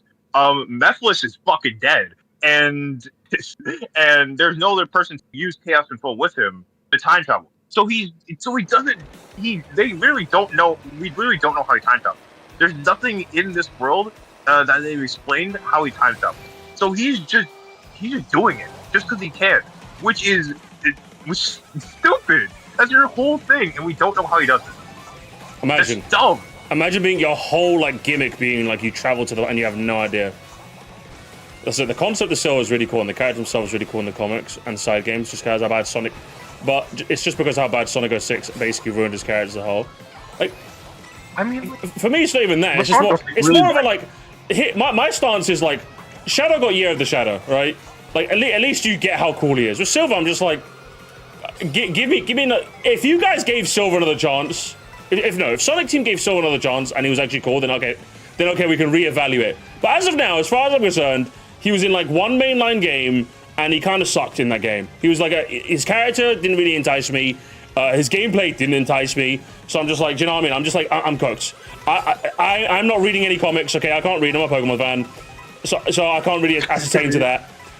As far as I'm concerned, I played one game with him and he was kind of boring. All right, that's it. Yeah, and like I'm sure the fan stuff for him is cool. Like, I don't doubt that for a second, but I don't care. I'm not in the fandom. I'm not with you guys. I don't care. It's just hard to care about him when most of I do is play the game, and like they don't want to do anything with him in the game. So they like so he's there, and we don't know how he does anything. And even the comics, you really like even like the current comic run, he's still like which is very tied into the games. So we still don't know how he time travels. So like they still feel like he's just there because he was in Sonic 06, and they don't want to let him go for some reason. Unreal. Yeah, I don't get it, man. Time travel's already hard enough to get right in normal circumstances, but respectfully, I don't think the rise of the Sonic the Hedgehog project are going to delay that. Yeah, definitely not. Expecting them to make sense of it is kind of crazy, but hey. Listen, all I'm saying is, if they give Silver another game and he turns out to be good and cool, I'm like, you know what, fair, I'll change it. As far as I'm concerned, he's 0 for 1, okay? He's had one game, 0 good appearances, alright? Yeah, it's just a thing of like he's given everyone nothing to work with, and it's literally just like he probably has like a cool power set, and like I like his boss in Generations. That's all I can really give Silver, and then he has nothing else. And then John Potential Man. I think he's like the most potential man that exists. You know, he has to be. He is. Like there's no, like he has nothing to him. It doesn't take like 10 years to figure out where it comes from. And then yeah, in the games, he's just it's just sad. It's just sad. It's just sad seeing someone be like, guys, what's a year of silver? I'm just like, you're never getting pro. It's not happening. Have to stop. Listen, you don't do it for your health. As soon as they make like a silver game or like add something in silver in it, like I'll give it on. That is when I'll give him another chance, and I'll reevaluate my stance. Will I change my mind or will I keep the stand again? But until then, silver out, and we'll leave it there. All right. Yeah. That's basically all I wanted to talk about. A pleasure talking to you as always, Castform. Of course. Have a good day, man. Have a good one, man. Please, guys, please, you can't do this to me. You can't do this to me. You can't do this to me. Please. I'm gonna fucking cry. I'm actually gonna cry. Yeah, I fucking hate you people. I hate every single one of you people, and I hope you fucking calm down, mister. Okay, you're not playing Call of Duty yet, all right?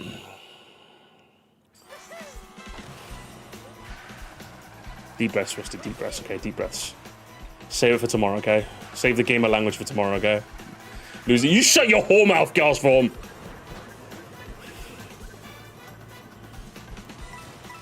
What's up, Kennedy? What do you want to talk about? What just happened? So that's not what I need right now. That's not. That caught me off. Fuck you. I don't know what I'm talking about, man. This has nothing to do with what I'm actually wanting to talk about, but I want to mention it because I was talking to my friend while on the stream. Because she is like the most. She is a Silver fan, therefore it's hilarious hearing about it. I can't. What does she see? Can we get her in the VC? She's not in the Discord. I might have to put her in, man. Honestly, I'm like, what do you see in this fella? What's happening here, man? Explain it to me. Maybe I can pull some strings. We'll see. We'll see what happens. For now, I mentioned it slightly in the Discord. This is the first thing. The other thing is gonna be Overwatch related. So yeah. But the first thing, I know you completed Path of Radiance. I did, yes. Again, I'm gonna get to that. I promise. Don't worry. I'm not forgotten about the game. No, I'm not I wrote notes, so don't worry about that. But yeah, I'm gonna have my big conversation about that. I say big. It's not gonna be that big. Too crazy about Radiant Dawn, but I mentioned it in the Discord. But I find it slightly worse than Path of Radiance for a couple of reasons. Well, you said there's that like they kind of force you to use certain units you didn't want to, or something like that. Yeah, because the way it works is like. I think it's like, I don't know exactly how they set it up. It's like you have to use 2 separate parties, and it's like, it gets annoying, because like one of the parties feels really good to use, and that's the one you're constantly looking forward to using, and then the other one has a bunch of mid units that you really don't want to use unless you specifically train them up. Okay, but when you say mid, like I'm the kind of guy who, at least from my dabbling in the Fire Emblem community, which Lord knows I don't really, I've seen enough to go, I'm just not interested. I kind of like using the shitter units a little. Like, I'm the kind of guy who uses archers, like, all the time. Yeah. So like, am I going to be fine, do you think? I mean, there are some units that I can definitely see, like, the value in that will be fun to train up. There's, like, I think there's one that's, like, a spear fighter that a lot of people like using. Mm-hmm. I won't mention anything specific, because obviously I don't want to spoil anything. But there's some other characters, like there's an armor unit that everyone despises because of how bad they are. Okay, I'm not very that big on armor units. I've never been that big on them, honestly. They kind of just... They're only really good in Engage. I really hope Armor Knights get their, like, redemption arc, because, like, any game I've tried to use one, I'm just like... I just give up, because I'm just like... They're so slow, honestly. They have, like, 5 movement speed, and I'm just like... Oh, it takes forever for you to get anywhere, bro. Like, everyone's halfway across the map. I hate it. I'd rather just use a unit on a horse, bro. Yeah, and like I'm not even like one of those guys that like tries to horse max a lot, right? I love their mobility, but like I try and use everyone. But like they just have like fucking. They're so slow. Like I tried to use what's his fucking name? Is his name Brom? Like the Armor Knight in him. I tried to use him a bunch. But like again, at some point he just kind of like fell off the level curve because I'm just like everyone's at the fucking throne, and you're halfway through the map, bro. Fucking A, come on. Don't even get me started on them with desert chapters, bro. One movement. One movement. You can move one space per turn, yeah? Kill me. I don't even bring him. I brought him by accident on a desert chapter, and I wanted to die. I actually wanted to die inside so hard. I'm like, Jesus Christ, fucking kill me. Never bring an armor unit to the desert chapter. Biggest mistake of my life. I made that, and I wanted to die. I wanted to die inside. I'm like, yeah, kill me. Get rid of me. Taking my headphones off. Fuck that. Yeah, I like going for the Donalds. Yeah, I like going for the Donalds. That's why I'm like, I like Rolf. Rolf was like, I think my 4th strongest unit. in Path of Radiance when I saw the credits. Yeah. So I love Rolf. Rolf is so cool. I think one of mine was like, I mean, I think everybody basically used him. I really liked training up Soren. He was fun. I found Soren fun. Despite ages not being I made the mistake of early promoting him because I didn't know how promotions worked. So like he kind of fell off stats-wise because he didn't get all the levels. Yeah. It was a bit of a shame on this regard, but I like Soren as well. Soren was a rude motherfucker, man. I kind of fuck with that. I kind of fuck with Soren, honestly. Yeah. Soren's like that one guy in your friend group that like everyone kind of fucks with him, but some people don't like him, but you keep him around because like he keeps shit real, and I'm just like, yeah. I never used him. Fuck that racist. I mean, he's a bit of a like. Okay, every friend group needs a racist. Like, come on, man. Like, come on, man. Let's be honest. You're being shit. Path of Radiance's whole bit is racism. Yeah, the whole game's theme is kind of like dealing with racism in a way, like speciesism or whatever it is. You know, like that's how it goes. Hang on, is Buff Yoda gonna win this? Is he gonna take the whole pie? Or is, oh, no, I think he's got it. I think everyone else is way too far back. Yeah. But that was the main thing. It's like the other. I think Radiant Dawn still has good gameplay. It's like it's Fire Emblem. It's always gonna have good gameplay for the most part.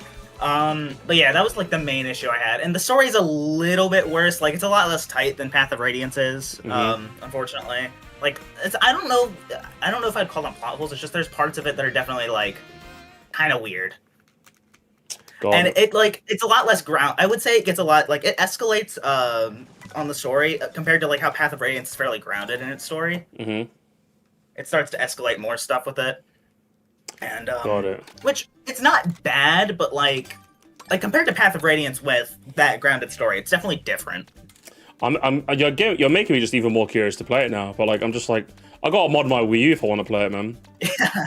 I'm just like, no way am I searching that online, bro. Nah, I'm okay. I've become such a like fucking like in my older age, like it's like must be you got a PC that can basically emulate anything. It's like yeah, but can I emulate something on my PC? It doesn't beat the thrill of just sitting back on my couch with a cider and just playing a game. You know, that was the best part of Fire Emblem Path of Radiance. I just play on my couch. I just play on my couch, man. Like honestly, so I'm just like anything to preserve couch gaming. That's what I'm about, man. Yeah. Gone are the days where I'm hunched over this PC like.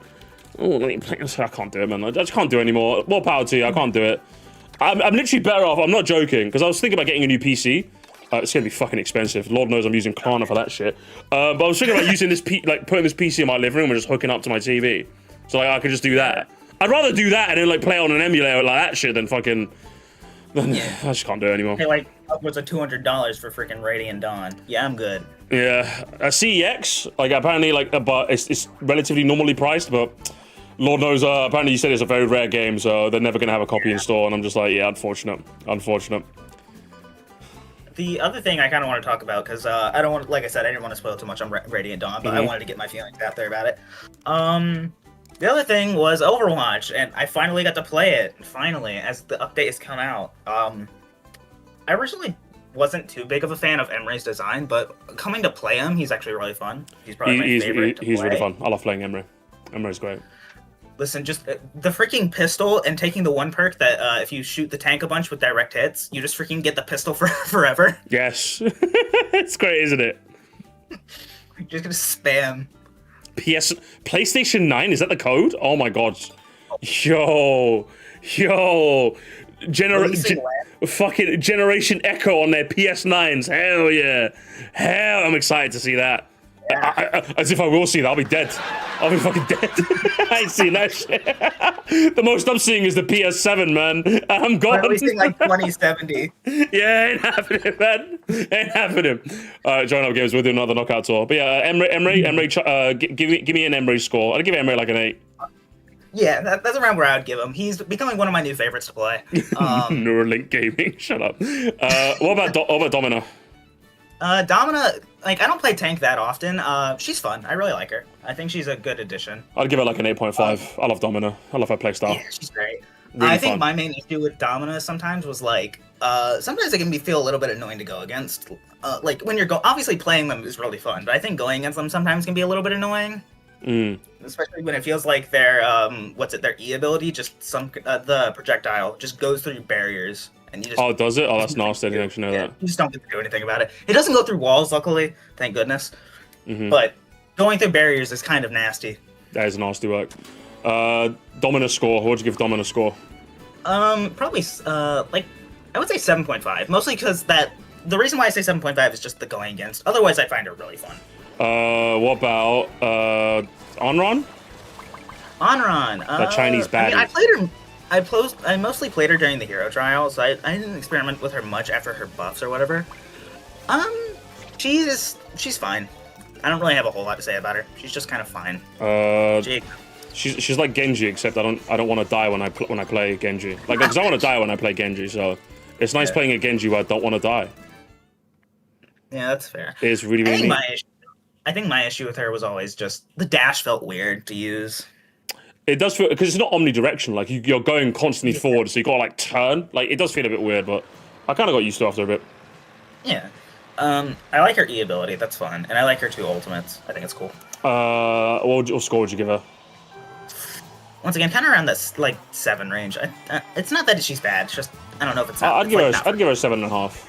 I think she's fun, but again, like that play style is just not one, the flanker style, not one I tend to gravitate towards. But she is a lot more fun to play than I ever had fun playing Genji, which is unfortunate because I really like Genji, but I just can't play him. I am the Genji player, so I'm kind of biased in that. Yeah, I can't play him. I wish I could play him. I'm just like, sorry, cool Japanese samurai ninja guy. Can't play him. Sorry, I'm ass at the game. Teehee. Who's next? Who's the other? So we got the DPSs, the heroes. What about what's it? Mizuki? Yeah, Mizuki. Yeah. What do you think of Mizuki? I think Mizuki is. I like him. I think he's like a lot of people. You know how a lot of people were clamoring for like a support version of Sombra because of how annoying Sombra is on DPS for a lot of people. I would say Mizuki fills that role of a support Sombra in a way. Yeah, I would say so too.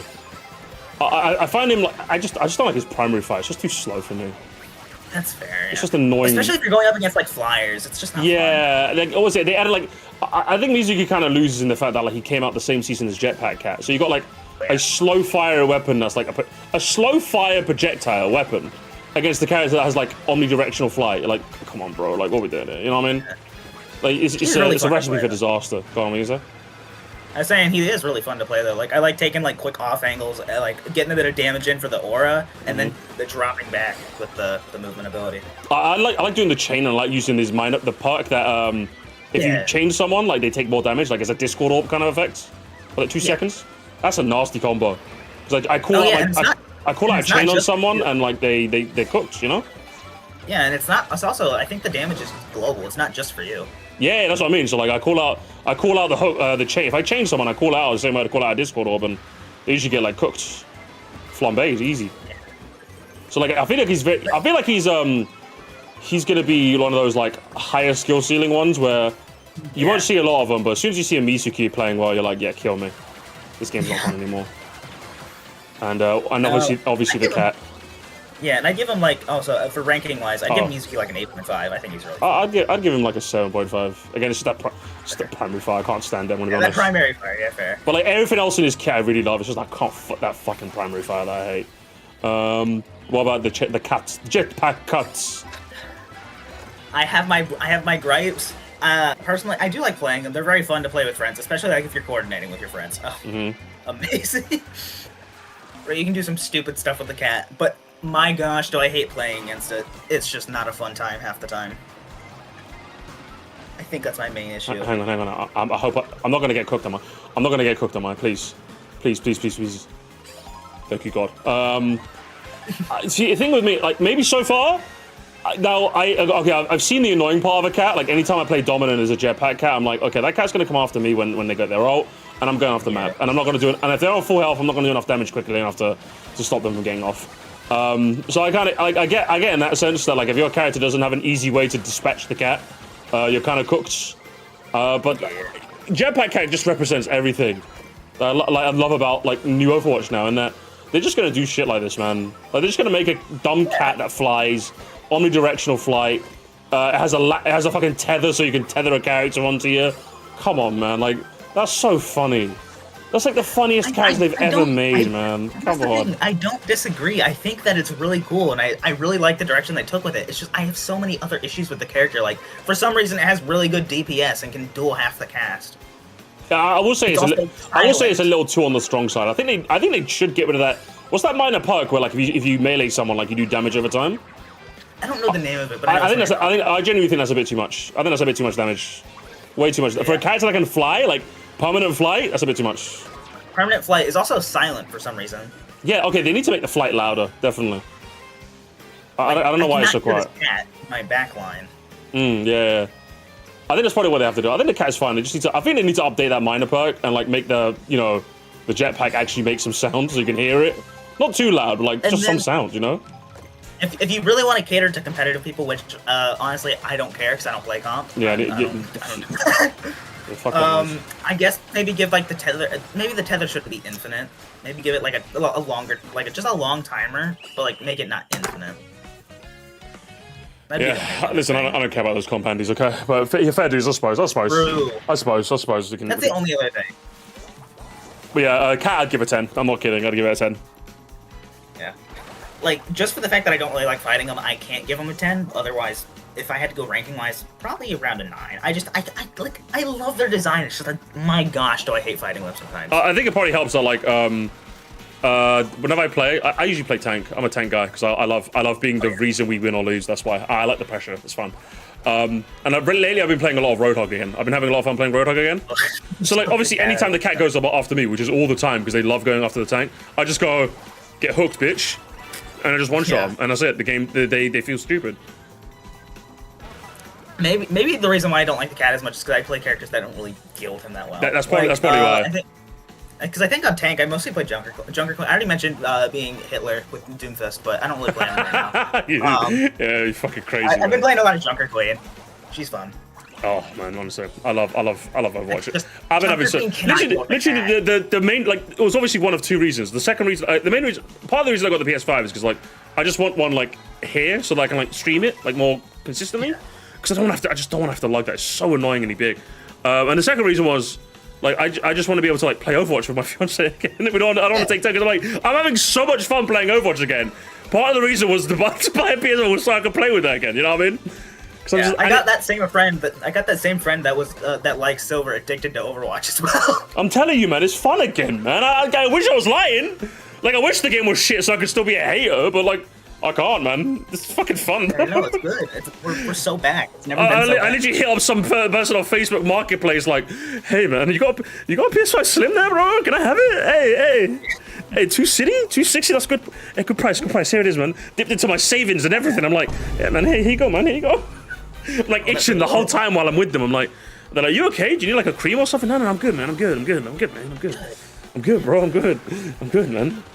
Do you hear that sound? No, I don't hear anything. Do you hear a cat anywhere? Like, I heard a fucking cat, man. That cat's in my ear, bro.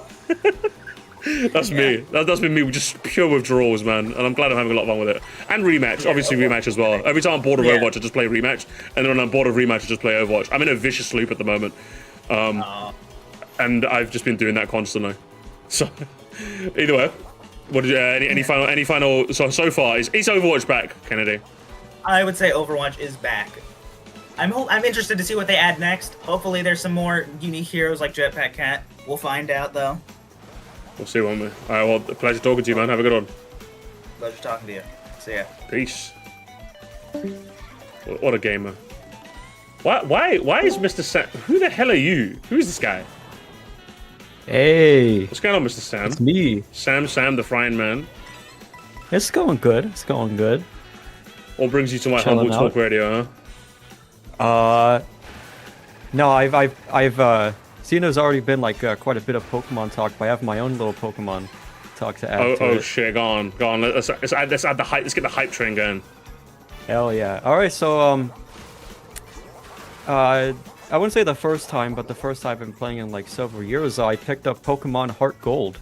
Shit. So what do you think about that? Do you have the classic Zoomer take? Or what's the take? Well, what's the classic Zoomer take? That fucking level curve that I hate. Level curve? I have heard that. I don't know. So far, I don't know what they mean by it yet. Oh, how far are you in? I just beat Chuck. I have 5 badges. Okay, you're not going to experience it yet. You'll find out soon. Okay, yeah, because I know there's it's still fine for now. You're going to realize, at some point, you're going to add it in the Discord. You're going to ping me in the Discord when you realize, you'll be like, oh, at some point in your playthrough, you're going to ping me with that, like, what's it, that 1,000-yard stare image. The moment of realization. I know what you're talking about now. How many Pokemon do you have in your team? Right now I have 6. What is that? What? no. Okay, I don't like the sound of that. I'm not saying anything. I'm not saying anything. Just play the game. Play the game. Now I'm scared. No, Now don't I'm be scared. scared. No, I promise. You're fine. He's fucking cooked. You're fine. Okay, You're fine. Okay, alright. So continue. How have you been finding it so far? Who have you got on your team? I think, yeah, so far, I chose... Usually, like, in my previous playthroughs, I haven't really gone far in my previous playthroughs, but I chose, Totodile. But now I'm going with Cyndaquil. So right now I have a Quilava, I have a, Quagsire, I have a, right now it's a Gloom, I don't know if I want to do Vileplume or Blossom yet. Okay. Let's see, oh, it's Umbreon, there's, Primeape, and Dragonair. Shit, that's quite a good team, actually. Fucking hell. Yeah. That's a pretty stacked team. I'm guessing you got the Dratini and, what's it? The Game Corner, I think? Is that the Game Corner? Oh, Voltorb Flip. Oh, Voltorb Flip is this whole other conversation. God, what a... what a game that is. Do you like it? Is that what a game that is a positive or what a game that is derogatory? It's like a Mario Party type torture where it's painful, but you can't help but, like, you can't get away from it, you know? Listen, if there are no defenders of Voltorb Flip, I am dead. I am fucking dead.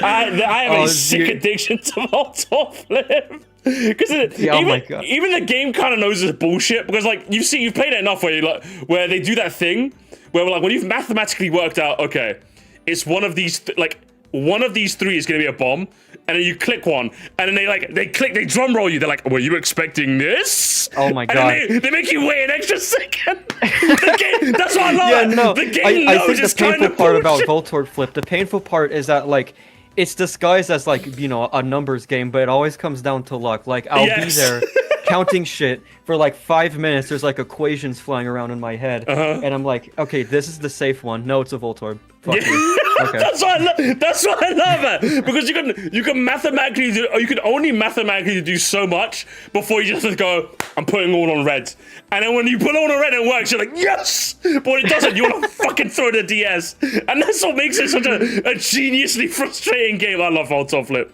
It's so funny. It's so funny, and I wish they. No, it's been an utmost painful time because I was like stuck on level 1 for like 30 minutes and I finally got the hang of it, and then I got to level 2, but I messed up and it dropped me back to 1. I'm like, what? Yeah, that's the other evil part as well. I didn't know it could level down. That's crazy. Yes, you can level down. No, oh come on. That's where I draw the line. You can't do that to me. This is where the zoom over convenience takes over your brain. You're like, I can't. Oh, where's the yellow bit? But it's a lot of fun. I'm glad to see you on the right side of history. It's bullshit, but it's the right kind of bullshit. At least I would say that. Yeah, see, at least they gave you a good prize. You know, like Dratini. Like you said, Dratini. You're like, sure, you know. Yeah, I was there long enough to get a flamethrower and a thunderbolt TM too. Oh, you were there for ages then. Fucking hell. You have no idea. You have no idea. That's a rabbit hole. Hell yeah, okay. So, other thoughts overall on the game? Yeah, when people thought like the like level progression was weird, I thought they meant the fact that like a lot of sort of the wild Pokemon and trainers will be like for a while they're kind of like low than normal because I could be wrong, but like isn't it how it works where when it comes to the gym order you could do like Chuck, Jasmine, or Price in any order? You can, yes, technically, yeah. Okay, so it's probably like it's designed in a way where the path splits up and you can do whatever you want. So I feel like around that area they kind of make like the levels about the same, and so like all wild Pokemon and trainers are kind of like a bit underleveled. That's one of the annoying things about Johto, yes, is that like instead of like getting it off so that they could scale it appropriately, since you could do either, they had to account for which one you'd go for, which is ambitious for a game in like 1999 or 2000 or whatever it was, but obviously didn't work out in their favor. Something they could have easily fixed in the remake, but they opted not to, because remake, we have to preserve it. It's like, good mate. Yeah. Good stuff. So it's a bit wonky in that regard, go on. One little challenge I thought it would be fun to do. I think there's like one of like the Nuzlocke rules, but I'm not doing a Nuzlocke. I just like doing this one rule where it's for gym battles you only bring in the same amount of Pokemon. I do that sometimes too. Yeah, and I think when the rule really like messed me up is when I got the Chuck, because like while he only has 2 Pokemon, doing a 6v2 is pretty easy. A 2v2 of like Primeape and Poliwrath is crazy. Yeah, he is a fuck around.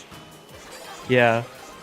And also, I just feel like the Pokemon like representation so far is really weird because like it's the Johto region. They have like 100 something new Pokemon, but like almost every like major like guy just has Kanto Pokemon. Like Morty, it like Ghost Trainer is like he's all Ghastlies. That whole gym was Ghastlies and just the Ghastly line. I thought that was really weird. What do you mean? Like this, they obviously didn't invent another Ghost type Pokemon to use, otherwise they'd use it, right? Right? I saw Benjamin on my screen, so I had Benjamin on the brain.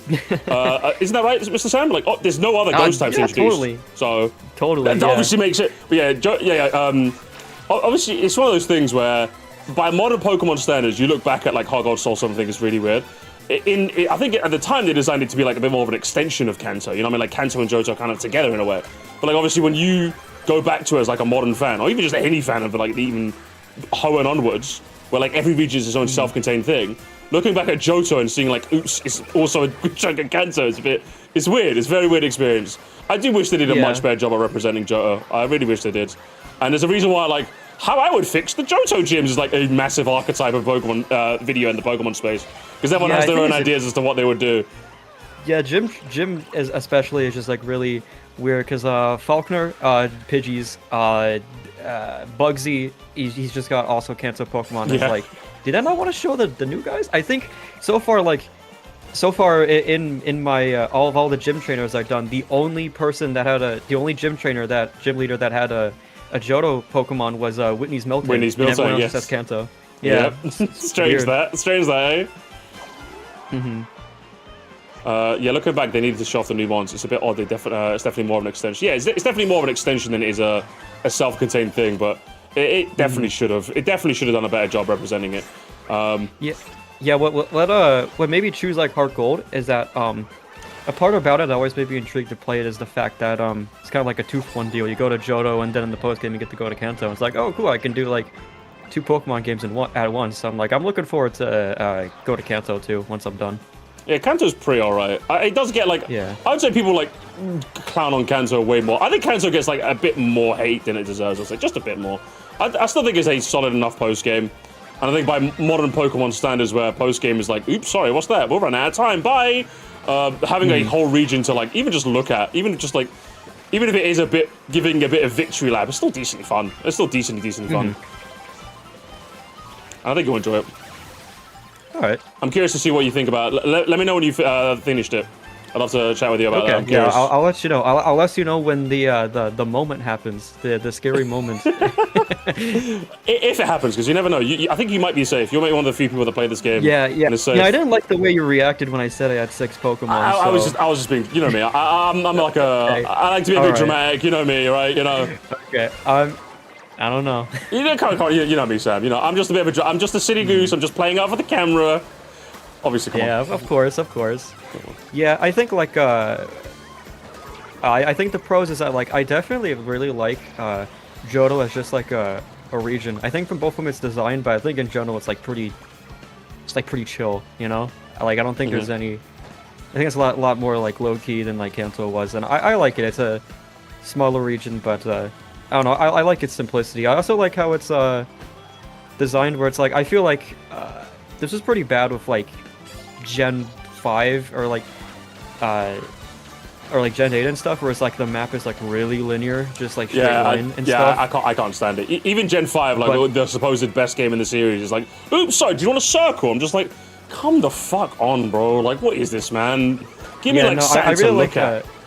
Yeah, I love how Johto is mapped out, because it kind of starts off at like a little small loop, and then like when you go up north, it splits up into 2 paths. It just feels like a very open game. I like how it's designed. Yeah, it's almost as if like it's an RPG, and like one of the tropes of RPGs is like, my goodness, going shit and doing stuff and like exploring, like feeling like you're a traveler, which is one of the other really annoying things that I feel like Pokemon kind of lost over time. I feel like SV brought it back, but like the open world just kind of inherently lends itself to, oh shit, where should I go next? It's just a shame that game like had other problems, you know. Yeah, because while like Black and White are still my favorite, one of my least favorite parts is definitely the map. Very just it's just a straight line. Like you go up for a little bit and then you go around a circle. Yeah, Black 2, White 2 fixed it a little, but like at the same time, just Black and White was so annoying with that. Very much so. But fun. Either way, interesting. Like I said, let me know when you finish it. I'm always curious to see like what happens when newer Pokemon fans go back and play the old games. Like it's infinitely interesting to me. So even if you, because I've actually got a document, like I've got in my own little private Discord server where like I just save stuff to myself. I literally have a channel where I forwarded messages when anyone in the Discord talks about playing an older game. Oh shit. Yeah, so if you put your thoughts there and ping me, I'll literally save it. Yeah, I think I could offer like an interesting perspective because I mean I'm not in like I wouldn't say I'd say like a Pokemon enjoyer. I don't really participate in like the more casual the better, because it means like you're not really taking into account any of the discourse or the dialogue. You know, you're just kind of experiencing as is. Yeah, which is why I think I provide a interesting perspective. Because personally, like overall, I enjoy modern Pokemon more than the old ones. Ooh, interesting. Yeah, I think it's just me because like this is a drawback for Johto is that because like I said earlier, all the wild Pokemon start at pretty low levels, so it's like it's a lot of grinding to have them catch back up with the rest of your team. Not fun. So at that point, I just put on like Oni plays compilations as I'm grinding Eevee up to like level 20. Oh, which one is it? The Gaslighting compilation or is it the Tomar General? Oh, it's best of absolute fabrication stuff we make up. Stuff we make up. Classic. The classic one that you will love. Yeah. You laughing at the Herculad joke for the 7th time as you train up with Eevee. That is me. I'm just talking about me, really. I'm gonna be honest. I'm just talking about me. No, that's just me too. That's me too. But yeah, that's just like it's kind of like for me, it's like usually my daily like sessions are like an hour or two, but like getting my Pokemon like caught up with everyone else can take like, depending on the Pokemon. With Eevee, it was like really bad because the Eevee does not get any like good moves at the start, so like it's just gonna be you going back to the Pokemon Center to heal them so many times. But yeah, at that point, I'm just like, there's a lot of like downtime and like my progression in the story gets stunted, where I just have to wait for I just have to grind my Pokemon and make sure they're caught up with everyone else, and it can take a really long time. Sometimes it takes like multiple play sessions, but I think Eevee was really the worst of it. With Mankey, when I got Mankey, it was a lot easier because he's a lot better, and he's got moves. Yeah. The route I was grinding on had a lot of normal Pokemon, so it was easy to. He had a good time against them. Mm-hmm. Oh, what do you think of the grinding overall? Obviously, like modern Pokemon, like all but removes it. You know. Yeah, no, I'm not a fan. I'm never a fan of like just the concept of grinding. Like I appreciate like what it means from like a narrative perspective, where it's like it's very satisfying to like raise a Pokemon and like be with them as they're going from like weak to strong. But just me, I would have liked. There's a better way to do it than mindlessly killing like Rattatas and Meowths and Rattatas and it's a giraffe rig this time. Like it's almost as if you could make it a bit more interesting than that, right? Like yeah, no, I am as like pro EXP sure as they get. Like I said, I like it in a nostalgic sense, and like I said, like I think the reason you gave was perfect. Like I like it in that sense, but there comes a certain point where I'm just like, come on, like you have to make it more interesting than this. You have to. Yeah. Come on, it's like, oh wow, I caught the 7th Pokemon here, you know? Yeah, it's like when grinding is intertwined with regular story parts you play naturally, I think that makes perfect sense. And I think as was it Castform saying it earlier, like, even if you do have to grind a little, like the couple of times I had to grind a little when I played like Emerald as a kid or like Platinum as a kid, you have just a straight up item that lets you ping nearby trainers for a rematch, and it's perfect, you know? Whereas in, Lord knows you're not doing that in Johto. You gotta ring someone up and hope that the weather's the right way so they can have a battle, you know? It's like, okay, come on, what are we doing here? Okay, that lobby filled up really fucking fast. Holy shit, go on, what are you gonna say? Yeah, I do understand like the complaints people get like when they force EXP share on, but like me, I'm like, nah, I'm not complaining. No, definitely not. But I understand because like it removes like customization options. So I think there's well, I would say like I think the best case scenario would be like to give it an option, but I feel like then the game like level progression would have to account for players who both have it off and have it on. It's like not one of them is like behind or ahead of the levels. I would say all they have to do is just like keep the level curve to account for people that keep it on. Just have the option to turn off. Like, I would say don't explain that you have the option to turn off, just keep it off. So that way any of the fucking numpties that turn off will learn, oh yeah, it's really fun, isn't it? Because I feel like the kinds of people who complain about grinding, like, why can't you turn it off? They've never gone back to playing the old Pokemon games. And if they do, they play it with rare candies. I'm telling you as someone who loves old Pokemon. I love old Pokemon. Every game has that one bit where you're just like, yeah, I'm just gonna be sitting in the grass for like the next 4 or 5 hours. I wish there was a way to kind of like speed this process up a little. Wouldn't that be quite cool? Guess not. That's what made me quit Platinum. I got so close to finishing Platinum. I don't blame but, you. like, I love Platinum. I think it's my favorite game, yeah. like, or top 3 in the series. But like, yeah, there's a couple of I would say one in particular. The egregious one is the Elite Four. Once you reach the Elite Four gates, you got like that's when I dropped it. That's when I dropped it. Exactly. Like, of course, that's when you dropped it. I got to. Exactly. I don't think it's even Elite Four. I think it was Barry because like you're about to do it, but then Barry just like runs in last minute, and I don't think I could ever like beat him with the level I had. And I'm like, now it wants me to grind. Now, and, like, and then now it just wants to go. Yeah, exactly. My time. I'm just gonna stop. That's the exact bit where even every time I redo a play for a Platinum, I just mod a bunch of rare candies and get my team up to level 48, specifically level 48. Because I think Aaron's like Yarn Mega's level 50. I think older Pokemon games are a lot of fun when you're under level because they don't have EVs. They don't have EVs, and you do. So I think it kind of balances out. So I always get my team up to level 48, and then I get a 9 and I go through the Elite Four, and then it's nice and tense and fun and cool. But Lord knows I am not getting every individual team member from like 42 to 48. I'm not doing that. I'm not doing a collected 30 levels, Game Freak. I'm okay. I'd rather just carry that for in. me, like. When I say like I'm a casual Pokemon fan, like I don't like fully like I haven't fully grasped the concept of like EVs or IVs at all. So it's like whoever I catch in the grass and I think they look cool, I'm like fuck it, we ball. Here's the thing, you don't need to account for that at all. Like, but a lot of people, one of the arguments a lot of people say were like, why am I so underleveled in a lot of these Pokemon games? Like, being a little bit underleveled is what makes it fun. Because again, usually the AI is not as good. Firstly, and secondly, like you've been training the whole time. Basically, the concept of EVs is if Pokemon in the wild is always weaker than one that you've trained up, you know, even if they're both the same level, essentially. That's it. That's all it is. I see. So the enemies are usually programmed without them, but you have them, obviously. So you're just inherently just as strong as they are. So that's basically what it is. So if you're like 5 levels under, like 6 or 7 levels under, I hesitated then. I'm like, oh, fuck it, I'm just going to say it, who cares? I don't know why I hesitated. I'm more embarrassed that I hesitated than I said it. I'm going to be honest. But yeah, if you're like anywhere from 5 to 10 levels under, I think it works out better. You just got to use your expertise, you know? It's kind of win. Yeah, I just remember Platinum's definitely better, but I just remember just being very miserable when I first got Diamond because it's just so slow. Everything's really slow. It's bad. It's bad. bad. Yeah, and also like I think also the old thing, I don't know how much Platinum has fixed about this, but I just know about like Diamond just has like a very like strange Pokédex in relation to like the gym battles and stuff because like there's a fire type Elite Four and there's like 2 fire Pokemon. No, they fixed it. Platinum fixed it. That was the #1 thing that Platinum fixed. So in regards to that, you're fine. You're definitely fine. Okay. Like I said, if anyone does play Platinum again, I thoroughly recommend. As soon as you get to the Elite Four gates, get yourself up from. Yeah, because as someone who's like favorite type, if I'm a fire type fan, that offends me to such like deep levels. It's weird. Like, that's a representation. I don't blame you. It's weird because like fire types are a weird type because like for being one of the 3 main types you see, it's actually like much less represented than the other 2. If you look at like the raw number of Pokemon of each type, it's weird, isn't it? So yeah, good fire type representation is actually quite important. Like unironically. Because they'll always just make a new fish. They'll always make a new plant. But like, how do you represent fire? You know, you got to think of it. You got to think outside the brain box there a little.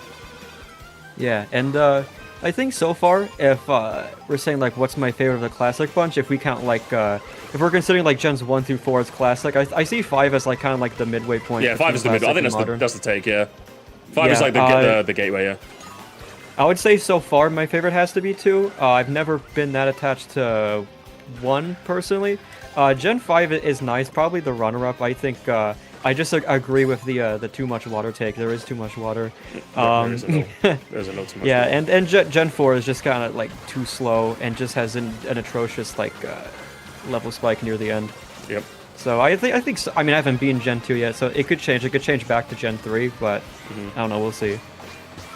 Like I feel like Hoenn's just one of those weird ones where I'm just like.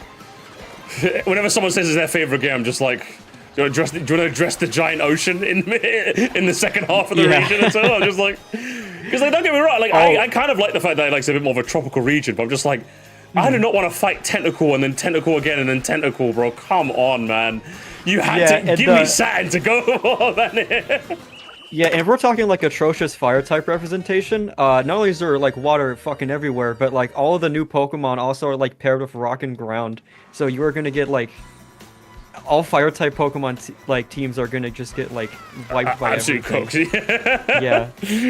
Rip. Yeah, but the Landers peak. That's the worst bit as well. I think like genuinely, if I was to do like, and I have so many ideas for Pokemon videos, I just don't have the time lately, which is really annoying. But like if I was to do like my favorite route in every Pokemon game, like I think like the stretch of like from when you get to like Marville to Lily Cove, that stretch, I think it's Route 118, Route 119 or 120. Those routes are amazing. Those land routes are probably some of my favorite in the series. They feel like harsh. There's like new terrain. Like you get so many new Pokemon in that area. Fantastic section of the game. And then right after you get to Lily Cove and it's just oops all water, and I'm just like, for fuck, kill me. Yeah. Just kill me now, man. And they did not make the water any fun at all, man. Like, they did in a bit, like, I think there's, like, dive spots where you can, like, hunt for shards, and there's a gentleman who trades shards for stones. That's decently fun. But, like, in terms of the representation of the Pokemon, there's, like, nothing. It's just, oops, tentacle, you want more tentacle? Whalmer? You want a Whalmer? Occasional Whalmer? Yeah. I'm like, you had to just pad that, what they had to do legitimately, they had to pad that Pokedex with like 50 new like water types just to make like the water section more interesting. Because you're getting into the late game at this point. You can maybe give like throw in a Remoraid in there or something. Like throw in like a fucking like a Starmie in the water or something. Like just throw in like a bunch of like really cool like high-ish level water types, and you make the water way more interesting. You know? Yeah, just like a Pokemon Emerald is really funny to me because I feel like they doubled down because like the water gym leader is now like the champion. Yeah, it really did. I was just like, oh. Yeah. Oh man, it's very weird. Why, I don't know why they did that. It was like, and some of the main villains. He just left behind like Juan to like. Literally, he's like, yeah, take over the spot, man. And it's some of the main villains of our Team Aqua and Team Magma, and those are like 2 new fire types. Like, hey, do you want a Numel, bro? Do you want a Numel? Do you want a Numel and Torko? What about Numel and Torko? Yeah. My God. So yeah, crazy work. Yeah, like where's Carvana, where's well? I'm like, yeah, exactly. And then you gotta like dive underwater, and there's like 3 Pokemon there. Diving is like your big thing, and there's only 3 Pokemon down there. 3! Come on. Yeah, weird game overall. Yeah, as mixed as I am on those sets of games, it's still home to like my favorite city, although it's specifically the Omega Ruby Alpha Sapphire version. I really like Mauville City, what they did to that. It's really cool. I think Mauville City is probably my favorite city. Mauville City is like, every time I remember Mauville City, like I was one of those, Mauville City represents my Unk era is absolute worst. Because I remember seeing New Marvel and I was like, fuck, they changed it. Oh, it sucks. Why did they change it? Why did it? But then like I think back, I'm like, bro, it was like such a nothing city before, Misty. Why are we being such a bitch? Yeah, because like I looked at the map at Mauville and was like, this could be any town. Yeah. So like but like I was in my peak. Like I hate Game Freak now. Game Freak, Pokemon's not from. Oh yeah. Yeah, Gen 6 and 7. Game Freak is lazy. I was in my peak. Like I was ahead of the curve. Like everyone jumped on. Like most people jumped on Gen 8 with like deck sit and like high quality animations. I jumped on Gen 6. God, you were what King K warned me about. Yeah, I was one of those. But yeah, I was one of those. Like Gen 6 and 7. Like I did not give them a fair shake because I was just like, my fuck book sucks now. And I've since gone back and played both, and I have a lot more respect for Gen 7. Gen 6, not so much. Yeah, I really like Sun and Moon. Although like the most common criticism is that like I can't even comment on because I only played it once. I don't know how bad it really gets. Is that I've only played it one time, so I don't know how bad it is with like people saying there's so many cutscenes. There are. I can verify that. Way too many. Because like when it's your first time, you don't mind because like you're experiencing the story. But like if second time onwards and you just want to play the game, I can't do that. It's really annoying. Can't do that. You're better off playing Ultra Sun, Ultra Moon because they like cut it down. Even that was still bad, but they cut it down a bunch and they added some more. Yeah, no, I didn't even play Ultra Sun, Ultra Moon. I've just heard it's worse. Don't blame me. Don't blame me. Don't blame me in the slightest. I really don't. that gen was a weird one. It was a weird gen, that gen. Because while I like it more than I initially did, I'm still just like, fucking hell, bro. Like, what are we doing here? Yeah, because I felt like they tried to do the same thing what they did with Black 2 and White 2, where they're making sequel games instead of like third versions or like But then Ultra Sun and Ultra is just nothing. It's just a retelling, but the story's worse. Yeah, no, it's a retelling, and I really liked how Black 2 and White 2, it felt like the second half to Black and White, like it's a continued story, but Ultra Sun and Ultra Moon is just like a really shitty what if. Literally, that's what it was. That's what the whole game was. And I think the thing that fucks with me the hardest is that, bro, my favorite thing about Sun and Moon, my absolute favorite thing I loved, was that Kukui, you are the champion, and your first person you face is Kukui, the Professor Kukui. I'm like, I know what you're about to say. That was so good. God. And then they were just like, and then he fakes you out. He's like, "Hi, you're the champion. Time to face me." Or not. It's Hao again. Okay. Thanks, What do you mean? Hao. You don't want to fight Hao again? You don't want to fight him for like the 11th I don't want to fight that fucking middle of the road milk toast ass rival again. I don't want to fight him. But okay. Have you ever? You will not stand a chance against his starter that's weak to yours. You will not stand a chance. Don't remind me. It's so bad. It was just so cool because like one of my favorite bits of trivia, as an Unk, one of my favorite bits of trivia was that there was an unused Professor Oak fight in the original games. So I just love the way they kind of referenced that with Professor Kukui. That's cool. And like his music incorporates like the Pokemon title theme and like in the music of his battle theme. And it just felt like a lovely love letter to like an Unk like me. It was the one time where even though I was in my Pokemon hater phase, I played that bit and I'm like, you know, I had a smile on my face. I'm like, you know what? Yeah, no, Sun and Moon is when the Unks and nephews unite. Yeah, literally, because I'm just like, I love that. I love the Professor Kukui fight. And I managed to get slogged through Ultra Sun, Ultra Moon. And it's just how again. Kill me. It's so weird. Fucking kill me, man. It's so weird. And I think there's this one thing, like, wasn't there like a cutscene where like you're standing under the rain with Lily and it's kind of like an important moment, but then like isn't Ultra Sun, Ultra Moon, it's just like a random hiker? No, I think the scene is still there, but like they fucked with the dialogue, I think. I think a lot of like Lily's scenes got like really chopped and changed to like make it more about you because it's your story. Because like, that's the thing with Sun and Moon, right? The one brave thing that Game Freak did is that they made the story not about you for once. And then obviously with Ultra Sun, Ultra Moon, they were like, "Oh, sorry, it's all about you again." Because you're the main character. It has to be you. So it's just like, and they ruined Lily, they ruined Lusamine. You don't even get to fight fucking Kukui at the end. I'm just like, okay, yeah, you're not fair. Whatever, Ultra Sun, Ultra Moon. All right, yeah, whatever. because like already like I really like hate their model of making third versions because I mean you've done like your rant on it in the past where it's just like they ship out like two versions that like are kind of messy in some areas, but then like you know a year later they make a version where they fix most stuff, and it's just like so I guess the person who got like Ruby and Sapphire can like go fuck themselves because now there's a third version that fix all their problems. And so the worst part just is, like when you do, just to add also on top of that, remember, when you do play the third version, it's still not technically the definitive, because you need either one or sometimes both of the other two ones to actually finish the Pokedex. And yet Unks will have the nerve to tell you that, oh, you know what, no, all Pokemon so but no. You could never catch them all. You know that thing that was the fucking tagline? Yeah, I think my take on Pokemon is that like, well, like personally, I prefer modern Pokemon. I just say like I think old and new. I think it's always has problems. It's just had different problems from each other. Yeah, I just think old Pokemon problems are just worse for me, which is why I like new. I think that's probably just because like you've grown up with the newer ones, so going back is a lot more growing pains. Whereas like I grew up with the older ones, so the newer ones just feel like it's not my Pokemon. You know, I think it's just like the perspectives of the eras we grew up in. I think that's probably what it is. You're more tolerant to the newer stuff. I'm more tolerant to the older stuff. And yeah, I feel like that's what makes me excited for Gen 10, because I feel like SV was like a really good step in the right direction. Because I feel like that game, that game did what Mono Pokemon does well. Is that like Mono Pokemon Game Freak's like I want to tell you a story. You want to tell your story? It's like okay, and my thing is okay, make the characters interesting, make them likable, make them like do something, make them do something, you know. And SV felt like well, it's obviously not cinematic. Like it felt like okay, these characters are like characters. I enjoyed them. Like. I didn't want to fucking gouge my eyes out and skip the cutscenes. Wow, thanks, Game Freak. But then they paired it with like the exploration that inherently like comes from playing an open world game and getting to go where you go. Obviously, they didn't pull it off perfectly because there's still like an intended order. Yeah. You don't get to like properly truly go where you want to go. But that's like one of the things that's missing from newer Pokemon games. That there's no sense of exploration, which SV kind of fixed. So I'm hoping that the newer game even fixes that more. You know.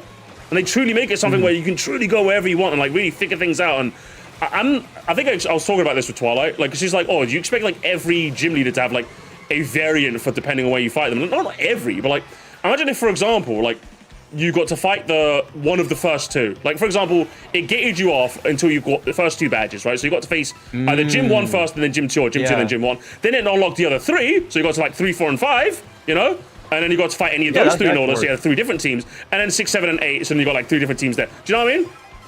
Like, so that would work. So that way you keep the aspect of like, you kind of get to go wherever you go, but it's not so labor intensive where they have to do like 10 teams, you know, like 8 teams for each guy, you know? Yeah, because it is kind of what it's like, because like you know, you with the gym challenge you can either do the bug gym or the grass gym in any order. I think the whole idea is that like I think as you go up north, like the Pokemon get harder. So I think what they want to do is that like you want to progressively go north, but then keep bobbing and weaving between like west and east. I think is like the intended sort of level order. So like there is like kind of like a subtle way they sort of push you in the right direction, but like I don't think they should probably just like lock the option to fight the later gyms in the first place. Just so, like, that's what they should do. I'm not marching to my death, because I remember with I didn't know that what's the ice type trainer's name? Yeah, that's my biggest case in point. A lot of people I know personally fought Grusha because they knew they had to go to like the mountain, Glacado Mountain, but a lot of them saw where Grusha was and fought Grusha first, and then realizing no, you have to continue to Montenevera and fight Rhyme. You know, a lot of people did that. Was, for me, I tried to beat him as the fourth gym leader I did, and did not go very well. Like, don't get me wrong, is it funny that they let you? I suppose, but like, don't like give me the option if like you're not gonna like scale it appropriately. You know what I mean? Because then like while like Grusha might be a fun fight if I'm like 8 levels under level, it makes the next fight I have to do like worse because I'll be over leveled. You know, like it makes for a fun fight now for a worse fight later. So it's imbalanced. You know? I thought Grusha's a virgin. Yeah, So it was a virgin. That's funny. Yeah, I mean, I will say just if Gen 10 just like takes what they learned from Gen 9, use what really worked and use the take away all the problems, I think Gen 10 could easily be like my favorite generation. It's the one right now for me it's like yeah. For me it's like 5 is up top and then 9's a pretty close second. I don't even blame you for that. I would say I just love Platinum. I love Platinum too much.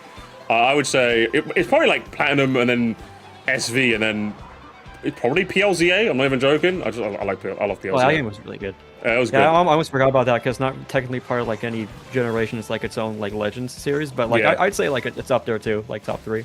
Yeah, I really love PLZA. And yeah, even PLZA kind of did what I'm like alluding to in that like they kind of because what's it? Don't you have like you have the rank progression thing to like progress your rank. And then like you do that while also like catching Pokemon, and then like you do at nighttime you'll do some like some battles to get your tickets, but then at the daytime you can get there's usually some new zones that come about so you can get a new Pokemon. So like you got the focal point of I need to do the promotion match, but you can also like catch stuff, do side quests and battle trainers like and then get there in kind of wherever you want, you know. So if they kind of take that sort of gameplay loop and like implement it in the gym challenge, that'd be amazing, right? Yeah. Like you have the focal point in the gym leader battle, but then like you can catch stuff, you can battle Pokemon, you can just discover things, like you kind of do what you want until you get to that point, and then you do the point and you get to the next area, you know? Yeah.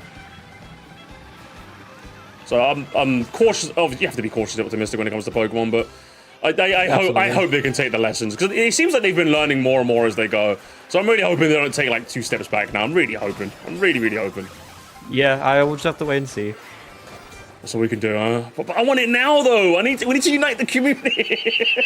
It actually reminds me of for Gen 10, like what's like the ideal like country or part of the world you want it to be like based on? I think Twilight is big on like Australia. She's big on Australia. For me, I want them to do Greece. I want them to make like Greek mythos Pokemon. Greece would be good. Yeah. I would. I mean, obviously, I would love them to try like something that's really out there. I'd love them to try like somewhere in Africa, even South Africa, something like that. Yeah, would just be really out there. Either way, I'm not really too fussed, but like Greece could be good, Australia could be good, even Germany. I'd fuck with Germany. Germany would be kind of funny. Somewhere like mainland Europe, like that. I think my funny pick. I mean, I hope they don't actually do it because it'd be kind of boring, but my funny pick would be like, what if they did California? Like, I want to go to Los Angeles, like in the Pokemon universe. That would be kind of funny. That would be kind of funny, but you've got every AAA slop game either goes to New York or California. You've got too much representation, okay? Yeah. I mean, the more I think about it, I wouldn't be against it because like it would they probably play into like being like a west part of Unova you never explored before, if they want to like Because Unova was America, but it's pretty much just New York, right? Yeah, when people say like, "Oh, Unova was," no, it was just the one C. Like they based like Castile DC of New York, but the rest of the region wasn't really like U.S. centric, if that makes sense. I think that was their like them experimenting with like, what if we were to like take it out of Japan? And like I think Black and White was their like experimentation where they kind of based one big city off of New York, and then into south for the next region being Kalos, and French, Yeah, so I like I was saying, like if you ever return to like Unova, where there'll be like a mainline game or some sort of spin-off, I think it'd be like fun if we would explore like this sort of like West Unova, and it's more about like the West Coast where you got like California and all that jazz. That could be kind of cool. Yeah. I'm not really too worried about the region. I think whatever the region is, I think they'll nail it. Because even with the Valdea, like, despite the game looking ugly as sin and not having much two bones about it still felt very Spanish, At least to an outsider, it still felt very Spanish. In the same way that, I guess I'd also ask, like, how well did like Galar do in terms of UK? Really good. I think they did a really good job. Like, it really did feel like a Pokemonized version of like the UK. At least the the characters and the like names and everything, like the dialogue especially, like the fact that, like, for example, and I love to reference this all the time, but the fact that like whenever they say like with Leon, for example, they don't say like he's bad at directions, they don't say like he fumbled, they say he's pants with directions, which is like, that's a Britishism right there, yeah, no, because when I was like listening to it, like I've never heard of any of these phrases at all. Yes, so I'm just really I love like... that. Again, I can't stand that game, but I won't pretend I didn't have a dumb smile on my face whenever they'd use an Englishism, and I'm just like, you're not fair. You're trying to win me over with that UK mind control, and it's kind of working, all right. Yeah, because although like Unova and like Gen 5 is my favorite, I don't think the like tributes to like America does all that much for me, because like, one, I'm not from New York, and I mean, I think the soundtracks kind of nails it, because like it's very like trumpet heavy. It's like very it kind of has that vibe to it. I don't know, but yeah, I don't know. I just like, the reason why I like to see Unova again is like if they would cover the part of the region like I'm actually in. That'd be kind of neat. I think everyone kind of wants their place to be represented, because it's just nice. Because again, I won't pretend that as much as Sword and Shield sucked, it was really nice seeing my Wyndon seeing a Pokemonized version of London, a Pokemonized version of like the seaside towns, and like all sorts of like the weird history, like harkening back to like the weird history that the UK has for being such an old country, and kind of implementing that story of like Galar. Really like that. Shame the game was ass though. Shame about that. Yeah, no, but I think Gen 8's still my least favorite as of now. Absolutely, did not enjoy that. Has to be. But yeah, it's just as a representative of the UK, like it was quite charming. Like the first time you go onto it, my favorite thing was, I think the smallest thing that I really liked is that there's a city called Stow-on-Side, which is supposed to be kind of be like which is supposed to mimic the naming convention of like some of our towns and cities. Like some of our weird naming conventions are like, we'll have a place called like Trenton-on-Sea, or like, so they reference it as Stow-on-Side, I'm just like, what a charming little thing they reference, like the weird naming mechanisms we have for our like little towns. So again, it's just, they did a really good job with that, so credit to Game Freak. I'm sure if they reference whatever region that you would want, they do a really good job as well. Yeah. They're very good at that. They're very, very good at that. Either way, Sam, anything else you want to talk about? Kind of yap the house down, really. Yeah, no, I think that's about all I have. That's all I got. Oh, lovely chatting with you as always, man. Where's the next video, man? What's the next video? I'm getting impatient. Video? Tomorrow. What's that? What's it gonna be about? It's gonna be about the subtle like moral implications of stepping on Goombas. You fuck with me. Is that real? No. there's one for the Gaslight compilation. Yup. Yeah. Yep. Absolute fabrication. There's no video tomorrow. God, what's it gonna be about? There's no video tomorrow. Oh, fuck you. Fuck you. If you didn't say that, I literally would have been like, oh, yes, let me refresh. Oh, man, I'm going to have a field day with this. Fuck you. How about that? Guys, he's going to have a field day with this one. Make sure to submit to the Reacts channel 20 minutes in before even watching it. Either way, Sam, a pleasure as always. Have a good one, man. Of course, yeah, have a good one. Peace. What a silly little goose, eh? I got fucking frying pan scam. Real. Actually real, honestly. Unbelievable. Either way, that was fun. That was a fun gaming in the Yappery sesh. Turn us switch online. No chance. Let's do some reacting. Guys, it's time. Guys, it's time for React Slop. It's time for React Slop, guys. React Slop time now. Guys, wake up. Wake up. It's time. It's time, guys. Wake up. It's time, gamers. Guys, you've barely touched the React Slop, guys. You barely had a time. Sorry, man. My arse was on your head. You never combed your hair before, gamer? Disgusting. Absolutely disgusting. Yummy. Yummy tasty. Yummy, yummy tasty. Yes, yummy, yummy tasty slop. Yes, gamers. Are we ready for the slop machine? Let's see. What do I have actually? Can we score TikTok?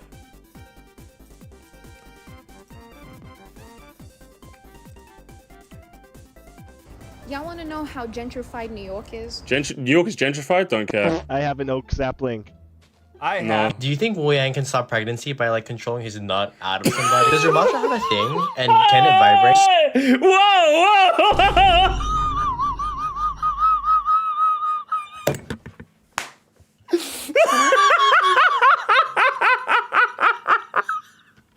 Oh, I know.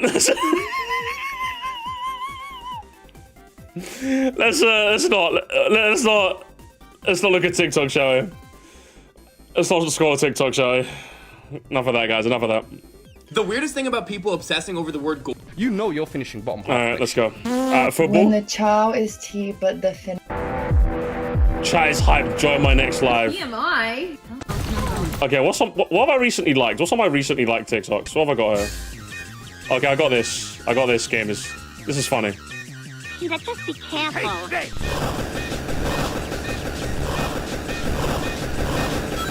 Get ready to be So well done, gamers. Look at this.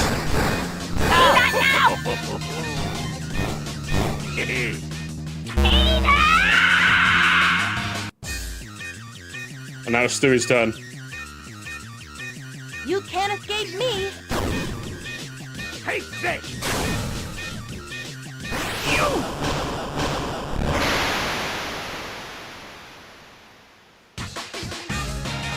Good job, Stewie. What rank is he getting? If anybody's gonna take that bitch down, it's gonna be me. Good job, Stewie.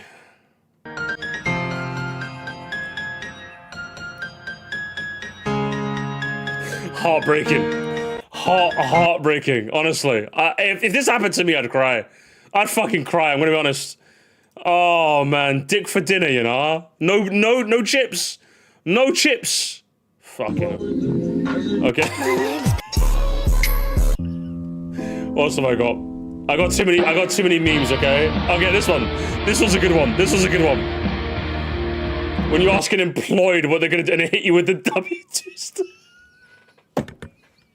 This person's inventing words that no one's ever seen before. An employed. That's what you are, guys. You're an employed. That's what you are. All right. Disgusting. Disgusting. The lot of you.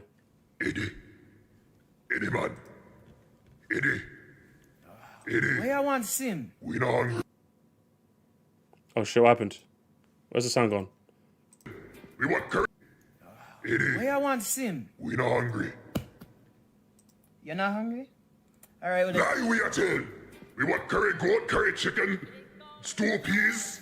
We want some food, yaki and saltfish. Hey, watch where you going. So see, this is how you make Venom better. Just make him Jamaican, and then he's like 10 times funnier. What the boy them think he is? We want fight. Yo!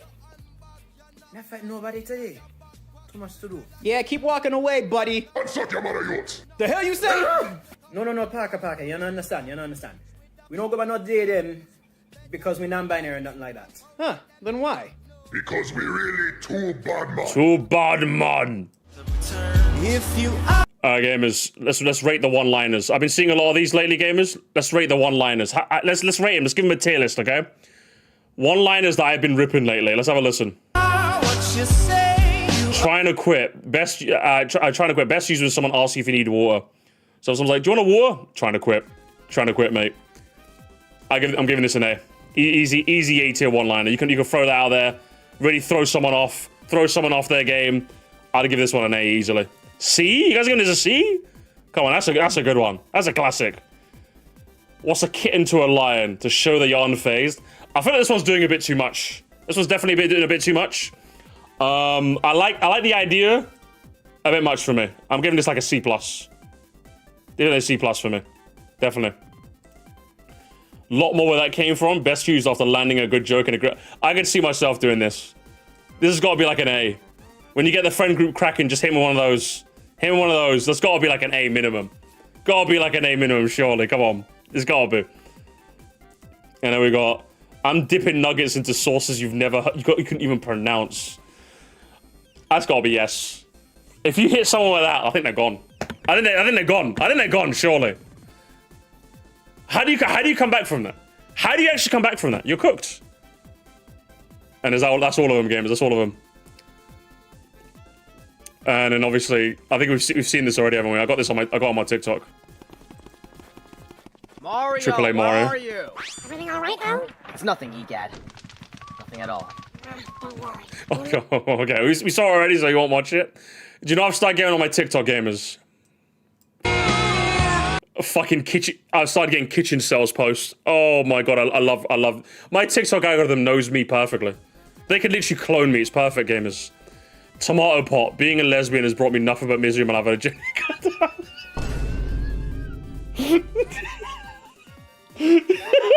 So good. Oh my god. Asked the girl out for the 22nd and she said she couldn't because there was a birthday party on the 20th. Chinese. It's like I want to feel for them, but then like it's the food afterwards that fucks with me. It's so. I asked myself out for Valentine's Day and said yes, and I was happy because I accepted. I can't. This is I've read these before and they're killing me. They're fucking killing me again. Yeah, man, you gotta love yourself before you love anyone else. Valentine's Day, you know the drill. Medium rare ribeye on salad. He's not even trying. It's like, yeah, you know the drill. Okay, I'm lonely on Valentine's Day. Okay, yeah, that's the worst bit. The food looks good most of the time as well. That's what makes this interesting.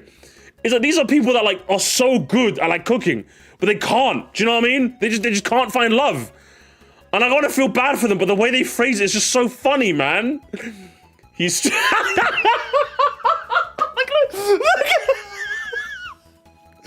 like this, like 3 words, like 3 word story. There's so much I have to ask this person over 3 words. Do you know what I mean? There's a whole story that you will never know. But you got sandwich. You got sandwich, gamers. Failed my fucking driver's test and I'm 26 years old and I can't even get laid and drive. I don't deserve that.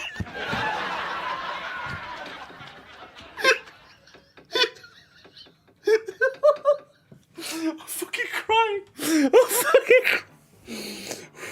These are so good, man. These are so fucking good. I can't deal with it.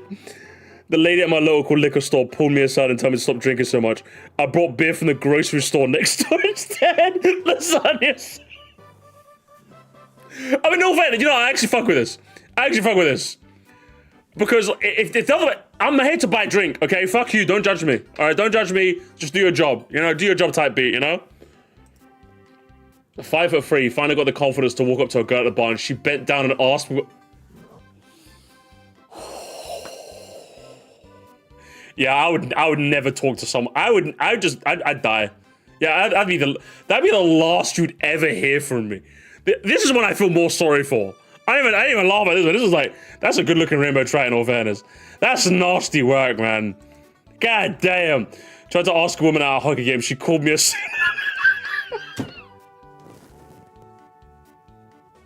But then before I could, then after immediately, I immediately go back to this. And it's cinema again. It's fucking cinema. Molasses and spice cookies. I've never tried those before. Of course. Asked the girl out and she started laughing. Got super hard. Rice. That's the lack of game these fellas are on. That's the lack of game, gamers. Just rice. No flavors, just rice. Just rice. Gobble gobble, no woman.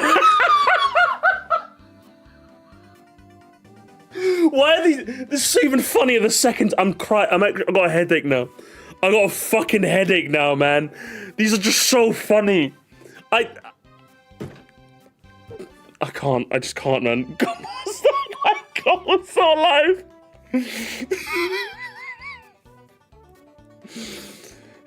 Got a headache, man. Therapist told me I should give up on romance. Plate of nigiri? Yeah, fuck that therapist. You know what? This is one I feel bad for. Fuck that therapist. Get a new therapist. That is terrible. That is terrible advice to be getting from your therapist. The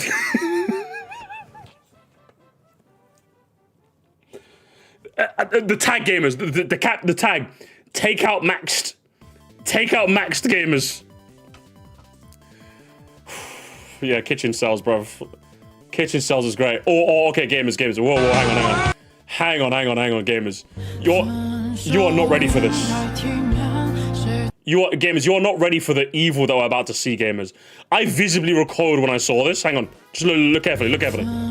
So the notes say let's break up, by the way. Look carefully.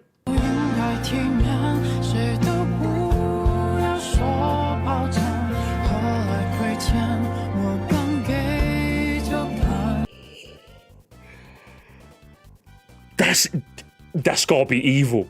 And you've gotta get locked up for that, bro. I was recoiling. I was recoiling, man. I didn't know what to do. Canonically, that probably could have broken up our relationship. And it's possible, it's feasible. Do you know what I mean? This person needs to be locked up. Like today. Oh my fucking, yeah, I couldn't believe it. I couldn't believe it. But this was funny though.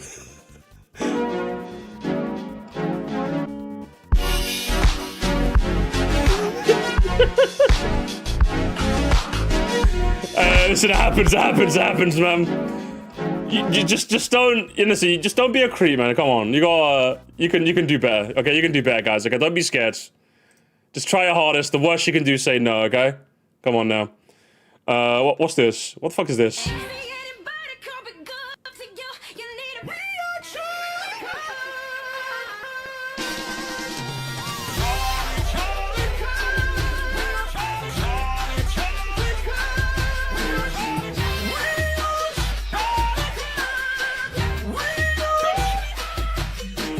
I remember why I like this one now.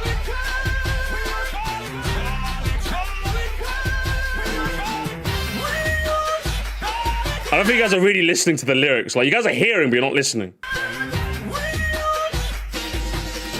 Come on. You guys want more? Hang on, is this more your speed?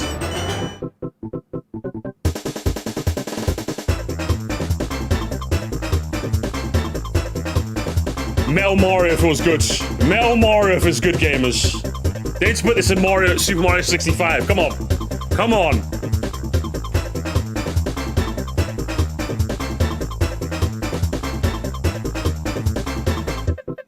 Alright, guys, what do you think? Thoughts? We're buffing DUIs because we're seeing too many drunk drivers in lower ranks. That doesn't make any fucking sense because DUIs are already so overpowered. They are. Drunk driving as a meta is F tier, and yet we still see so many people across the player base using it. So you can buff DUIs as much as you fucking want. What you should be doing, you should buff the liver, make it so that you can consume at the very least 3 times as much alcohol. I agree with this. Without any mental or visual impairments. You could, honestly, you could simply just nerf alcohol. That's where he lost me. I'd say give the liver a buff, but like nerfing alcohol is crazy. That's actually crazy, honestly. They already nerfed it enough of like the high tax rate on alcohol. You can't be doing. You can't. What else are you gonna do? Do you know what I mean?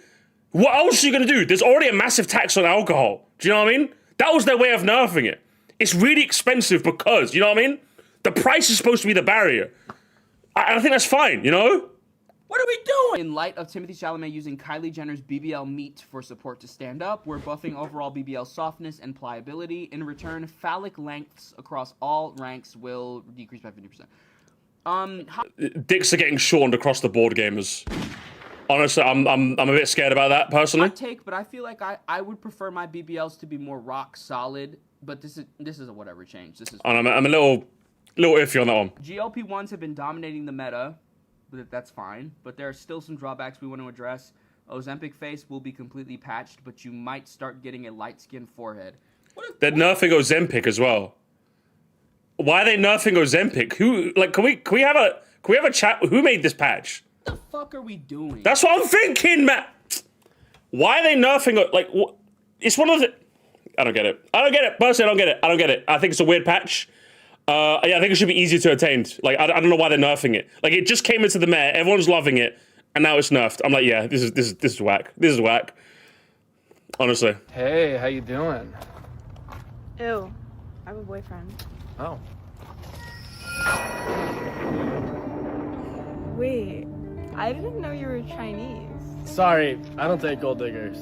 Hey, Happens to me all the time. Like, they find out I'm Chinese and they're like, oh my god, really? I'm just like, come on, man. Come on. It happens so often. It's actually unbelievable. Genuinely unbelievable.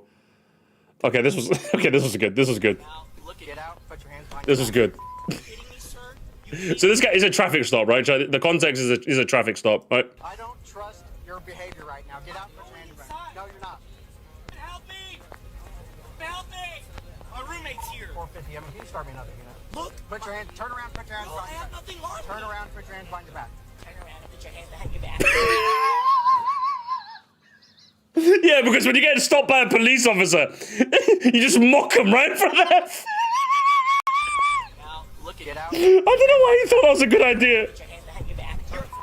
Now, look, get out. Put your hands behind your back. I go one more time. I gotta see it one more time. Turn around. Put your hands behind your back. Turn around and put your hands behind your back.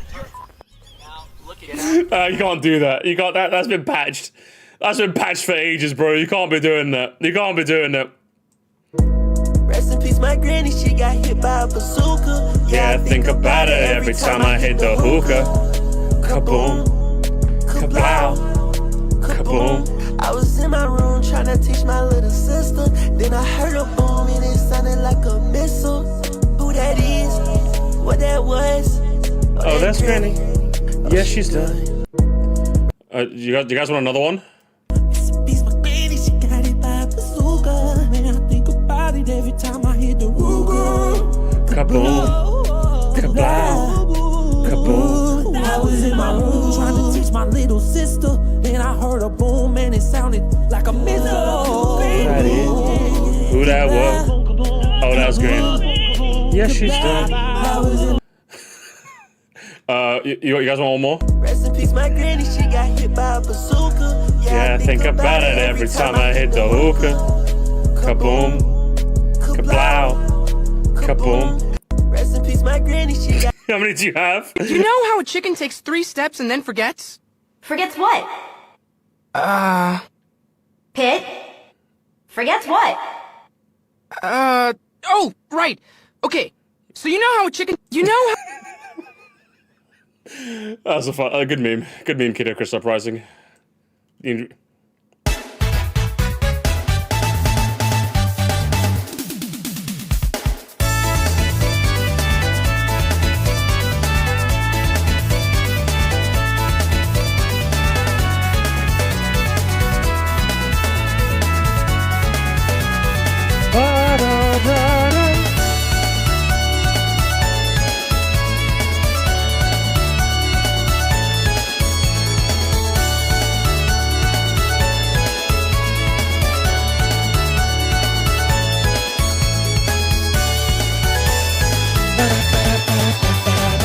Yeah, I just liked it for the music, I'm gonna be honest.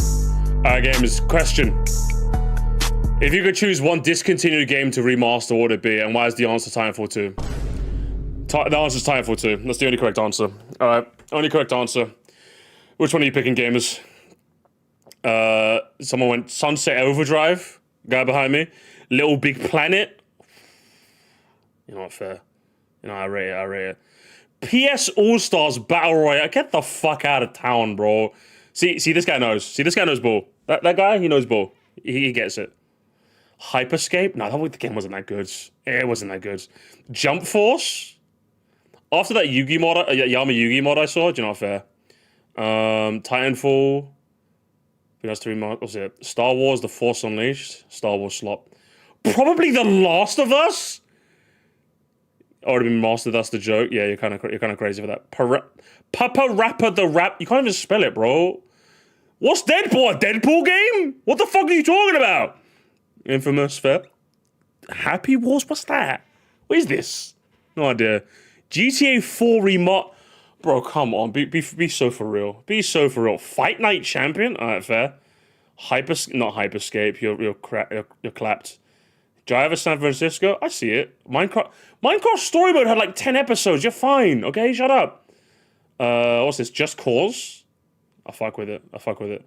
Metal Gear Rising? Does it need a remake? Did it have a multiplayer mode? Yes, Friday the 3rd. Okay, this is true. Oh my god, this is actually true. I don't know how many of you guys play Friday the 13th, the game. It's like Dead by Daylight if it was good. And it died way too quickly, and I'm so upset about that. I could actually play that game and actually have fun. It fucking died, bro. I'm so upset about that. I'm actually so upset about that. Naughty Bet? What is that? Never heard of it. Welcome Back, Mirror's Edge. It's a single player. Yeah, some of these guys are clapped. They don't get it. Mirror's Edge is a single player game. You can play it right now. When they say discontinued game, is that like a game that was like multiplayer that's dead, and then like you wanted to like have a second wind? Yeah, Titanfall 2. That's easily my one. Yeah, Titanfall. Friday the 13th is great, honestly. Rumbleverse. Rumbleverse, legendary shout. Rumbleverse, Knockout City as well. Oh, those two games. Fuck, man, those two games. Crazy. What did you guys say? Hang on, let me scroll up. What were you guys saying? Little Big Planet. Anthem? Shut up. Little Big Planet, Mario 35. I've been kind of accepted that's dead. Multiverses? Oh, man. Multiverses sucked. Like, I liked it, but... Do you know what I suppose? That's probably the game I've enjoyed the most. I did not care that it died. I loved the Multiverse. Like, I love playing LeBron in that game with a bit of Shaggy. I just did not care that it died, I'm gonna be honest. It's ridiculous. It's absolutely ridiculous. The cancelled Crash game? Yeah, definitely. Congo, shut up.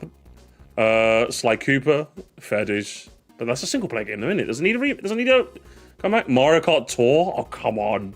No way. 3D Lat Go Home. Mario Hoops? 3-on-3 with modern day online? They kind of got home. They kind of got hard. Luigi's Mansion 2?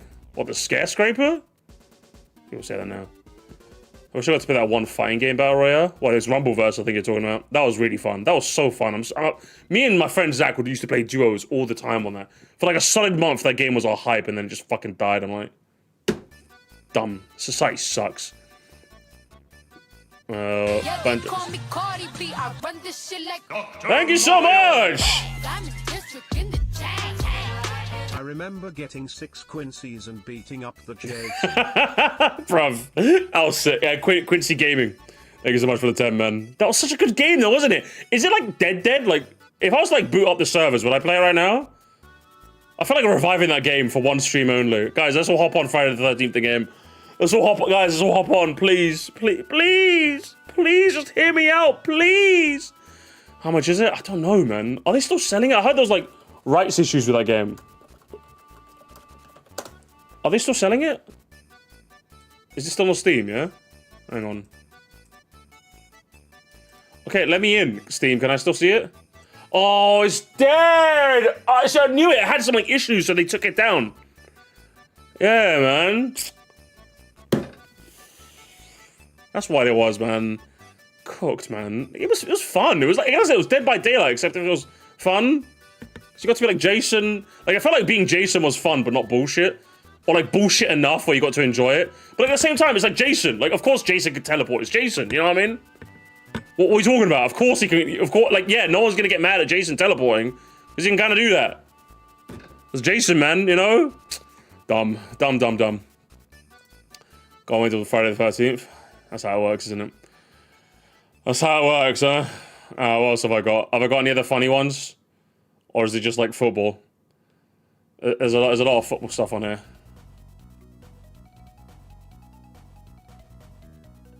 Way too much football. Way too much football. All I got is Hatsune Miku hitting the rare. That's all I got.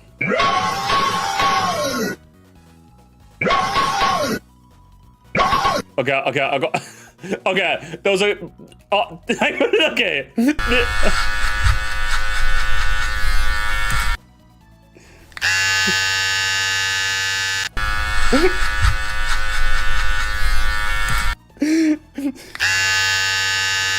True, honestly. Yeah, this archetype.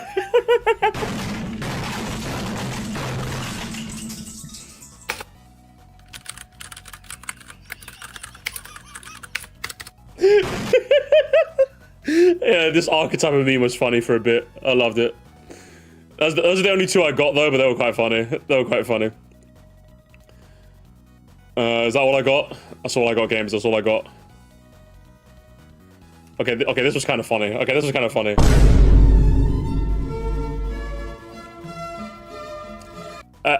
An ethically correct use of AI tools, gamers, to troll your dad. Dad, I messed up. Please don't get mad. What do you do? Speak. You know how you told me the rice to make rice? Yes, 1 scoop. I did that. What problem? I think something's wrong with the cooker. Wrong how? Started smoking. Why smoke? There are no ethical. Stop! You're so fucking. Get out of my chat. You people are fucking boring, bro. You're so boring. Go away. Go away. You're literally the worst kind of person ever. You're the kind of person that, like, even as a joke, you're like, no, it's all, you're boring. You're boring. Go away. Okay, boring, boring, boring. Go away. Okay. Start smoking. Why smoke? I don't know. It smelled burnt. Turn it off! No! It's too late. What do you mean too late? What the fuck is this? My rice cooker. Dad, I'm sorry. Sorry for what? You kill it! I didn't mean to. The rice cooker older than you! I use every day! Dad, calm down, please. Don't tell me calm! You make my blood pressure go moon! Go buy a new one. Bye! You take money, fix everything! This will make perfect rice! You don't replace! It was an accident! Accident when you don't listen! I said 1 scoop! You do what? Maybe 2. You make black rice, Duma! Dad, please. You know how important rice? No rice means no family! Clean it. Clean what? It did! Dad, I'm really sorry. Sorry, no fix! Now I eat what? Noodles? Noodles is no rice! I raised you wrong! My heart cannot take! I swear I'll never touch again. Too late! You're not allowed in the kitchen anymore! Please don't tell Mum. I tell everyone! This family shame!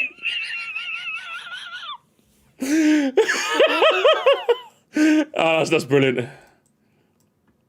Dad is toxic. Boring, boring. Can I get the boring people? Who else is boring in my chat? Can I get the boring people out of my chat, please? Jesus Christ. It's just a dumb little story about someone. It was just a little bit of trolling. Like, what the hell are you guys wrong? What's wrong with you people, man? What's wrong with you people? Okay, the little funny never hurt anyone, huh? Come on now, man. I'm boring, ban me. Okay, no problem. Honestly, when did we get so woke? What happened? It was really funny. At least it was really funny. Exactly. It's morally ethical when it's for the funnies, okay? As far as I'm concerned. Okay, this was okay. Let's go to my Twitter. Do you guys want to go to my Twitter real quick? Okay, this was. Oh my god, it killed me.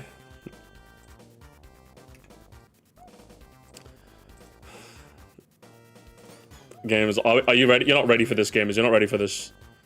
Gamers, you're not ready. You're not ready for this, gamers. You're not ready. I don't think. I found the pinnacle of so retro. For the first time in over 20 years, there's a new voice actor portraying video games. But what was that?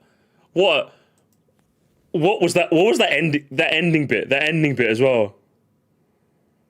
What was that, bro? What was that? What was that? The worst part is it starts off actually really cool. Like this Mario to that's a cool transition. That's cool. That shit, like, what was that?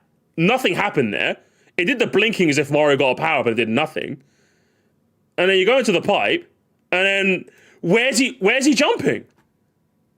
What happened? No animation? Where are you going? Yeah, it starts off so strong and then like falls off.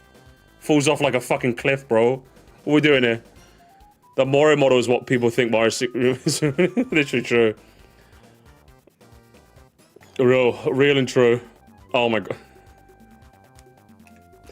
Yeah, gamers, it doesn't matter whether it's my TikTok or my Twitter. stopped to get donuts on the way home from work and asked me at the lady at the counter if she could pick a dozen at random for me to surprise me. Well, I looked away and she said no. So I mumbled and said, give me 6 glazed. I really didn't want donuts. Just wanted to feel some buzz. This poor guy.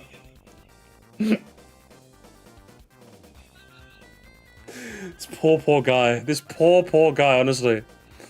Alright, game. Okay, we're gonna need some context for this one, games. We're gonna need some context. Okay, so there's an archetype of tweet where it's, hey, help me find a GIF, right? So I'm gonna show you guys the actual GIF first, and then I'll show you what they did to, like, normally someone draws the GIF, right? So here's the GIF, right? Here's the GIF. It's a bit of a weird GIF. Like, this guy's doing, like, twirlies on it. I'm like, shit, is this a new technique? A new update unlocked? Is this sex 2? So what did they draw to, like, ask, hey, guys, does anyone know what this GIF is?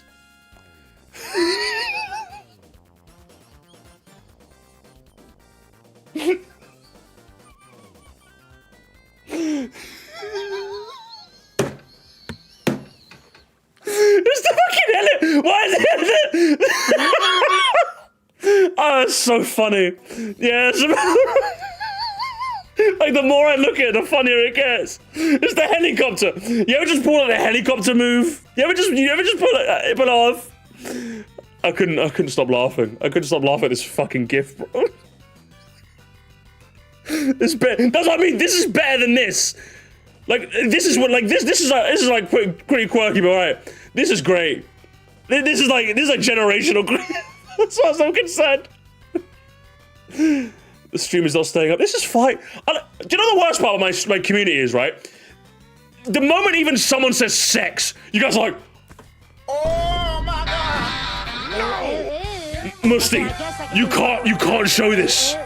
Musty, you can't. Musty, you can't. What the sex? We can't know what that is. We're Nintendo fans. That's all of you people. It's stick people, okay? What are we doing here? Calm down. We're getting too woke, games. I'm afraid we're getting too woke. Okay, this is bad. This is bad, gamers. This is bad. If my friend started screen sharing their phone and this is what I saw, I don't know, man. I don't know, guys. This is too much. This is too much. I'm sorry. This is too much. I couldn't. I think he'd be gone. I'm gone, man. I'm gone. How many do you need, bro? Like, how many? The biggest of bat. How many do you need? Like, I'll just be real with me. How many do you need? Do you really need to, like, get your Popeyes rewards and your Olive Garden rewards and your Dunkin'? They can't be. They've excluded you. The bills cannot be that high. I'm sorry. The back cannot be that big. All right. The back cannot be that big. It just can't be. It just can't be. Also, I saw this again and I'm just like... Interior like suicide, wrist rag, acted exercise. This could be your phys ed. Cheat on your man, homie. Ah, try to sneak through the door, man. Can't make it. Can't make it. The shit sucks. Out my way, son.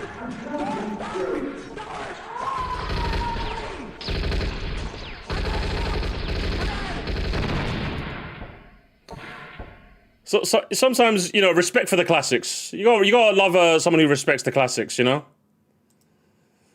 Gotta love it. Big fan. I got 2 more for you, gamers. I got 2 more for you.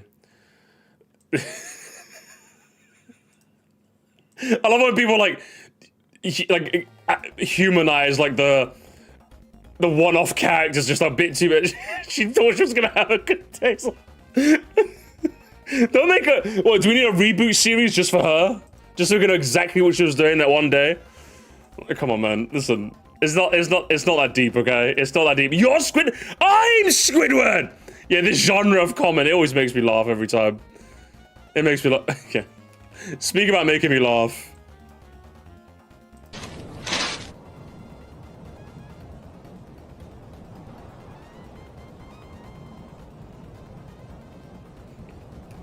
Say my name. It's the fact that it's the heat. it just doesn't come down. It just doesn't come down. And then you just wait. You just wait for it. You just wait for it. Oh, did I show this? Oh my god, don't tell me. Did I show this, chat? I think I showed this, but I think I'll show this one more time, I guess. This guy's reaction to the Tomodachi life thing.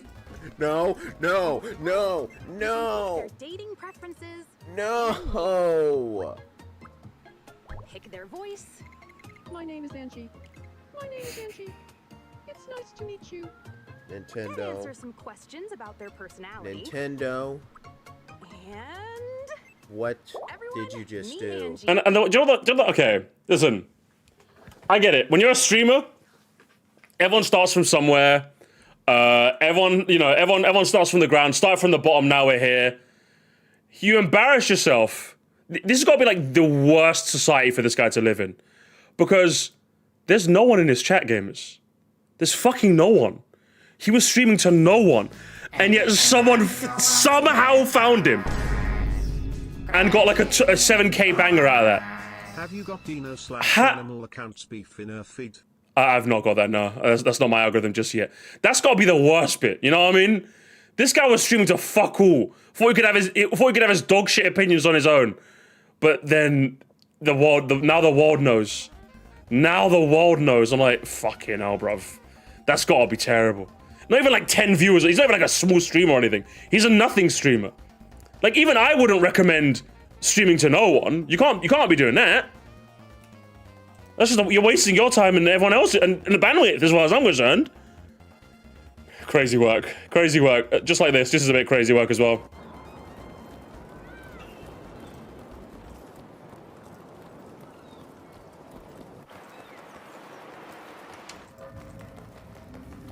Where are the NPCs at? Why are there no NPCs?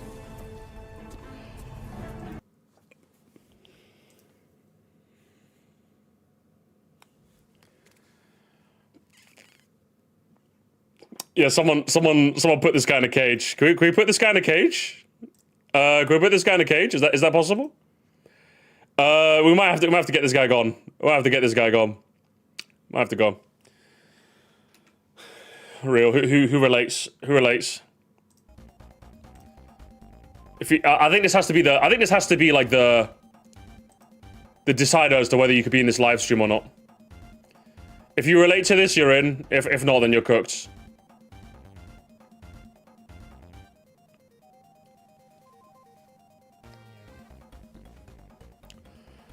Everyone knew what you had to do. I did his daily. You kind of had to. Everyone knows. All right, gamers. Let's see. Do we agree? Do we agree, gamers? Top 5 human beings of all time. Let's have a listen. So we got, what's it? John Cena, 5th. I'm like, okay, fair. Santa had to be top 4. Okay. LeBron. I see it. Bit high for my liking. I see it. Jesus. Come on now. Generation run. Fred Vanderbilt, the guy who made the air fryer.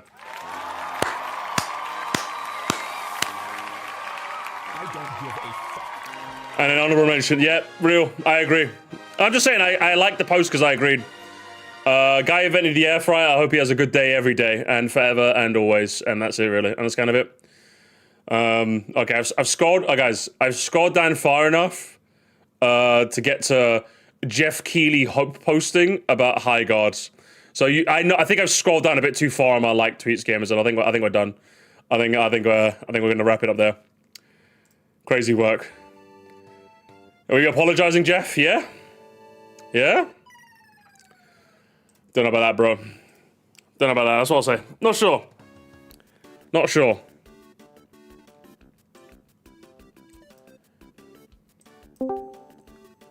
Skibbity bop bop, skibbity bop bop.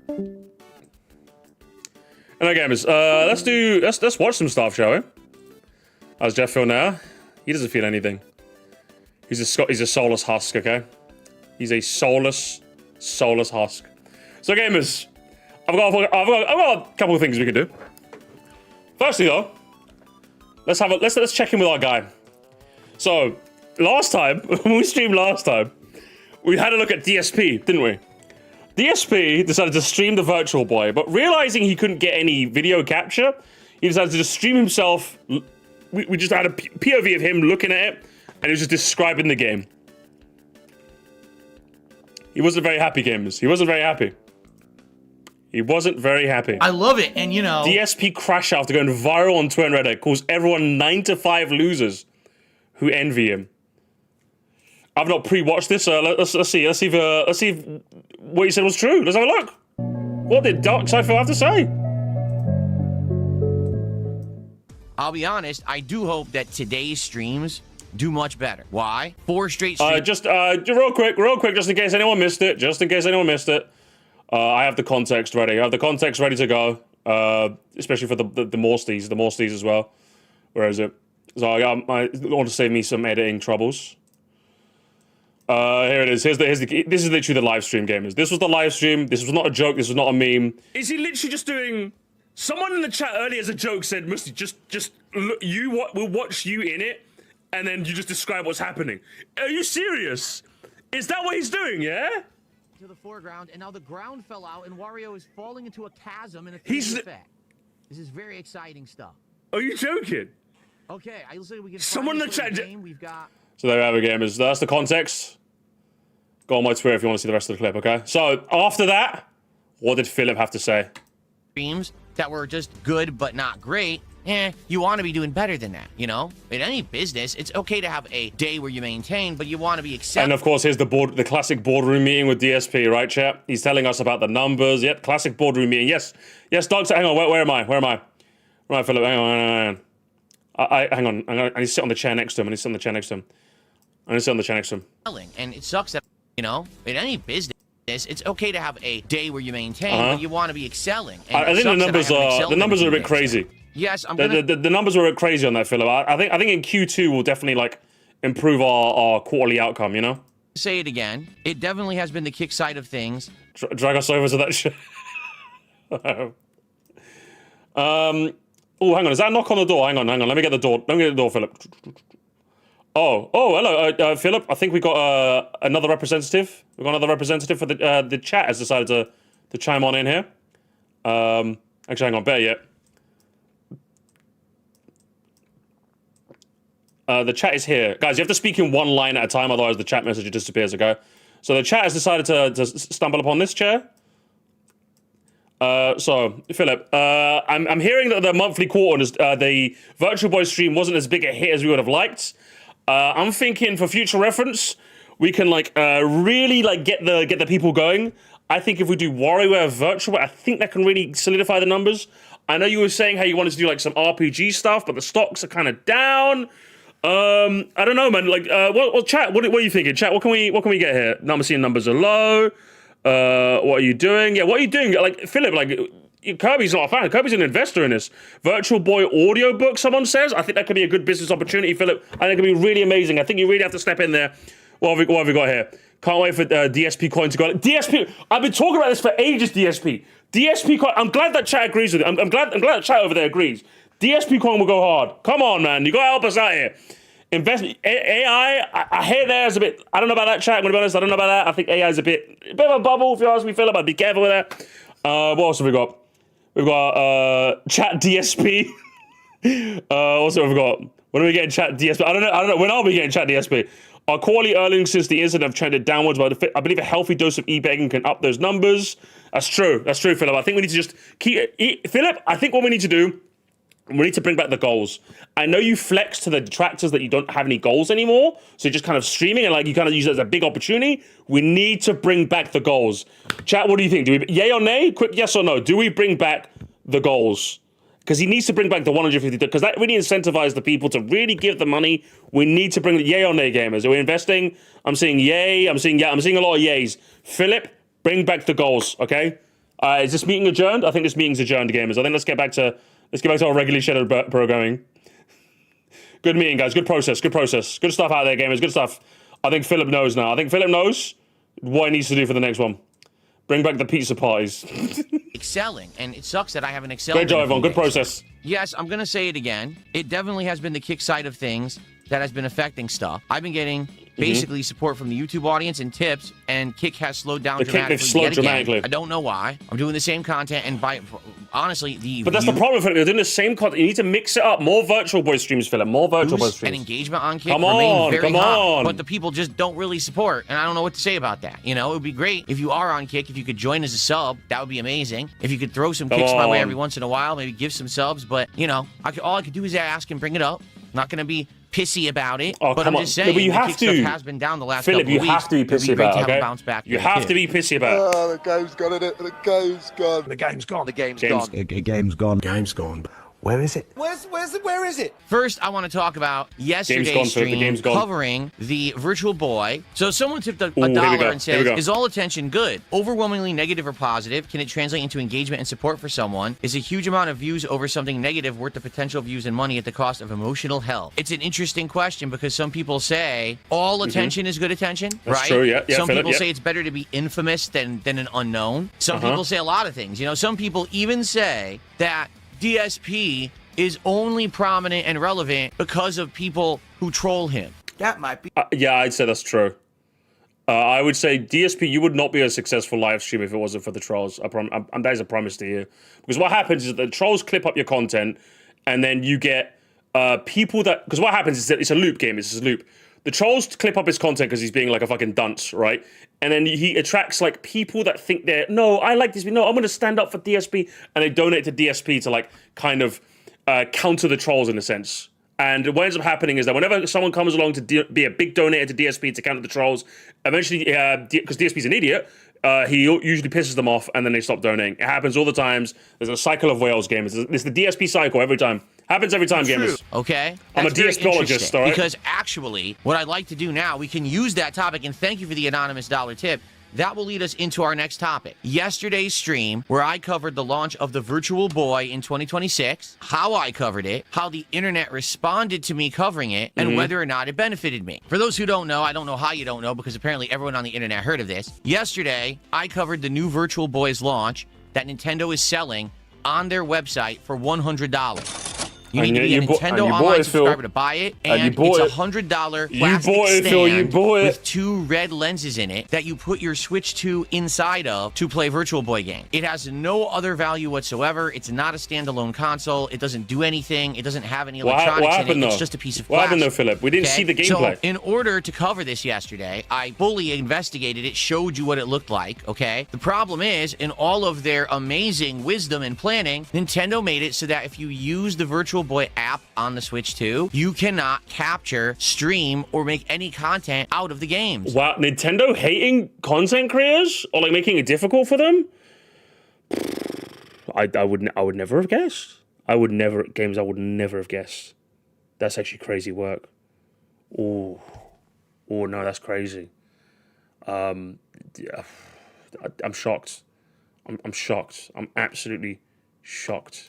Because when you open the Virtual Boy app, it says you can't dock the Switch 2. Hence, you can't get any video out of it at all. Okay, I hit it. It's flying. It curved too far left.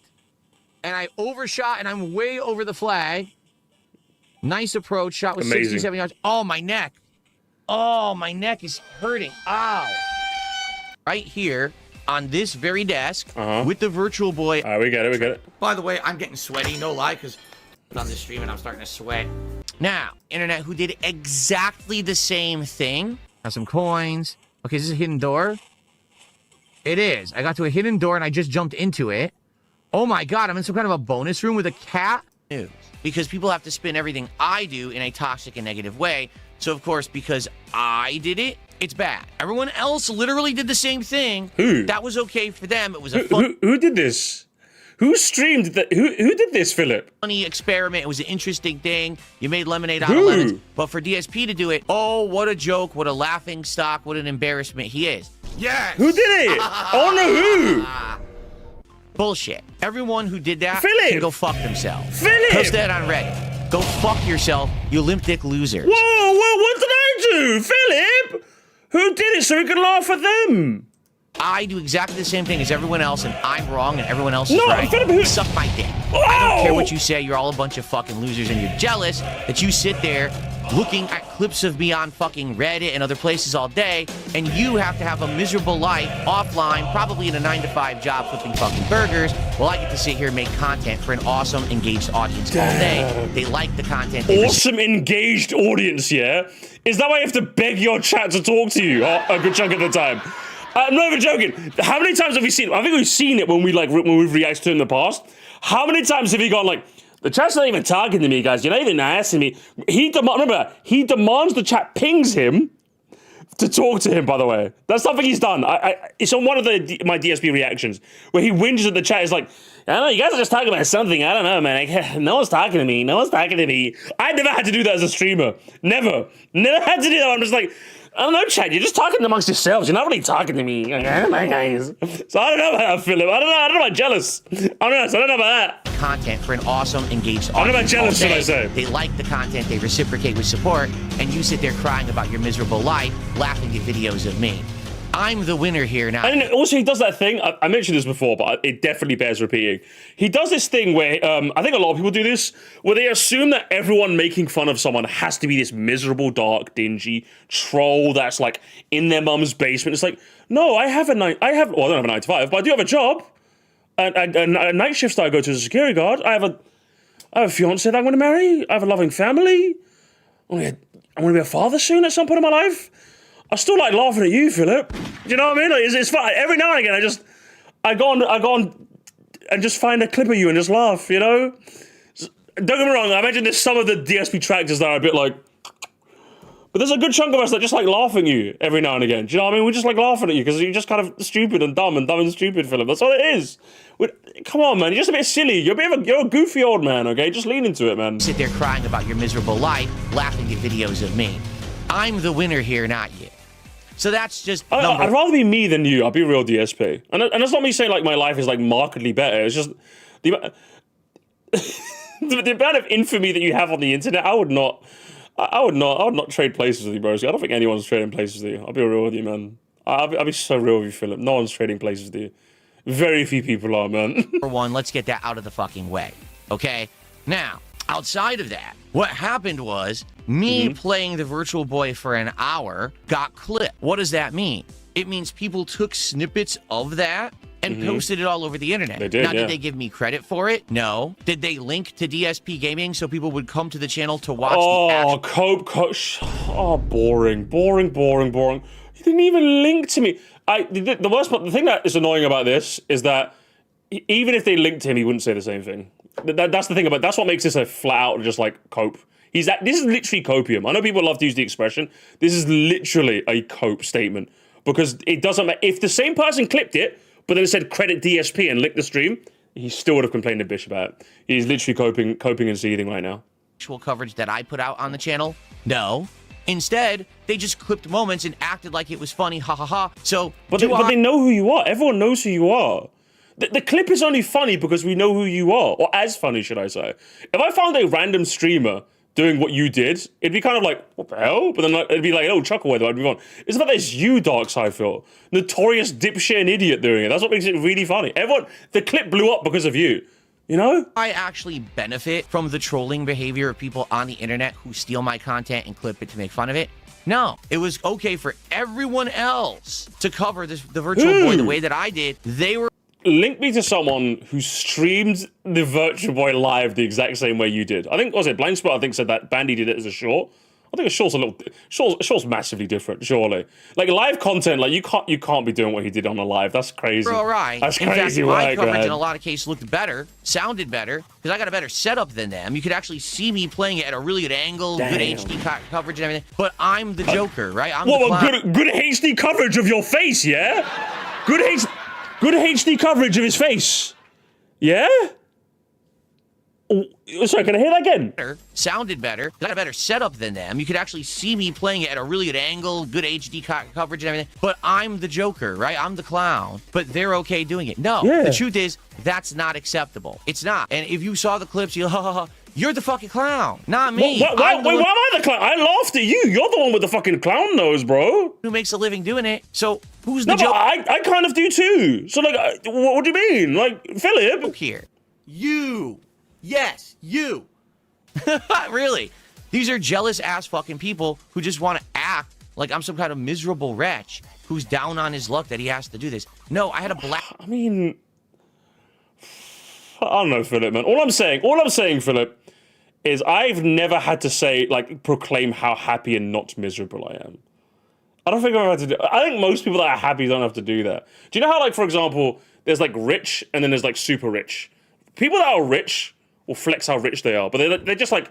They got, like, a couple 100,000 in their bank, which is, like, good money, but they're not, like, rich. The ultra-rich, though, they don't talk about it, because they know. You know what I mean? That's where Philip is right now. He's like, he might be kind of... He's like, I'm happy, I swear, I'm happy. But it's like, are you really, though? Because, like... Come on, man. Let's be real. Come on, man. Come on, man. What a silly goose. What a silly goose. DSP is a Simpsons character, Earl. He kind of is, isn't he? Kind of is. He's a caricature. He's a caricature of a streamer. Thank you so much, Buzzable. And you, Slappy Dog. It genuinely warms my heart whenever you... Oh, woke. You're getting woke. She's getting woke. Best of luck when the time thank you, man. I appreciate that. I will do soon. And I hope that I'm good at it. I'll figure it out as I go. Don't worry about that. Thank you, though. Appreciate the money. Yesterday, I want to make that clear. Covering the Virtual Boy may have been a joke for Nintendo because I exposed how bad of a product it is, right? At the same time, it was incredibly fun to do that. And I love my job. I love doing this for a living. So I had a great time. I will continue to cover this kind of stuff in this way. More Virtual Boy streams. You know, in the past... Here's the thing, though. I guarantee he does not do another Virtual Boy stream. He says he'd love to do something like... Do it again, then. Do it again. If it was really that good content that you're saying it is, and everyone else is jealous, do it again. No, see, do it again. Philip, come on. I couldn't get the $100 piece of garbage from Nintendo to cover it because I couldn't afford it. Well, now I can, and I will continue to do this kind of coverage, and my viewers will appreciate it. And I'll explain why. I'm skipping ahead. My health, both bodily and mental. You gauge interest, you see what's going on, you see who likes what you're doing, you try to cater to that audience, you ask for feedback, and then you improve yourself. That's how you succeed. That's why I'm still here 18 years later. Not because I'm some kind of a stupid meme that you've joked about for the last decade, and you think that's why I'm still here. I don't... Yeah, I would say so. I would say that's probably why you're still there, Philip, yeah. Make $1 off of your toxic shit. You're a loser. Every one of you that sits out there laughing at off the cuff, out of context, stupid toxic clips about me is a loser. And I don't need to waste time. I saw it live though, Philip. I saw it like live. I saw the whole thing. I think the clip gave you the context. On you. Now put that shit up. Yes, it's been 18 years. DSP's been doing this for 18 years. DSP's been doing this for longer than some of you guys have been alive. And that's not a joke neither. On Reddit and choke. So any single time anyone in the chat goes, Musty, this has to be a meme, this has to be a joke. No. DSP's been doing this for like a decade plus, like nearly decades. It's possible soon for us to be able to say DSP's been doing this for decades. Do you guys understand this? He's old. He's old and skibbity. He's like in his 40s, man. You guys call me Unk. He's Turbo Unk. You know what I mean? He's been doing this for... what a frame to go back on. He's Turbo Unk. Do you know what I mean? Come on.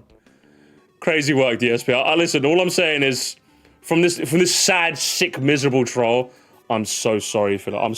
Oh, you can see how sorry I am, right, Philip? Oh, no, Philip, no. I'm so sorry that I'm a sad, dirty troll. Philip, do another Virtual Boy stream, okay? We'll tune in. We'll tune in and we'll watch. We'll even support gamers. We'll even support. I'll send you a super chat, okay, Philip? Do another stream. All right, do another stream. Like a year older than his career. Fucking hell, man. Crazy work. Uncough. What's that? The Uncough? What do you mean the Uncough? He's got 10 years on me. He'd out-unk me, man. What do you mean? He's not talking about the Sudoku, do you know what I mean? And I'm just like, I'm cooked. I'm done, man. I can't do anything. Either way, fun stuff, DSP. Let's have a good one. It's like a stage below. Yeah, Uncough on the lost levels. No, I can't be doing that. That's too much. What is this? What is this? I was just... Listen up. Oh my god, what the fuck? DSP's gonna eat me? What the fuck? Come on, can't be doing that. this is fashion in 2026, gamers. This is fashion. This is fashion in 2026. Oh, we got the. Oh, hang on. We adding. Oh, hang on. Are we adding more? Who's in the? Hey, who's in? Who's in? We need more people. Edit yourself in the boardroom meeting. Every person who reposts the image, you got to add someone. You got to add someone to yourself, okay? Who is at the boardroom meeting, guys? Come on. We're all in. Everyone is joining the meeting, guys. What have we got? A man playing a tuba with another man inside. A man with a broken bass drum. A man dropping his trumpet. True and real. True and real, gamers. True and real. What else have we got? Oh, okay, I got something else, gamers. I got something else, gamers. Something else, indeed. Okay, I saw like 2 seconds of this, and I'm just like, guys, 1.3 seconds, I'm out. Oh, I saw the listen, bro. I'm not a game reviewer. I'm not a blind hater. I'm not a Nintendo glazer. Yeah. Well, actually, I play on PC and I buy Nintendo's consoles for Nintendo's games. Yeah. But as a Nintendo glazer, currently, I feel like I could have waited to buy this console. At the time of making this video... So why didn't you then, dipshit? See you later, nerd. Done and cooked. All right, anyway, gamers. Let's have a look at the Wozniak, shall we? Let's have a look at the Wozniak. I think it's made a topic on a video that I'm actually quite interested in talking about. This is great, honestly. Did E3 deserve to die? I kind of want to look back through E3 as well. So I think it'd be interesting to go back through it. And I also want to give my thoughts on it as well. I'm sure Scott's going to have the same opinion as me because he's too sensible. But I'm kind of interested to just see what E3 was like. Do you know what I mean? I'm curious. It's a topic that intrigues me. It intrigues me, gamers. But real quick, I'm going to grab a drink, okay? I'm going to grab a drink. I'm watching Scott gamers. Scott the Woz is going to have a field day with this one. Give me a sec.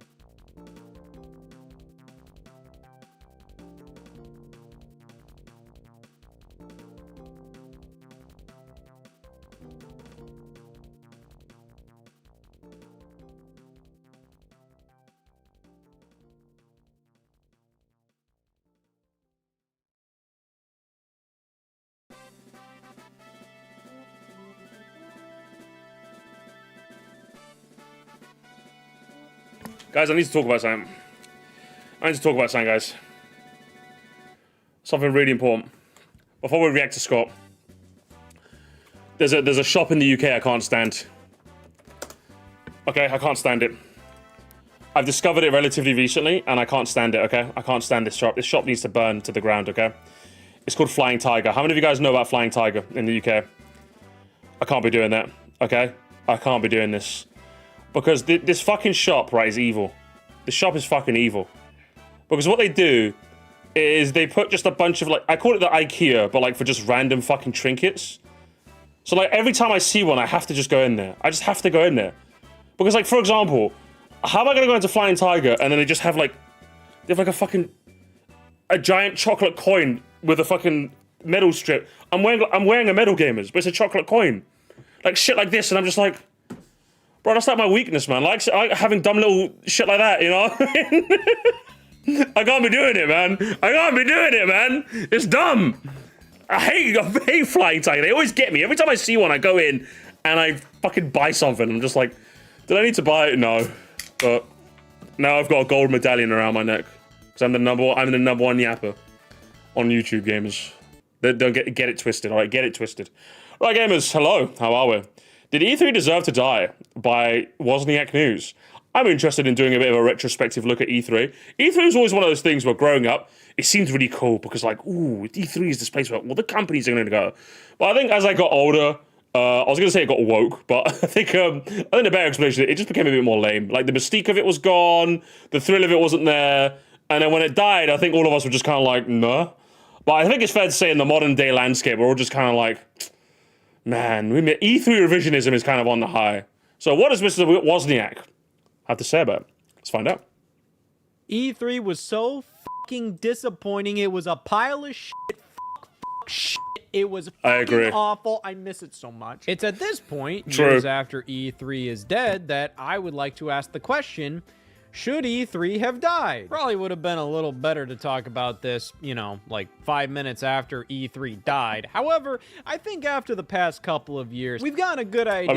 We kind of know what the landscape's like, right? Landscape looks like without E3. And for a lot of us chronically online video game fans that like talking about video games more than actually playing them, E3 was so much fun, especially when it wasn't fun. See, that was the thing about E3. Even when E3 was gravely disappointing, I found it to be an incredibly enjoyable time to just sit back and watch a lot of these press conferences and these companies' presence at E3 and kind of just judge them, see like, hey, who brought their A game this year? I think it was definitely like a cornerstone of the console war era, you know? I think nowadays, considering how like atomized everyone is, I don't even know if E3 works. That's the issue. Like, I would love E3 to come back, but I don't think we need it. That's the issue. A lot of people will look at it and go, well, if I wanted Sony games, I'd go to a State of Play. If I wanted Xbox games, I'd buy a different console. And if I wanted the Nintendo stuff, I'd go for a Nintendo Direct, you know? But it was just kind of nice having this like one event that kind of unified the... Literally, I know I'm saying it's a meme, but I'm just like... It was quite nice to have a thing that unified everyone, you know? We were all together watching E3 and we were all together going, yeah, this was a crock of shit, wasn't it? You know? Like, it was just nice. It was nice having a thing that kind of united us all in how shit it was, you know? Say back in 2010 when I first truly experienced watching E3 live for the first time, it truly seemed like this wonderland, like this amusement park full of video games that haven't even... Yeah, like you'd skip, like, I would skip, like I think Potato says it best, like, I didn't mind skipping that State of Play because I'm just like, yeah, State of Play, who cares? I am not skipping Sony at E3. I don't think anyone is. I think it demands a bit more respect. With like State of Plays, with like whatever Xbox does and Nintendo Directs, you can kind of just go like, I don't know, am I? But like E3, you were there for E3. Regardless of how good or shit it was, you were there for E3. And I feel like the Game Awards and Summer Game Fest don't have that same staying power. I know they're still like widely watched, but I don't know, man. Released yet. I'd see all these video game publications that I followed going to E3 and showing all the crazy shenanigans they were getting into. It seemed like a giant party of nonstop cool stuff. Of course, that's kind of through the eyes of a viewer and also a child, because in the end, the people that were going to E3 were going to do work. And slowly, as the years went on, looking at coverage of E3 2019, for example, checking out the coverage on the show floor during that year didn't really hit the same. And of course, you know, it could just be because I wasn't a kid anymore, or maybe because E3 just wasn't as cool, or probably because the landscape of video game coverage has changed significantly. To be honest, in its last few years... Yeah, see, that's what I mean. It's like, when E3 died, I feel like everyone was just like, we kind of don't need E3. But like, looking back on it, it's like, fuck, I kind of miss E3. It's like the Schrodinger's game conference, you know? Gaming is shit. It's like, how do they keep E3's mystique in a space that doesn't need E3? Like, how do you do that? Is it even possible? Like, we don't need it, but we want it. That's a thing, man. Like, what's it? Christians have Christmas. Muslims have Eid. What do gamers have? We used to have E3. And now we just went, oops, sorry, you know? Even if it was shit, even if Christmas was shit, even if Eid was shit, even if Diwali was shit, even if E3 was shit, we all had that moment where we can go, let's all unite. Let's all unite the community, you know? Existence. I didn't really feel a lot of the same magic of E3 as I once did. I mean, I remember back in 2011 scouring the internet, looking at handheld, crappy footage of whatever demos were on the show floor at the time. But as the years have gone on, I just don't find that to be appealing, mainly because for the most part, the demos... The game suck. Firstly, there's a lot less mystique to it. The demos are probably going to be available widely available to the general public soon anyway.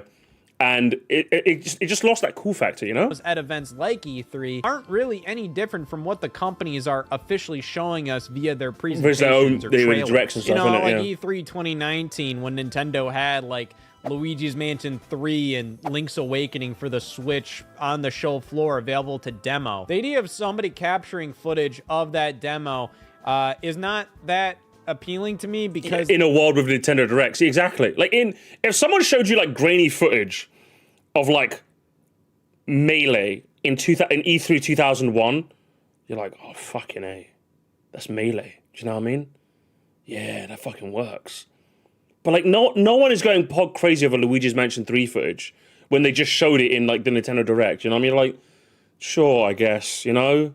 They pretty much showed everything about the demo in the Nintendo Direct for E3 2019. Finally reacting to Scott. Oh my god, are you guys ready to hear me go, yes, Scott, I agree. For 20 minutes? It's going to be an exciting game. It's going to be so... I hope you're ready for a React Bomber. It's going to be a React Bomber masterclass here. And so it's kind of like, for me as a viewer, I don't really see a lot of value in this. And I honestly think for anybody going to E3, waiting in these crazy-ass lines for hours on end, it's just lost its aura, man. 10 minutes, setting Zero up their aura. camera tripod, getting a shitty-ass shot of this gameplay when this is for their career. And honestly, I think you would probably make way more money staying at home. Stay at home and reacting. And that's the other thing. I'm glad you mentioned that. I didn't actually think about that. But yes, why would I travel to E3 when I could just watch the conference at home to like X amount of viewers and then like rake in the money via ads and super chats? You know, instead of spending money, like hundreds of pounds, if not thousands, for like room and board traveling and all that. Do you know what I mean? Like, what is that, man? Like, at least if you're gonna make the pilgrimage, at the very least you go there for like something that only you get to see, only you get to do. But like, wasn't even that, man. A live audience reaction is still fun. It's still fun, but like, are you?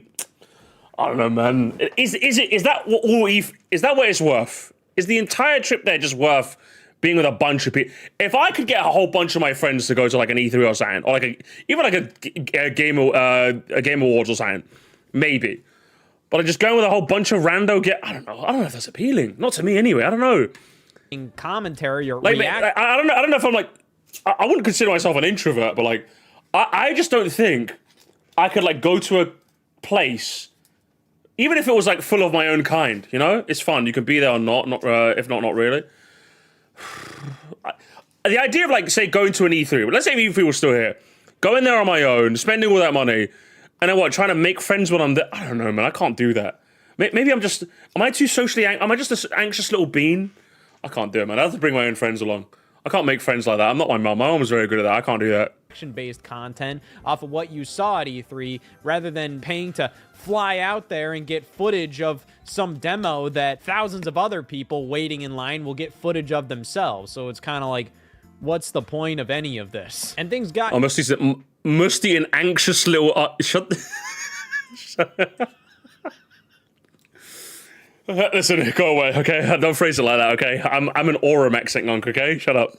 The only person already still captures the fighting game is my fighting game characters get revealed at EVO, but the drawback is that fighting games are more niche. Yeah, exactly. I think with like a more niche community, I think it could work. But then that defeats the purpose of E3, where it's supposed to be every gamer, you know? Even more pointless in 2021 when it was an all-digital event. What's the point of this? No, it's not. Definitely No made point. sense 20 plus years ago, back in 1995 when it first started. Because with far more limited access to the internet and with more newcomers coming into the video game industry, which was a much more new industry at that point, it made sense to have a trade event where all the major video game companies came to showcase their new stuff. And yeah, and I think it also, like, especially 1995? I think it especially works better when video games were in its infancy. Because like I could imagine going to E3 in like the 90s and something, and seeing just like, and you could just go around and see what like some weird shit some people have got cooked up for the PS. Because that's the one thing I loved about the PS1. Look at the PS1's library. That library is full of some quirked up, weird, chungus ass video games. You don't get games like that anymore. I don't think you get games like that in the modern, at least on the console. Maybe on Steam with like how weird Steam is. Maybe imagine like going to like in the 95. I think 95 the PS1 was already out, right? Yeah, like, imagine just going there and finding like, hey, we got Flumbus's pinball machine. It's like, what the fuck is Flumbus's pinball machine? You play it, like this guy's just telling you, yeah, you play as Flumbus. And you go to and it's like, how cool is that? That's amazing, right? It's like a giant festival of like games where like you could just see who's got what, you know. But for the media, no point doing it now. It's pretty eh? much a video game version of CES, where all of the electronics companies come to show off their newest things. It's great for publicity because a bunch of media publications have more of a reason to go to one single big ass event rather than go to a bunch of smaller events ran by all of these companies separately. I mean, but then now it's just more profitable to like talk to like an influencer who has like 100K fucking subs and just go, hey, do you want to play a game? That's way more. I think that saves you way more trouble and time than like going to E3. I don't know, man. It's just good for publicity. When Nokia was showing off the N-Gage, it was going to get a lot more coverage. Fucking the N-Gage, bro. I nearly bought that instead of a Game Boy Advance SP, by the way. How crazy was it? I nearly bought one of those. It's like a phone and a games console. I'm just like, nah, man. Fuck it. That's a legendary myth. That's a mythical pull right there. The Nokia N-Gage. Fuck it. Hang on. Let's go on. How much is it going for now? The terrible Misty Path? Crazy, huh? Oh, look. Oh my god. Look at that. It's running Sonic N-Gage. Oh my god. Imagine it's like a variant of Sonic Advance? Could I see some gameplay on that? Hang on. Well, let's go on a bit of a diesel. Let's go on a bit of a field trip. Nokia N-Gage gameplay. Let's look at some. What do it look like? Let's get some capture. Can we get some capture? What about some like Sonic? Let's do some Sonic. Let's see what Sonic Nokia N-Gage gameplay. Can I see some like just someone playing it? Like this is what it looked like. This was almost me, gamers. So you use like, what's it, the phone? The phone bot, I forgot what it's called. Like the number pad, that's what the phone's called. The number pad. And they've got like, I think a stick here or something.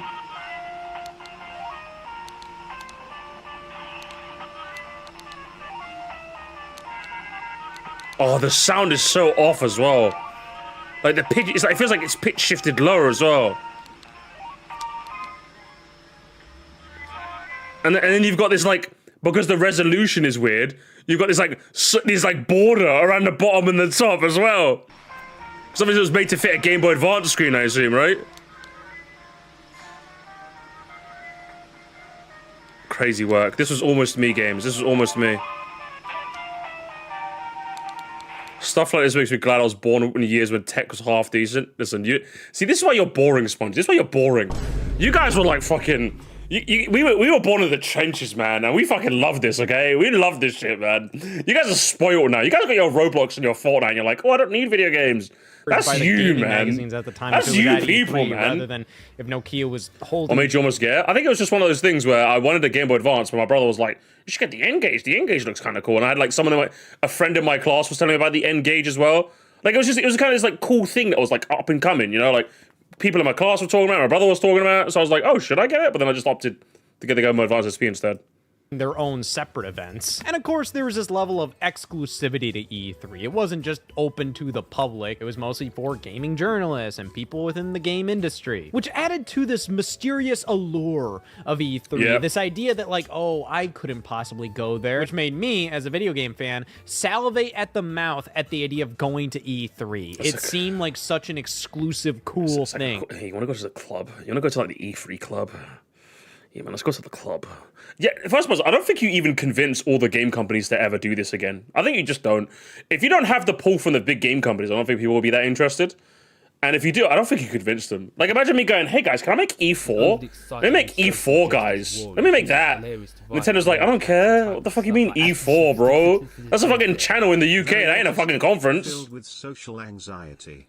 If there was E3, I had more than enough money for E3, and E3 was happening, I'd go solo and thrive. Anxious AF. Oh no, listen, you're braver than me, broski. I couldn't go.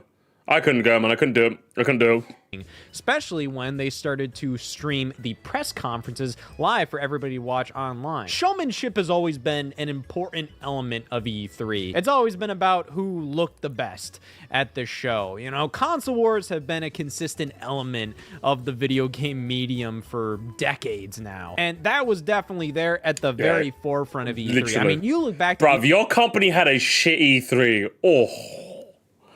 Oh, man.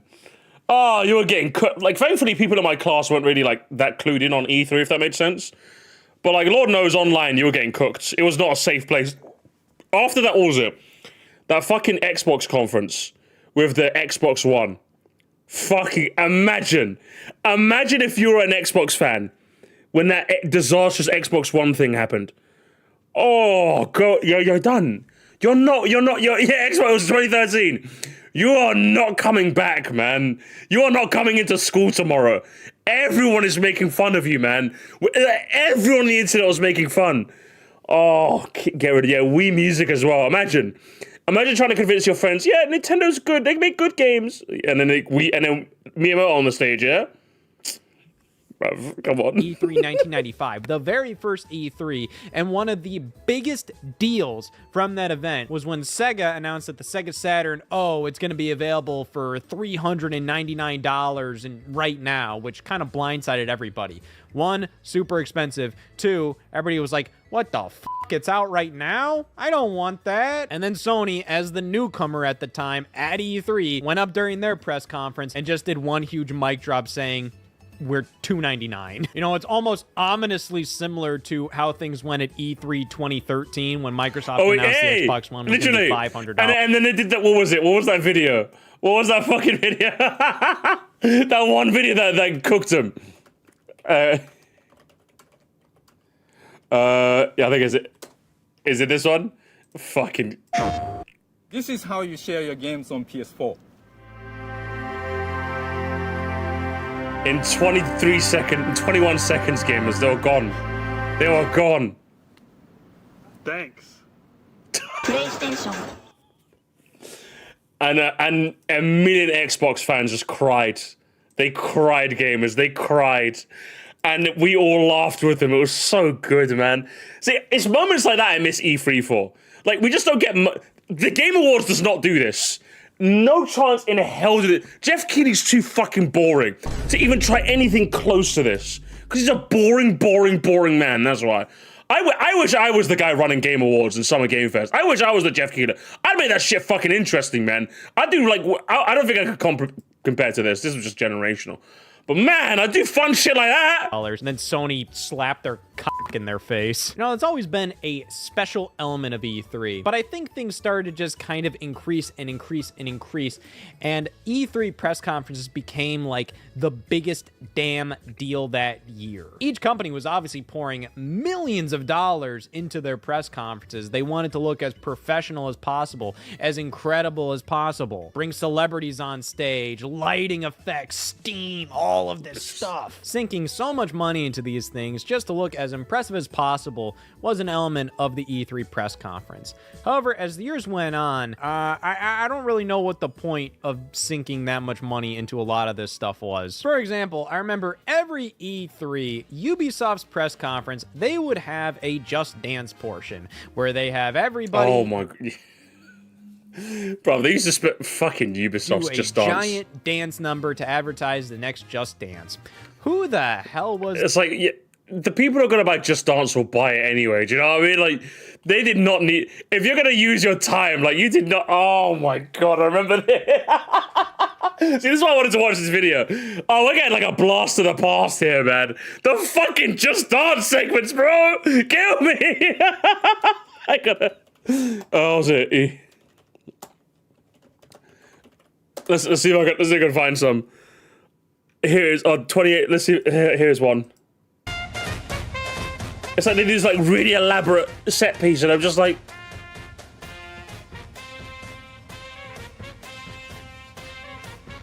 and it was on the stage as well.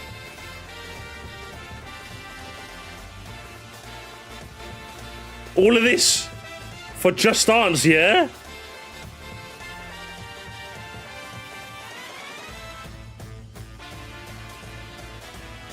It's like, imagine if they did this for like a new IP or some shit, made it look really cool. I don't know, man. It was always just like, what are we doing here? Like, just, please, please wrap it up. This is what we need to please wrap it up for. Because no one's doing it, man. No one. What's this for? No Dancing's one, fun, man. It's impressive, but it was often always looked at as like the low point of every Ubisoft conference. People are like, all right. And justifiably so, because it's Just Dance. Yes. We get it by now. Like, we know, So yes. like I asked, who is this for? It's not for any of the gamers watching this live on Twitch or whatever. Like, what are they gonna do with this? They already know what Just Dance is. You're not gonna impress them with a choreographed dance number. You're not gonna. It's for the epic BuzzFeed articles you get written after. Oh my chungus! Did you see what the panda outfit was slaying? Almost slaying as much as Left Shark. Am I right? That's who they did this for. They didn't do this for us. Press any of the gaming journalists. Again, the gaming journalists there that are going to write up anything about the games announced at E3. Again, they already know what Just Dance is. The only people I think that would get any value out of watching a choreographed dance number to advertise Just Dance, in my opinion, are casual people fucking doom scrolling on Instagram. I don't know. But the question is, why would casual people give a about a E3 gaming press conference advertising? That's why it didn't work, because like the audience you want to target aren't watching E3. Just Dance. They're It's like watching one of the very fucking first years I Emmerdale. watched E3 live. The easiest way I remember watching E3 live was by watching the TV channel G4. I remember my mom walking in and seeing me watch an E3 press conference, and she was like, "What are you watching?" And I said, "It's a game event where they are showing like new games." That's nice. Did she hit you with the "that's nice, dear"? Mom used to hit me with that all the time.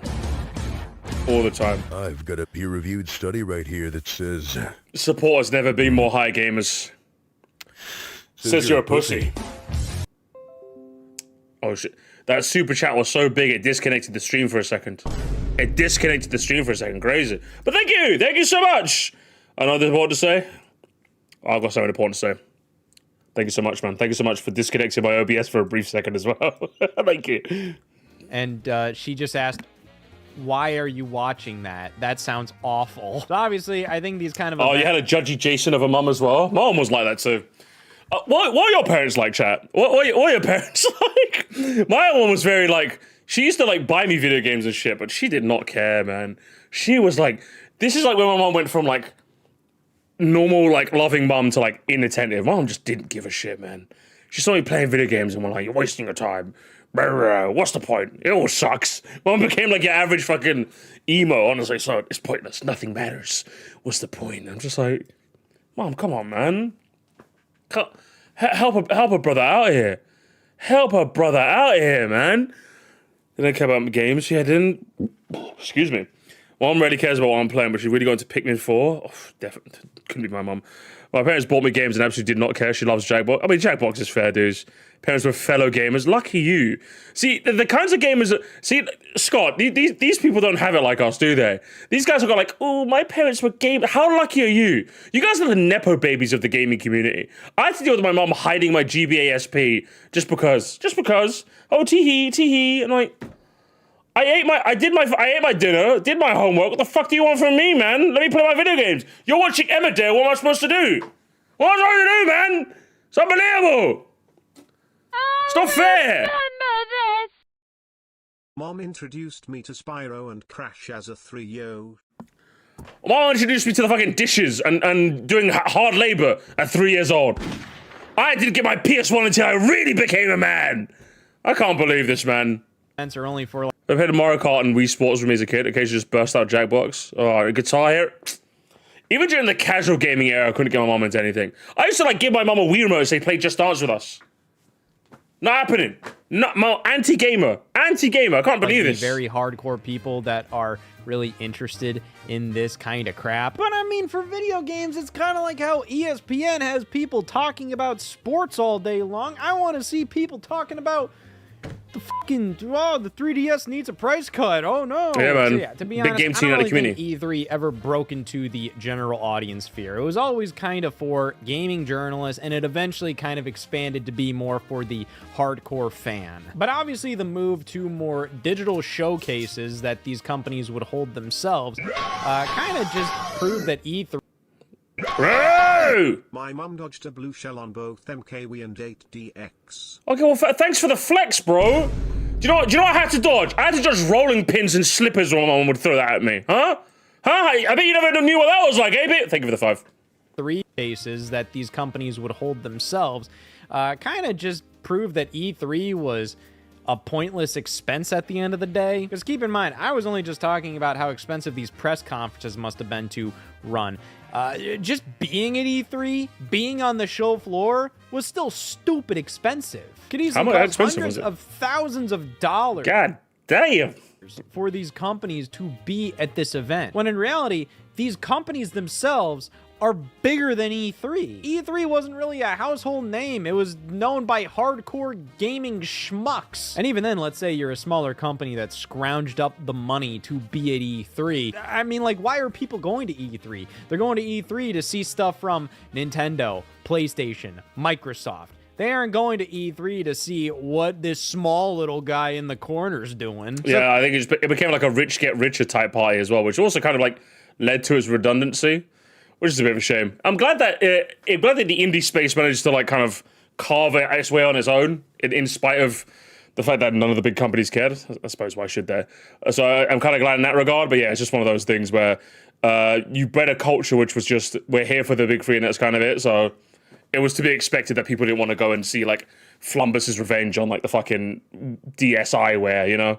So just the kind of costs were happens. outrageous, and I think companies like... It's the same reason why like you watch a Nintendo Direct and like how many people do we see where they're just like, why are they showing this game? This game sucks. This game sucks. I'm just like, not every game's gonna be for you, broski. Come on, like it's boring.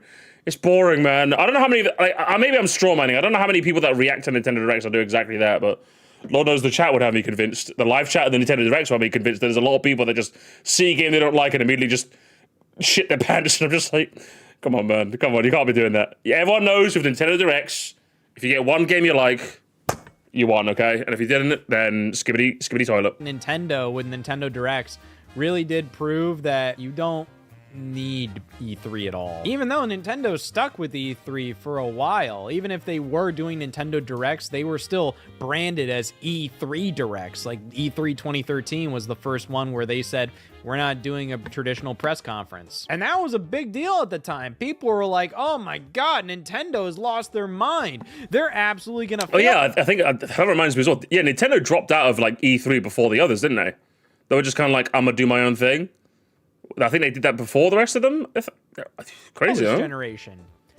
And they did. However, I don't think that's because they weren't doing E3 press conferences. There's just a lot of emotional attachment to the most exciting moments throughout E3 history, like the Twilight Princess reveal at E3 2004. You can hear the cheers in that room, the energy. Controllers confused, my mom crashed and Spyro hit her toe. I mean, dual sticks are quite hard to use. I don't blame her. Your mum was better probably using a Wii remote. So was mine. Twin sticks confuse a lot of people. You gotta be careful with those. Moments throughout E3 history, like the Twilight Princess reveal at E3 2004. You can hear the cheers in that room, the energy, everybody's going berserk. It felt good to watch these press conferences and hear the applause and hear people cheering for this stuff, especially if it's like these big, gigantic reveals. But it got to a point where you could tell, obviously, people were kind of jazzed up a little bit. Remember specifically, Bethesda's press conferences near the end there were becoming intolerable because it felt like people were clapping and cheering for every goddamn little thing they said. Thank you, everyone. Wow. Thank you. Yeah! And got to the point that Bethesda's press conference, they were just saying like, hey, yeah, we made Skyrim. And then somebody would go like, yeah! And with a lot of... See, part of me is like, there's nothing more annoying in a crowd when they do that, when you just want to listen. But at the same time, that's just really funny. That's really funny, man. Hang on, where was it? Hang on. Let me see if I can find him. Let's even quickly go on a field trip. Bethesda E3. Was it 2018? Was it this one? What's the one Scott showed in the video? Hang on. Got to the point that Bethesda's press conference, they were just saying like, hey, yeah, we made Skyrim. And then somebody would go like, yeah! And with a lot of press conferences having technical issues pop up here and there, I think over the years, it was pretty obvious that Nintendo was definitely onto something. I can't find anything. I can't find the exact one. With the direct format of a pre-recorded video presentation. Eventually, Sony followed suit, just straight up not going to E3 2019. And of course, with everything happening in 2020, pretty much everybody moved over to pre-recorded digital events. And that's kind of been the norm ever since. I mean, Sony just does state of plays. Outside of the hype and time at certain presentations, I always consider Directs and the Direct format just as good and frankly better than E3. Because you can have all the fun when they're not the filler, really. Yeah, but like, here's the thing. It's one of those things, though, isn't it, man? The Direct format just works better. It's more efficient. But sometimes you just don't want efficiency. Sometimes you just want unity. It sounds fucking terrible. I know what I'm saying sounds really dumb, but like, it's the same logic why I prefer it when shows do weekly releases instead of dropping them all in one go, right? Because then a show comes out what happens? We watch all the episodes at the same time. We all enjoy it. We're like, oh, hell yeah. And then we wait for the next week. We're like, oh, what's it going to be next week? The best example I could come up with was Smiling Friends. Smiling Friends was perfect. I knew every Monday, or was it Sunday? I think it was Sunday, but I couldn't watch it until Monday because that's when it'd go up on the piracy sites. Every fucking day, I'd be like, I fucking loved it. It was exciting. It was fucking exciting, man. It was so exciting. So ever since that, I've really realized the value. Even before that, but that's like my silver bullet, where I realized the value of just like that one thing where we could just like all watch it and just be like, yeah, weekly releases are just so good. So that's kind of what E3 represents. Is the Direct format just better, more efficient? But sometimes you just don't want... Sometimes it was those frictional moments in life that kind of like unified us as a society, right? You knew that if you wanted to watch an episode of EastEnders, you had to tune in at 7:30 or 8 p.m. if it was a Monday or a Friday. Or not on Wednesday, because on Wednesday it wasn't on, and not on the weekends because they were replaying the episodes for the week. You just had to be there. Do you know what I mean? And there's just something about that. It's just different, man. Would I want to go back to that? Maybe, maybe not. I don't know. But we had something back then. We just had something. We used to be something, man. And that's what E3 represents. I'm not that sad that E3's gone. I'm sad that it's what it represents is gone. In that everyone was just there and we all just kind of like watched something regardless of whether it was good or shit, we were all there, you know? I don't know if like all the companies do a like state of play or direct or whatever in the summertime, but what I would mandate, if I was like emperor of the world and I could just mandate one silly little thing, I would say every big company has to do a digital showcase, like the second week of June or something like that. You know what I mean? You have to do it. You have to do it so that we all have like a digital E3 or something, so we can all like, we can have E4 to unite the community. We just need it, man! We need it! Microsoft now does a lot of pre-recording. Also, Direct still have the same hype as E3 had, on top of being focused on games not being hilariously embarrassing. Yeah, but the embarrassment is what made it funny, though. Rico, no! Listen, I know it sucked. When you saw Ubisoft do the Just Dance thing, it was bad. But we all got to laugh at how bad it was together. That's the thing, man. We were together. We were society, man. We were just all together. Oh, man, I missed that. That's what I missed, man.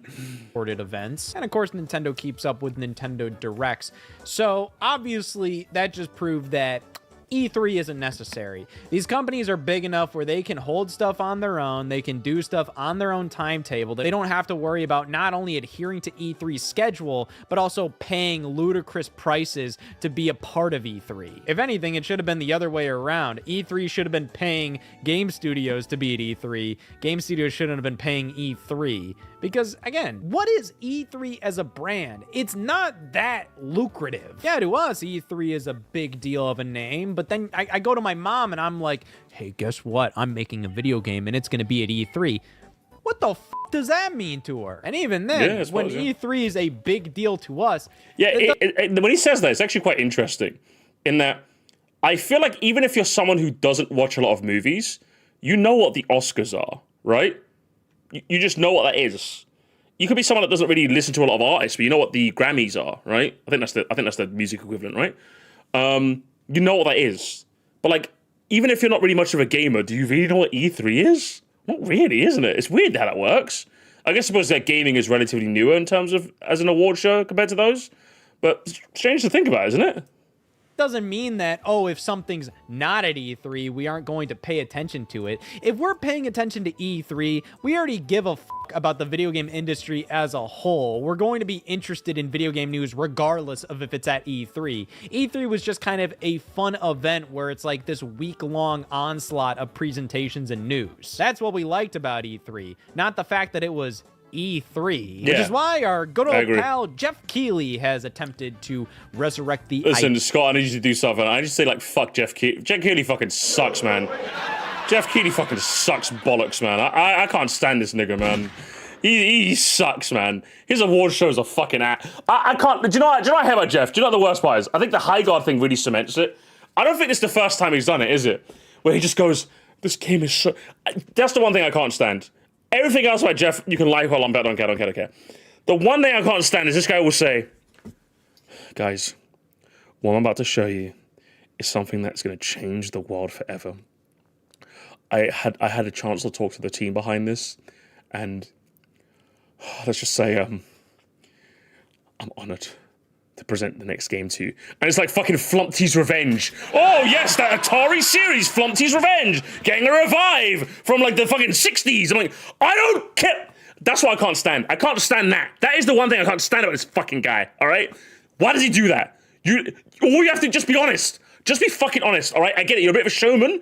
I get it. You want to bloviate a little bit. That's fine, okay? Don't make it seem like I'm about to see the second coming of Christ and there's no one on the fucking crucifix, bro. Why are you lying to me, man? I can't deal with that. That's the one thing I can't fucking deal with. I'm hoping Scott says that. I hope you say that, all right? Idea of E3, or at least do it on his own with stuff like synthesize not only the Game Awards, but primarily Summer Games Fest. Summer Game Fest is meant to be the E3 replacement. The thing is, I've just never given a damn. So that's the thing. How sad is that, man? Summer Game Fest feels like the worst Microsoft press conference. Most modern Xbox showcases, to me, feels like they're the table scraps from all the other press conferences. It's like it's just a hodgepodge of random fucking games, which I think makes sense because Xbox has always kind of struggled with having a core identity with what is an Xbox game. Like, you say you're a fan of Nintendo published games, you know, I mean, like, I can kind of guess what you mean. You're kind of into like scrimbly little platformy little if you're into like PS5 like PlayStation games, you're into like grounded narrative, like story-driven, like gameplay experiences, you know? Say you're a fan of PlayStation published games, I can guess what you mean. You say you're a fan of Xbox published games, what like, the just mean Halo? Fuck are you talking about? So a lot of these Xbox showcases just kind of feel like they're trying to please everybody by just grabbing as many different games and as many different genres as possible and just showing it to you. And I just feel like, yeah, in the process of trying to please everybody, I just always end up walking away from Xbox presentations kind of being like, that was kind of forgettable and not very satisfying. I think what it is that they don't have a core. For me, I like the Nintendo Directs where I get the big meat to chew on, but pause all of the homo. But I also want like some extra shit. Like, I really like the fact that in the partner showcase, as mid as that was, like, I saw Pragmata, right? Pragmata was a game I would have seen otherwise if it wasn't in a Nintendo Directs, you know? So I think it's the fact that it's like a hodgepodge of games isn't bad. It's the fact that there's no core behind it, you know? Like, the state of play works because at the end they revealed like God of War trilogy remake or like MGS4 like remaster or something like that. Do you know what I mean? It works because there was like the big stuff and then it like pulls up all the small stuff, you know? That's kind of the best kind of presentation if you ask me.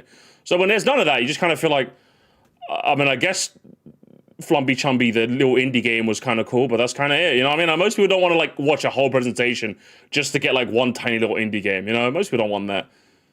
That's the problem with something like Summer Game Fest, because that tries to go in as many different directions and to show you a bunch of game trailers all right then and there. And I just feel like putting everything in one giant presentation instead of having different companies do presentations just makes us then like there might be like one or two announcements I give a fuck about during Summer Games Fest. And again, these are like table scrap announcements. Yeah, there may be a couple things here or there, but Nintendo's not going to give you a big game to reveal there. PlayStation's not going to give you a big game to reveal there. They're going to reveal their biggest games on their own time frame. Every now and then, they might have an opportunity where it makes sense to reveal something during the Game Awards or something. Or maybe and I think that's part of the reason why E3 can't come back, gamers.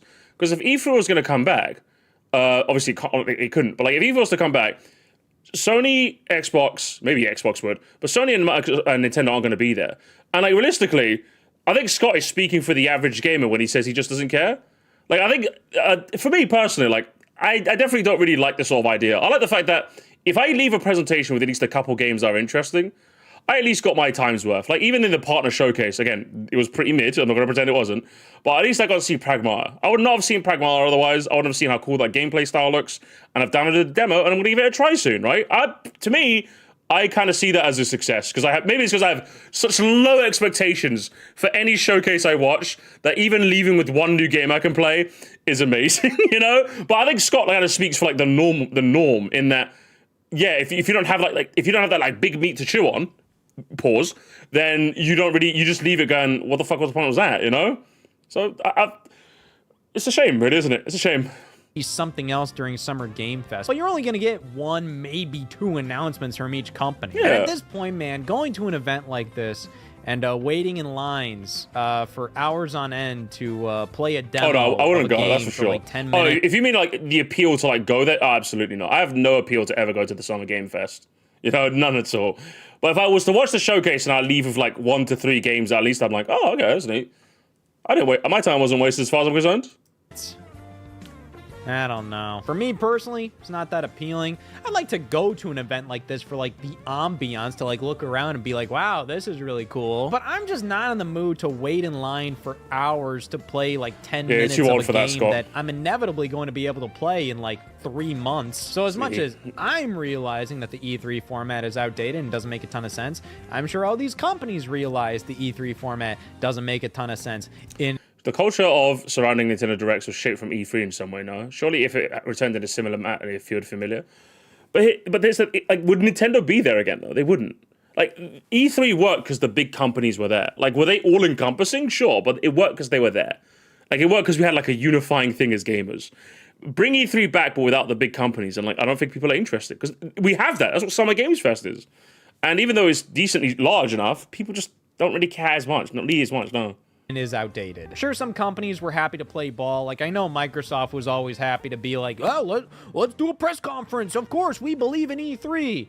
Of course, I think that was definitely more of a PR move. They definitely wanted to showcase that we're for the gamer, you know, we're all about gaming tradition and stuff. Because, you know, they would eventually, like, buy up a bunch of companies and have to lay off a bunch of people and destroy a bunch of companies and cancel a bunch of games. And, you know, I mean, yeah, they want... Oh, Scott, that's not very woke of you. Scott. Whoa.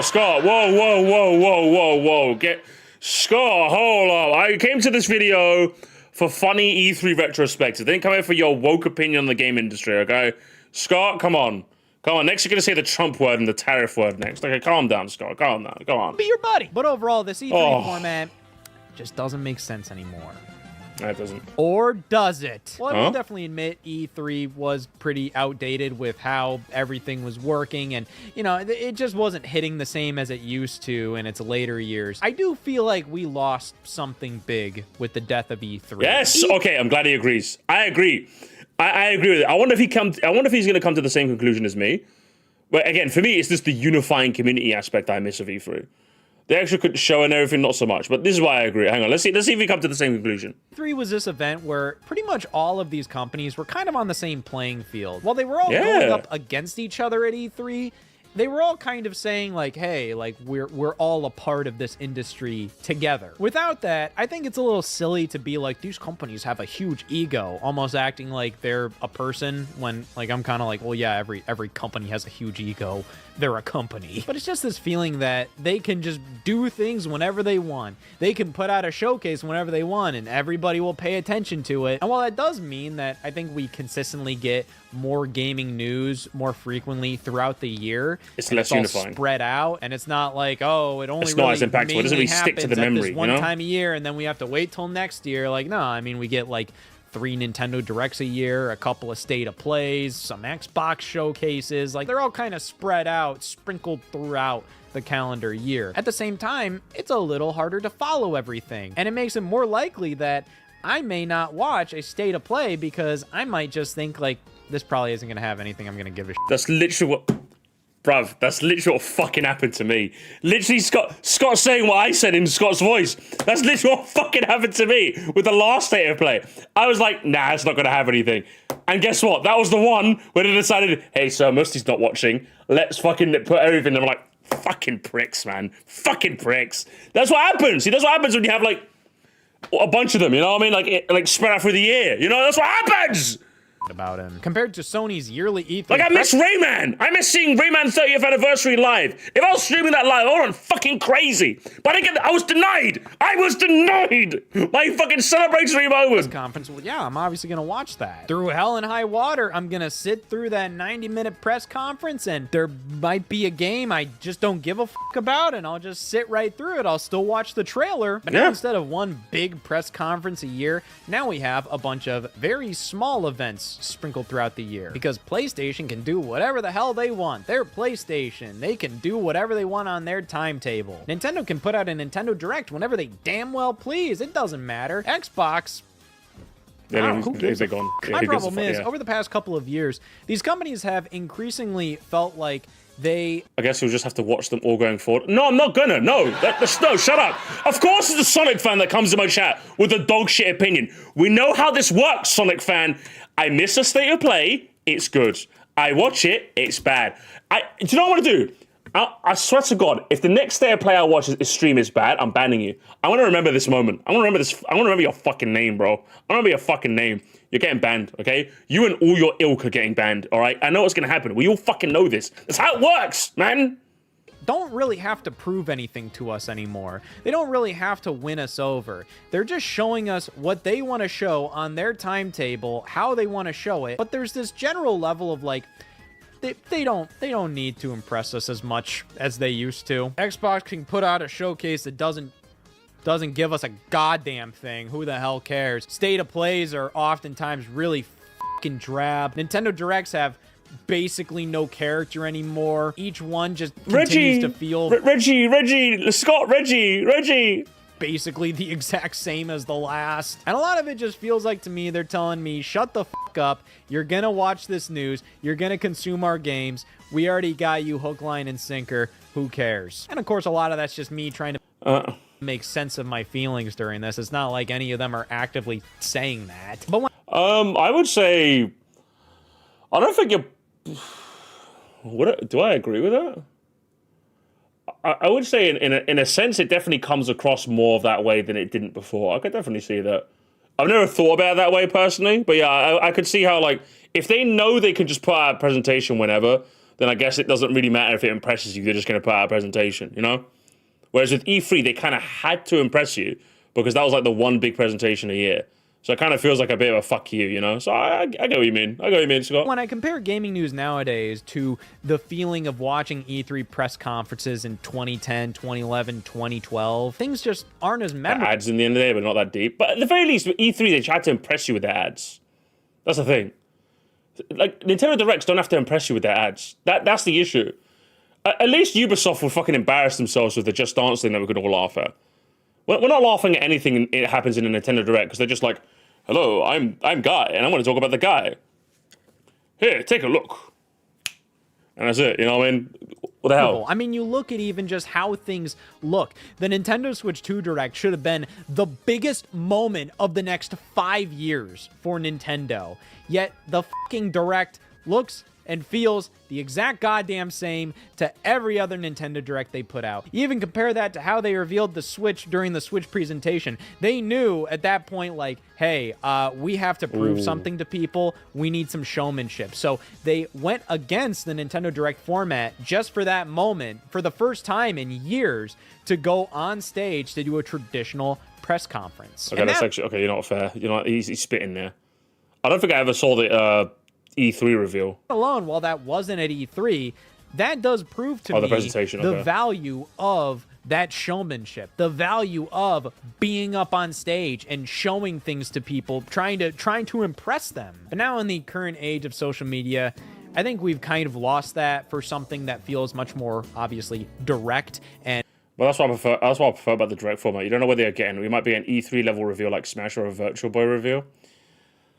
I suppose the gambling element does make it quite funny, but I miss the showmanship to some degree. I agree with Scott in a sense. I miss the showmanship. And with less that can go wrong, these companies don't have to worry about any of the problems that arose during E3 press conferences or having their demos on the E3 show floor. They can just edit together a tight little video and put it out on Twitter, and boom, we did what we needed to do there. They can live stream an event whenever they want. They don't have to worry about taking a time slot at E3 or worry about what the competition is going to show the day before or the day after. But as much as the digital showcase has a ton of benefits, and the way a lot of these companies are talking about their games and announcing things are obviously done because they have full control over it, there's obviously a lot missing from this whole situation that I think E3 gave to us as the consumers. I love the sense of competition. I loved looking at all of these different press conferences and grading them because you could grade them. They were all at the same event,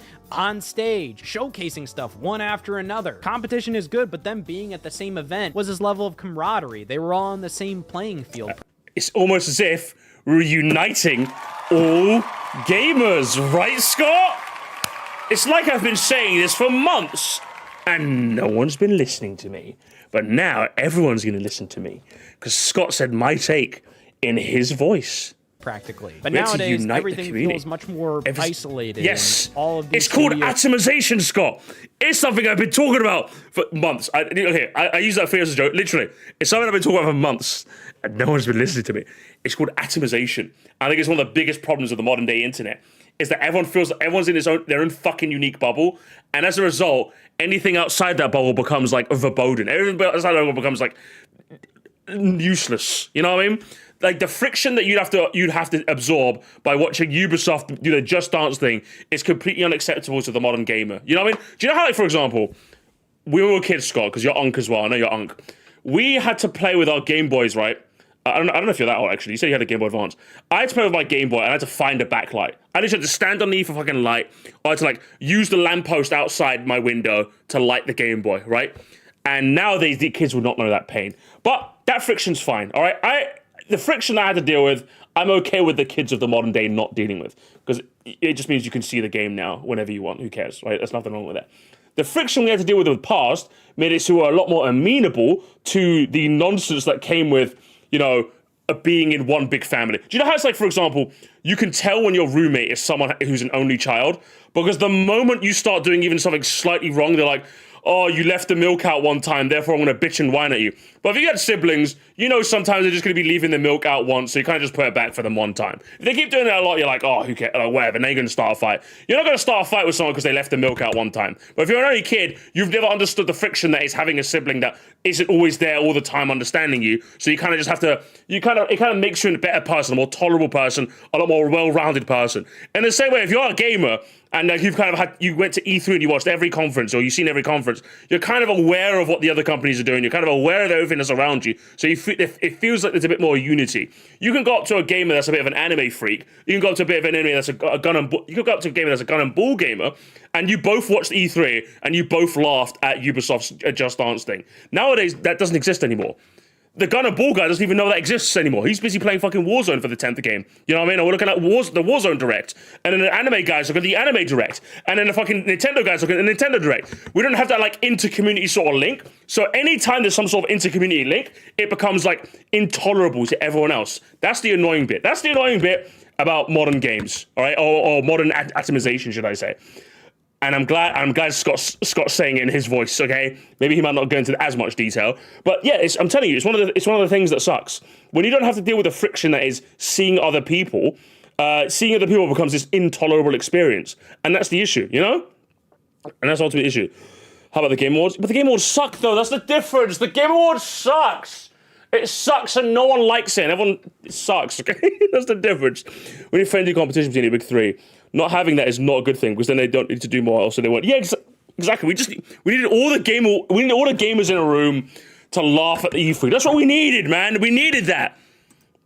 Those are kind of just doing their own thing, and I see the benefits of that for sure. And I do think E3 was outdated, but I think looking back at it and seeing how much fun it was to watch, even during the worst E3s, there was always this level of excitement surrounding it that I'm not really sure if we're really gonna have again. Yes, Did E3 deserve to die? Yeah, Probably, yeah. It just didn't make any sense anymore. It was just unnecessary and incredibly expensive. But at the same time, what it brought to video games as a medium was and good. as an It was industry, unifying. in my opinion, genuinely pretty priceless. Even if none of this really affected the casual market of consumers. You know, Nintendo having a shitty E3 press conference didn't affect their sales that year all too much. But I think it brought everybody together as fans of the medium. It brought we were everyone, all yes. watching E3, talking about it together, not only the game. He's literally saying, like, this is why I don't react to Scott the Woz. I'm glad I'm reacting to this Scott the Woz video. I don't want anyone in their fucking bitch-ass, hoe-ass parents saying, mostly react to more Scott the Woz. This is what happens when I watch Scott the Woz. He just says my take in a different voice, in a different way. That's what this fucking man does, bro. That's why I don't react to him. I watch it on my own time, and that's it, okay? Shown, but how they were shown, the showcases themselves. And while we're always gonna have exciting video game announcements to talk about and react to and all that crap, kind of the emotions and feelings surrounding E3 when it was at its peak, it's just almost, you can't replicate I don't think that. we're ever really gonna get again. Yes. Because even when an E3 press conference was bad, that was something that, like, hey, it was we magical. all experienced that together. Yeah, That's something that I said this. I literally just said that 5 minutes. I'm never reacting to another Scott. Don't you fucking dare ask me to react to another Scott the Woz video in your fucking life again. On my mama, it's a bannable offense now. On my mama, it is a bannable offense to ask me to react to this man again. Fucking hell, man. About and just complain about together. Because it's E3 season. We're all coming together and watching it all together. When a state of play is bad, no one do you cares. expect? That's kind of the sentiment with all of this. Well, what did you expect? What did you expect? What did you expect? It's a smaller event here. And that's the... I'm glad he touched upon this as well, because that's the other part. When E3 sucks, we can all laugh at it together. When a state of play sucks, the attitude, everyone goes in assuming it sucks. So when you complain that it sucks, everyone's like, well, what did you expect? So you don't even get to complain about it anymore, because everyone invalidates your complaint with, well, what did you expect? Maybe I just want to bitch and moan about it. Maybe I was watching it and I feel bad that I wasted my time and I want to moan about it. When it was E3 time, we could moan about it. But now we're being denied a good old-fashioned moan. And if there's something that the English part of me loves, it's a good old-fashioned fucking whinge and a whine and a moan. And I don't get to do that anymore, man. Rah, I hate it. It definitely was an exciting time because of the build-up on the multiple days. The objective is not necessarily streams and more convenient. Yeah, exactly. It's just a shame. Technology got too good. Honestly. I got called a Nintendo purist for calling the Reason Showcase track. That's amazing. Probably not going to show anything off here. And in E3, you can't say that because bare minimum what I'm expecting is Peggle 2. Coming this year. Peggle 2! A state of play could never. True! Oh, man. See, thank you. Wow, Scott agrees with me. Scott said the same thing I did, but in his American accent. How crazy is that, huh? Don't ever ask me to react to this man ever fucking again in your life, alright? I'm gonna ban you people. Alright, let's have a look. Of course we'll have a look. Of course we'll have a look at our React slop, okay? Let's do a Bravo 6. What's up, silly? How you doing, man? It's been a hot minute since I've seen you. I have this convo every Thanksgiving with my family about Cousin Lewis. Yeah, fuck Cousin Lewis, he sucks. If it wasn't for a perfect buy, I always look forward to it. Exactly. And that was the important bit. It was having something to look forward to. If we used to feel like video game Christmas was the perfect thing to get excited about during usually boring time of year for games, it's real. Summer vacation having E3 was or feeling like no other. E3 died so E3 could be dead. Society needs to rediscover the value of in-person events. I think society does know that. It's just the gaming landscape's kind of lost that a little bit with E3 being gone. I think we understand that though. SGF and TJ will never fill the E3 hole in my heart, and I'm tired of pretending it did. No, I never did. It never did, and it sucks, and it's skivvity toilet cringe. I'll defend E3 till my last breath. Poor guy.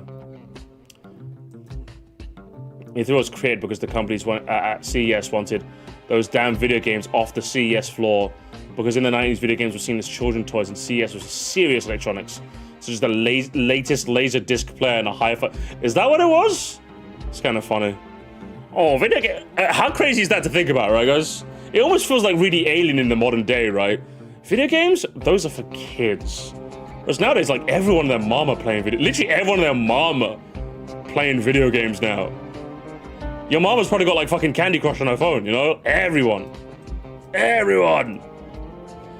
Well, E3 isn't needed anymore thanks to the internet. Towards the end, it just ended up being a game equivalent of Comic-Con, which I think could be really cool if it got the chance to really explore that. Yeah, could have been. Kept the culture alive.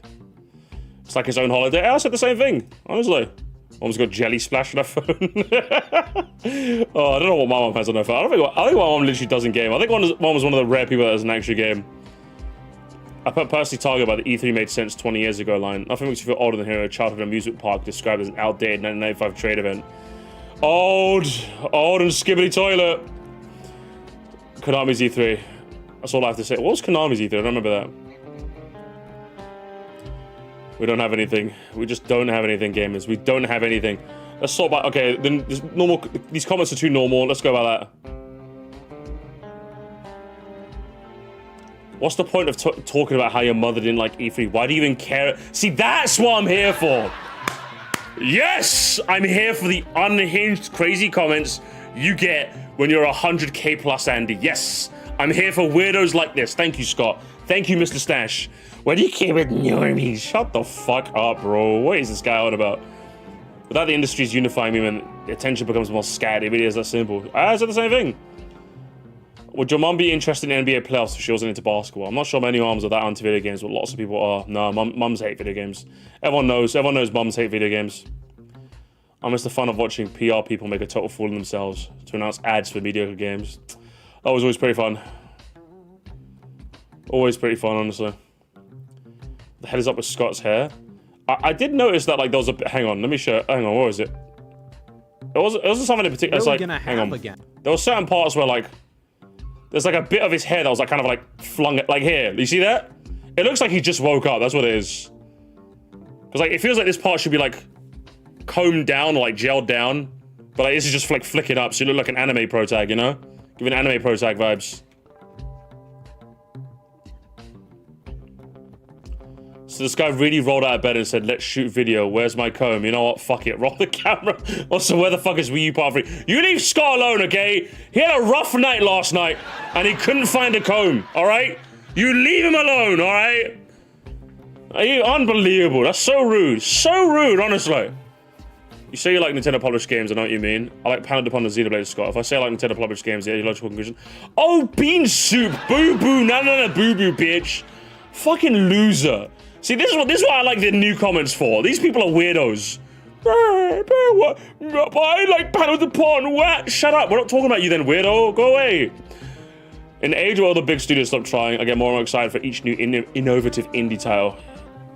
Classic indie Andes. They're always there. Scott, the hair has got... What's with the hair, man? He just needs to comb it. What do you mean? You probably just forgot his comb. Kids today won't know what we had. Actually, they're getting the short end of the stick on base. Kids today... What do you mean? The kids today know what E3... They're not that young. I guess what? We're talking about the 5-year-olds? I guess so.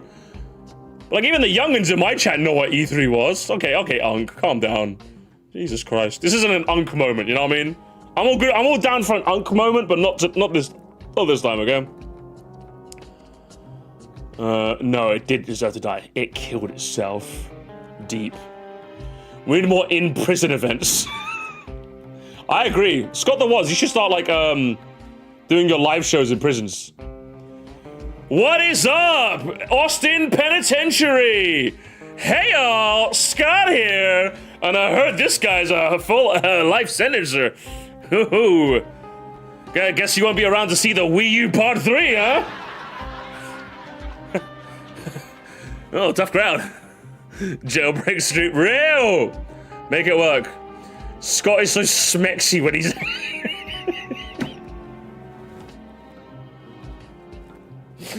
It's the combination of smexy and the smiling imp emoji. That is disgusting. Do not objectify Scott the was, okay?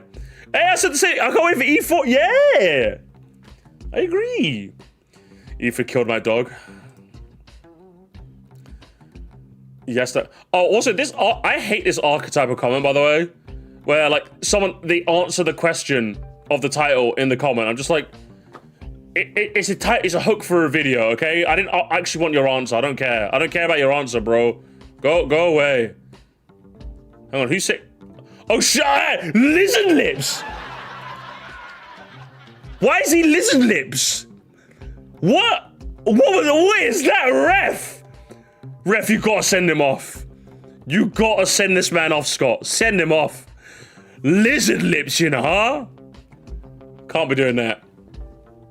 Can't be doing that, honestly. I'll do you because of cringe stuff. Sure, I agree. E3's as dead as your E3 retrospectives. Like, where are they? Shut up. Shut up. Bro, I don't want to be a big YouTuber anymore. Everyone just be bitching in the comments. Oh, where's this other video? Shut up. You make it. How about you make it, bro? You make it. How about that? How about that? God damn. I think in the nail on the head. All the presentation are lacking showmanship. Oh, I agree. What else have we got? Booth babes. Oh my god, boot. Oh my god. Oh.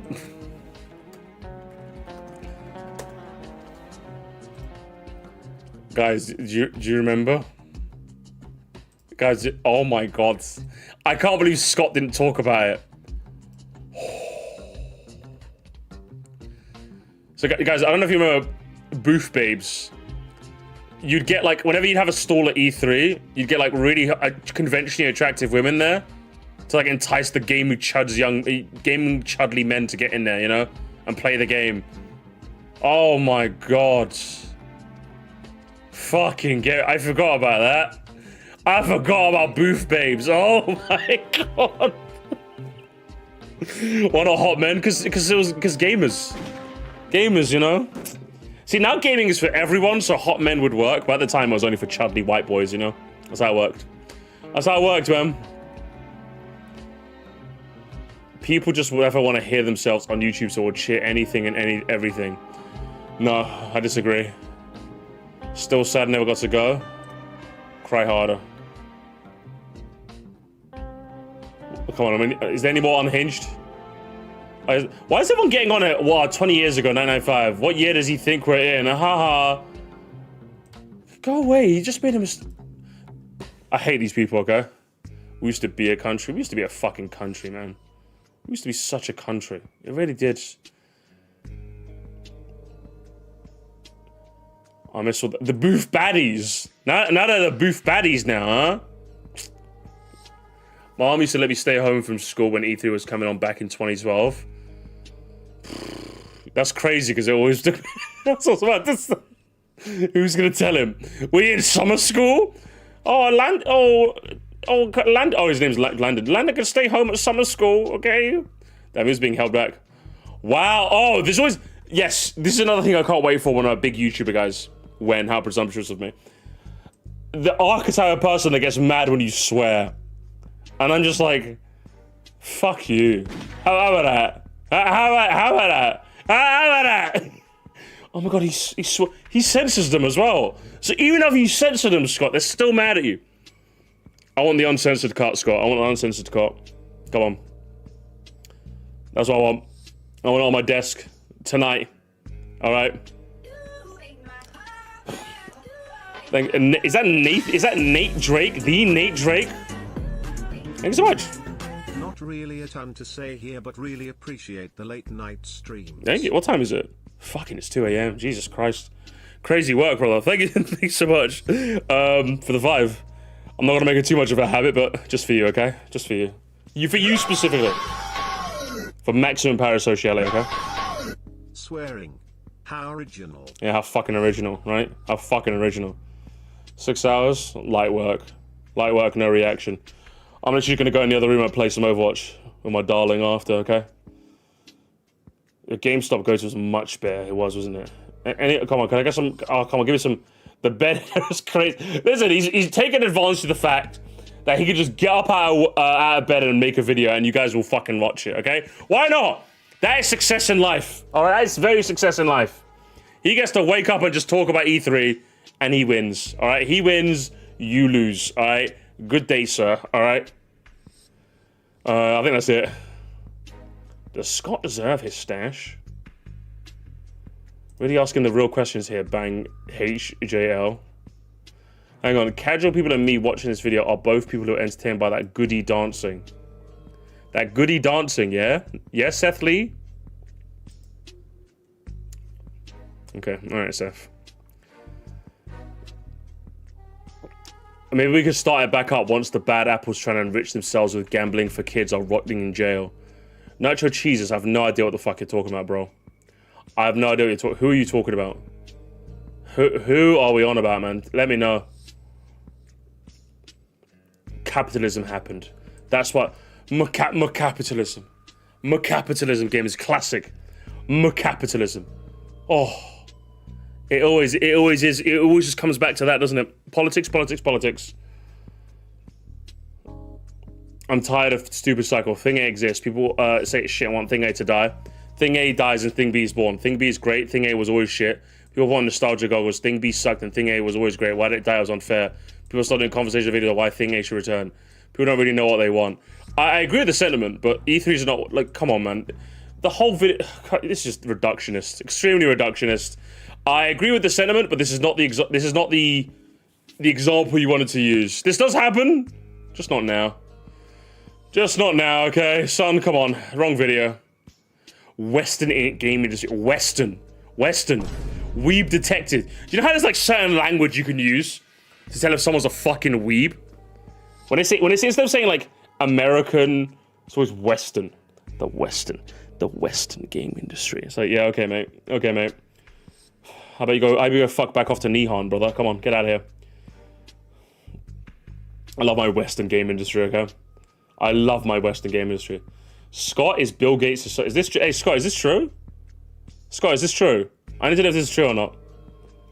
I can't collab. If you're Bill Gates' son, I don't collab with Nepo babies, okay? You have to let me know. You have to let me know, okay? Otherwise it's over. Is that it?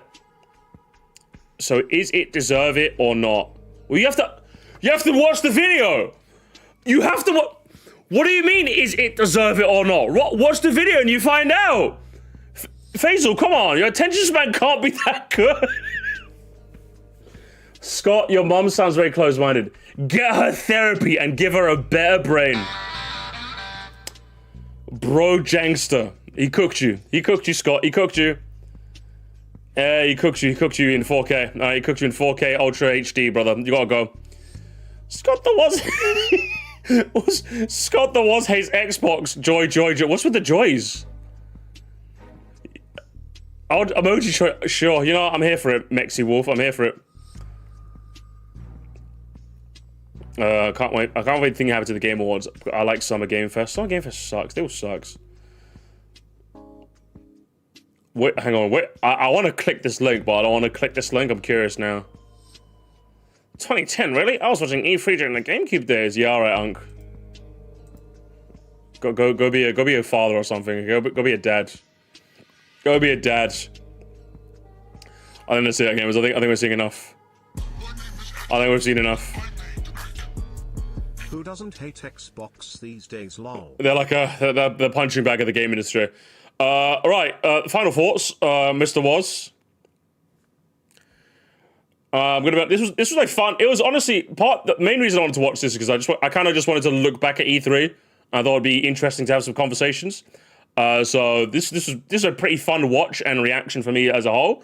When it came to us disagreeing or me doing what I do best, which is like kind of offering my counter take, I got to do none of that. Because more often than not, this guy has a sensible opinion like 9 times out of 10. The only time I've ever disagreed with Scott the was when occasionally he'll throw like a whack video game take in a video. That's usually it. He's just too sensible, man. He's just too fucking normal. He's normal and too normal, okay? You need to change your name to Scott Skibbity and be less normal, okay? You need to be more like Dimitri, okay, Scott? Otherwise I can't react to you anymore. And we'll leave that there. Don't ask me to react to a Scott the was video ever again, by the way. It's the only one that's happening. And we'll leave it there, gamers. I am going to go and have some dinner and play Overwatch with the wife and go to bed. Gamers, remember, the big day, gamers. Are you going to be there for the big day? Will you be there, gamers? Will you be there? Will you be there, gamers? Will you be there Tomorrow at 6, okay? Have a good one, gamers.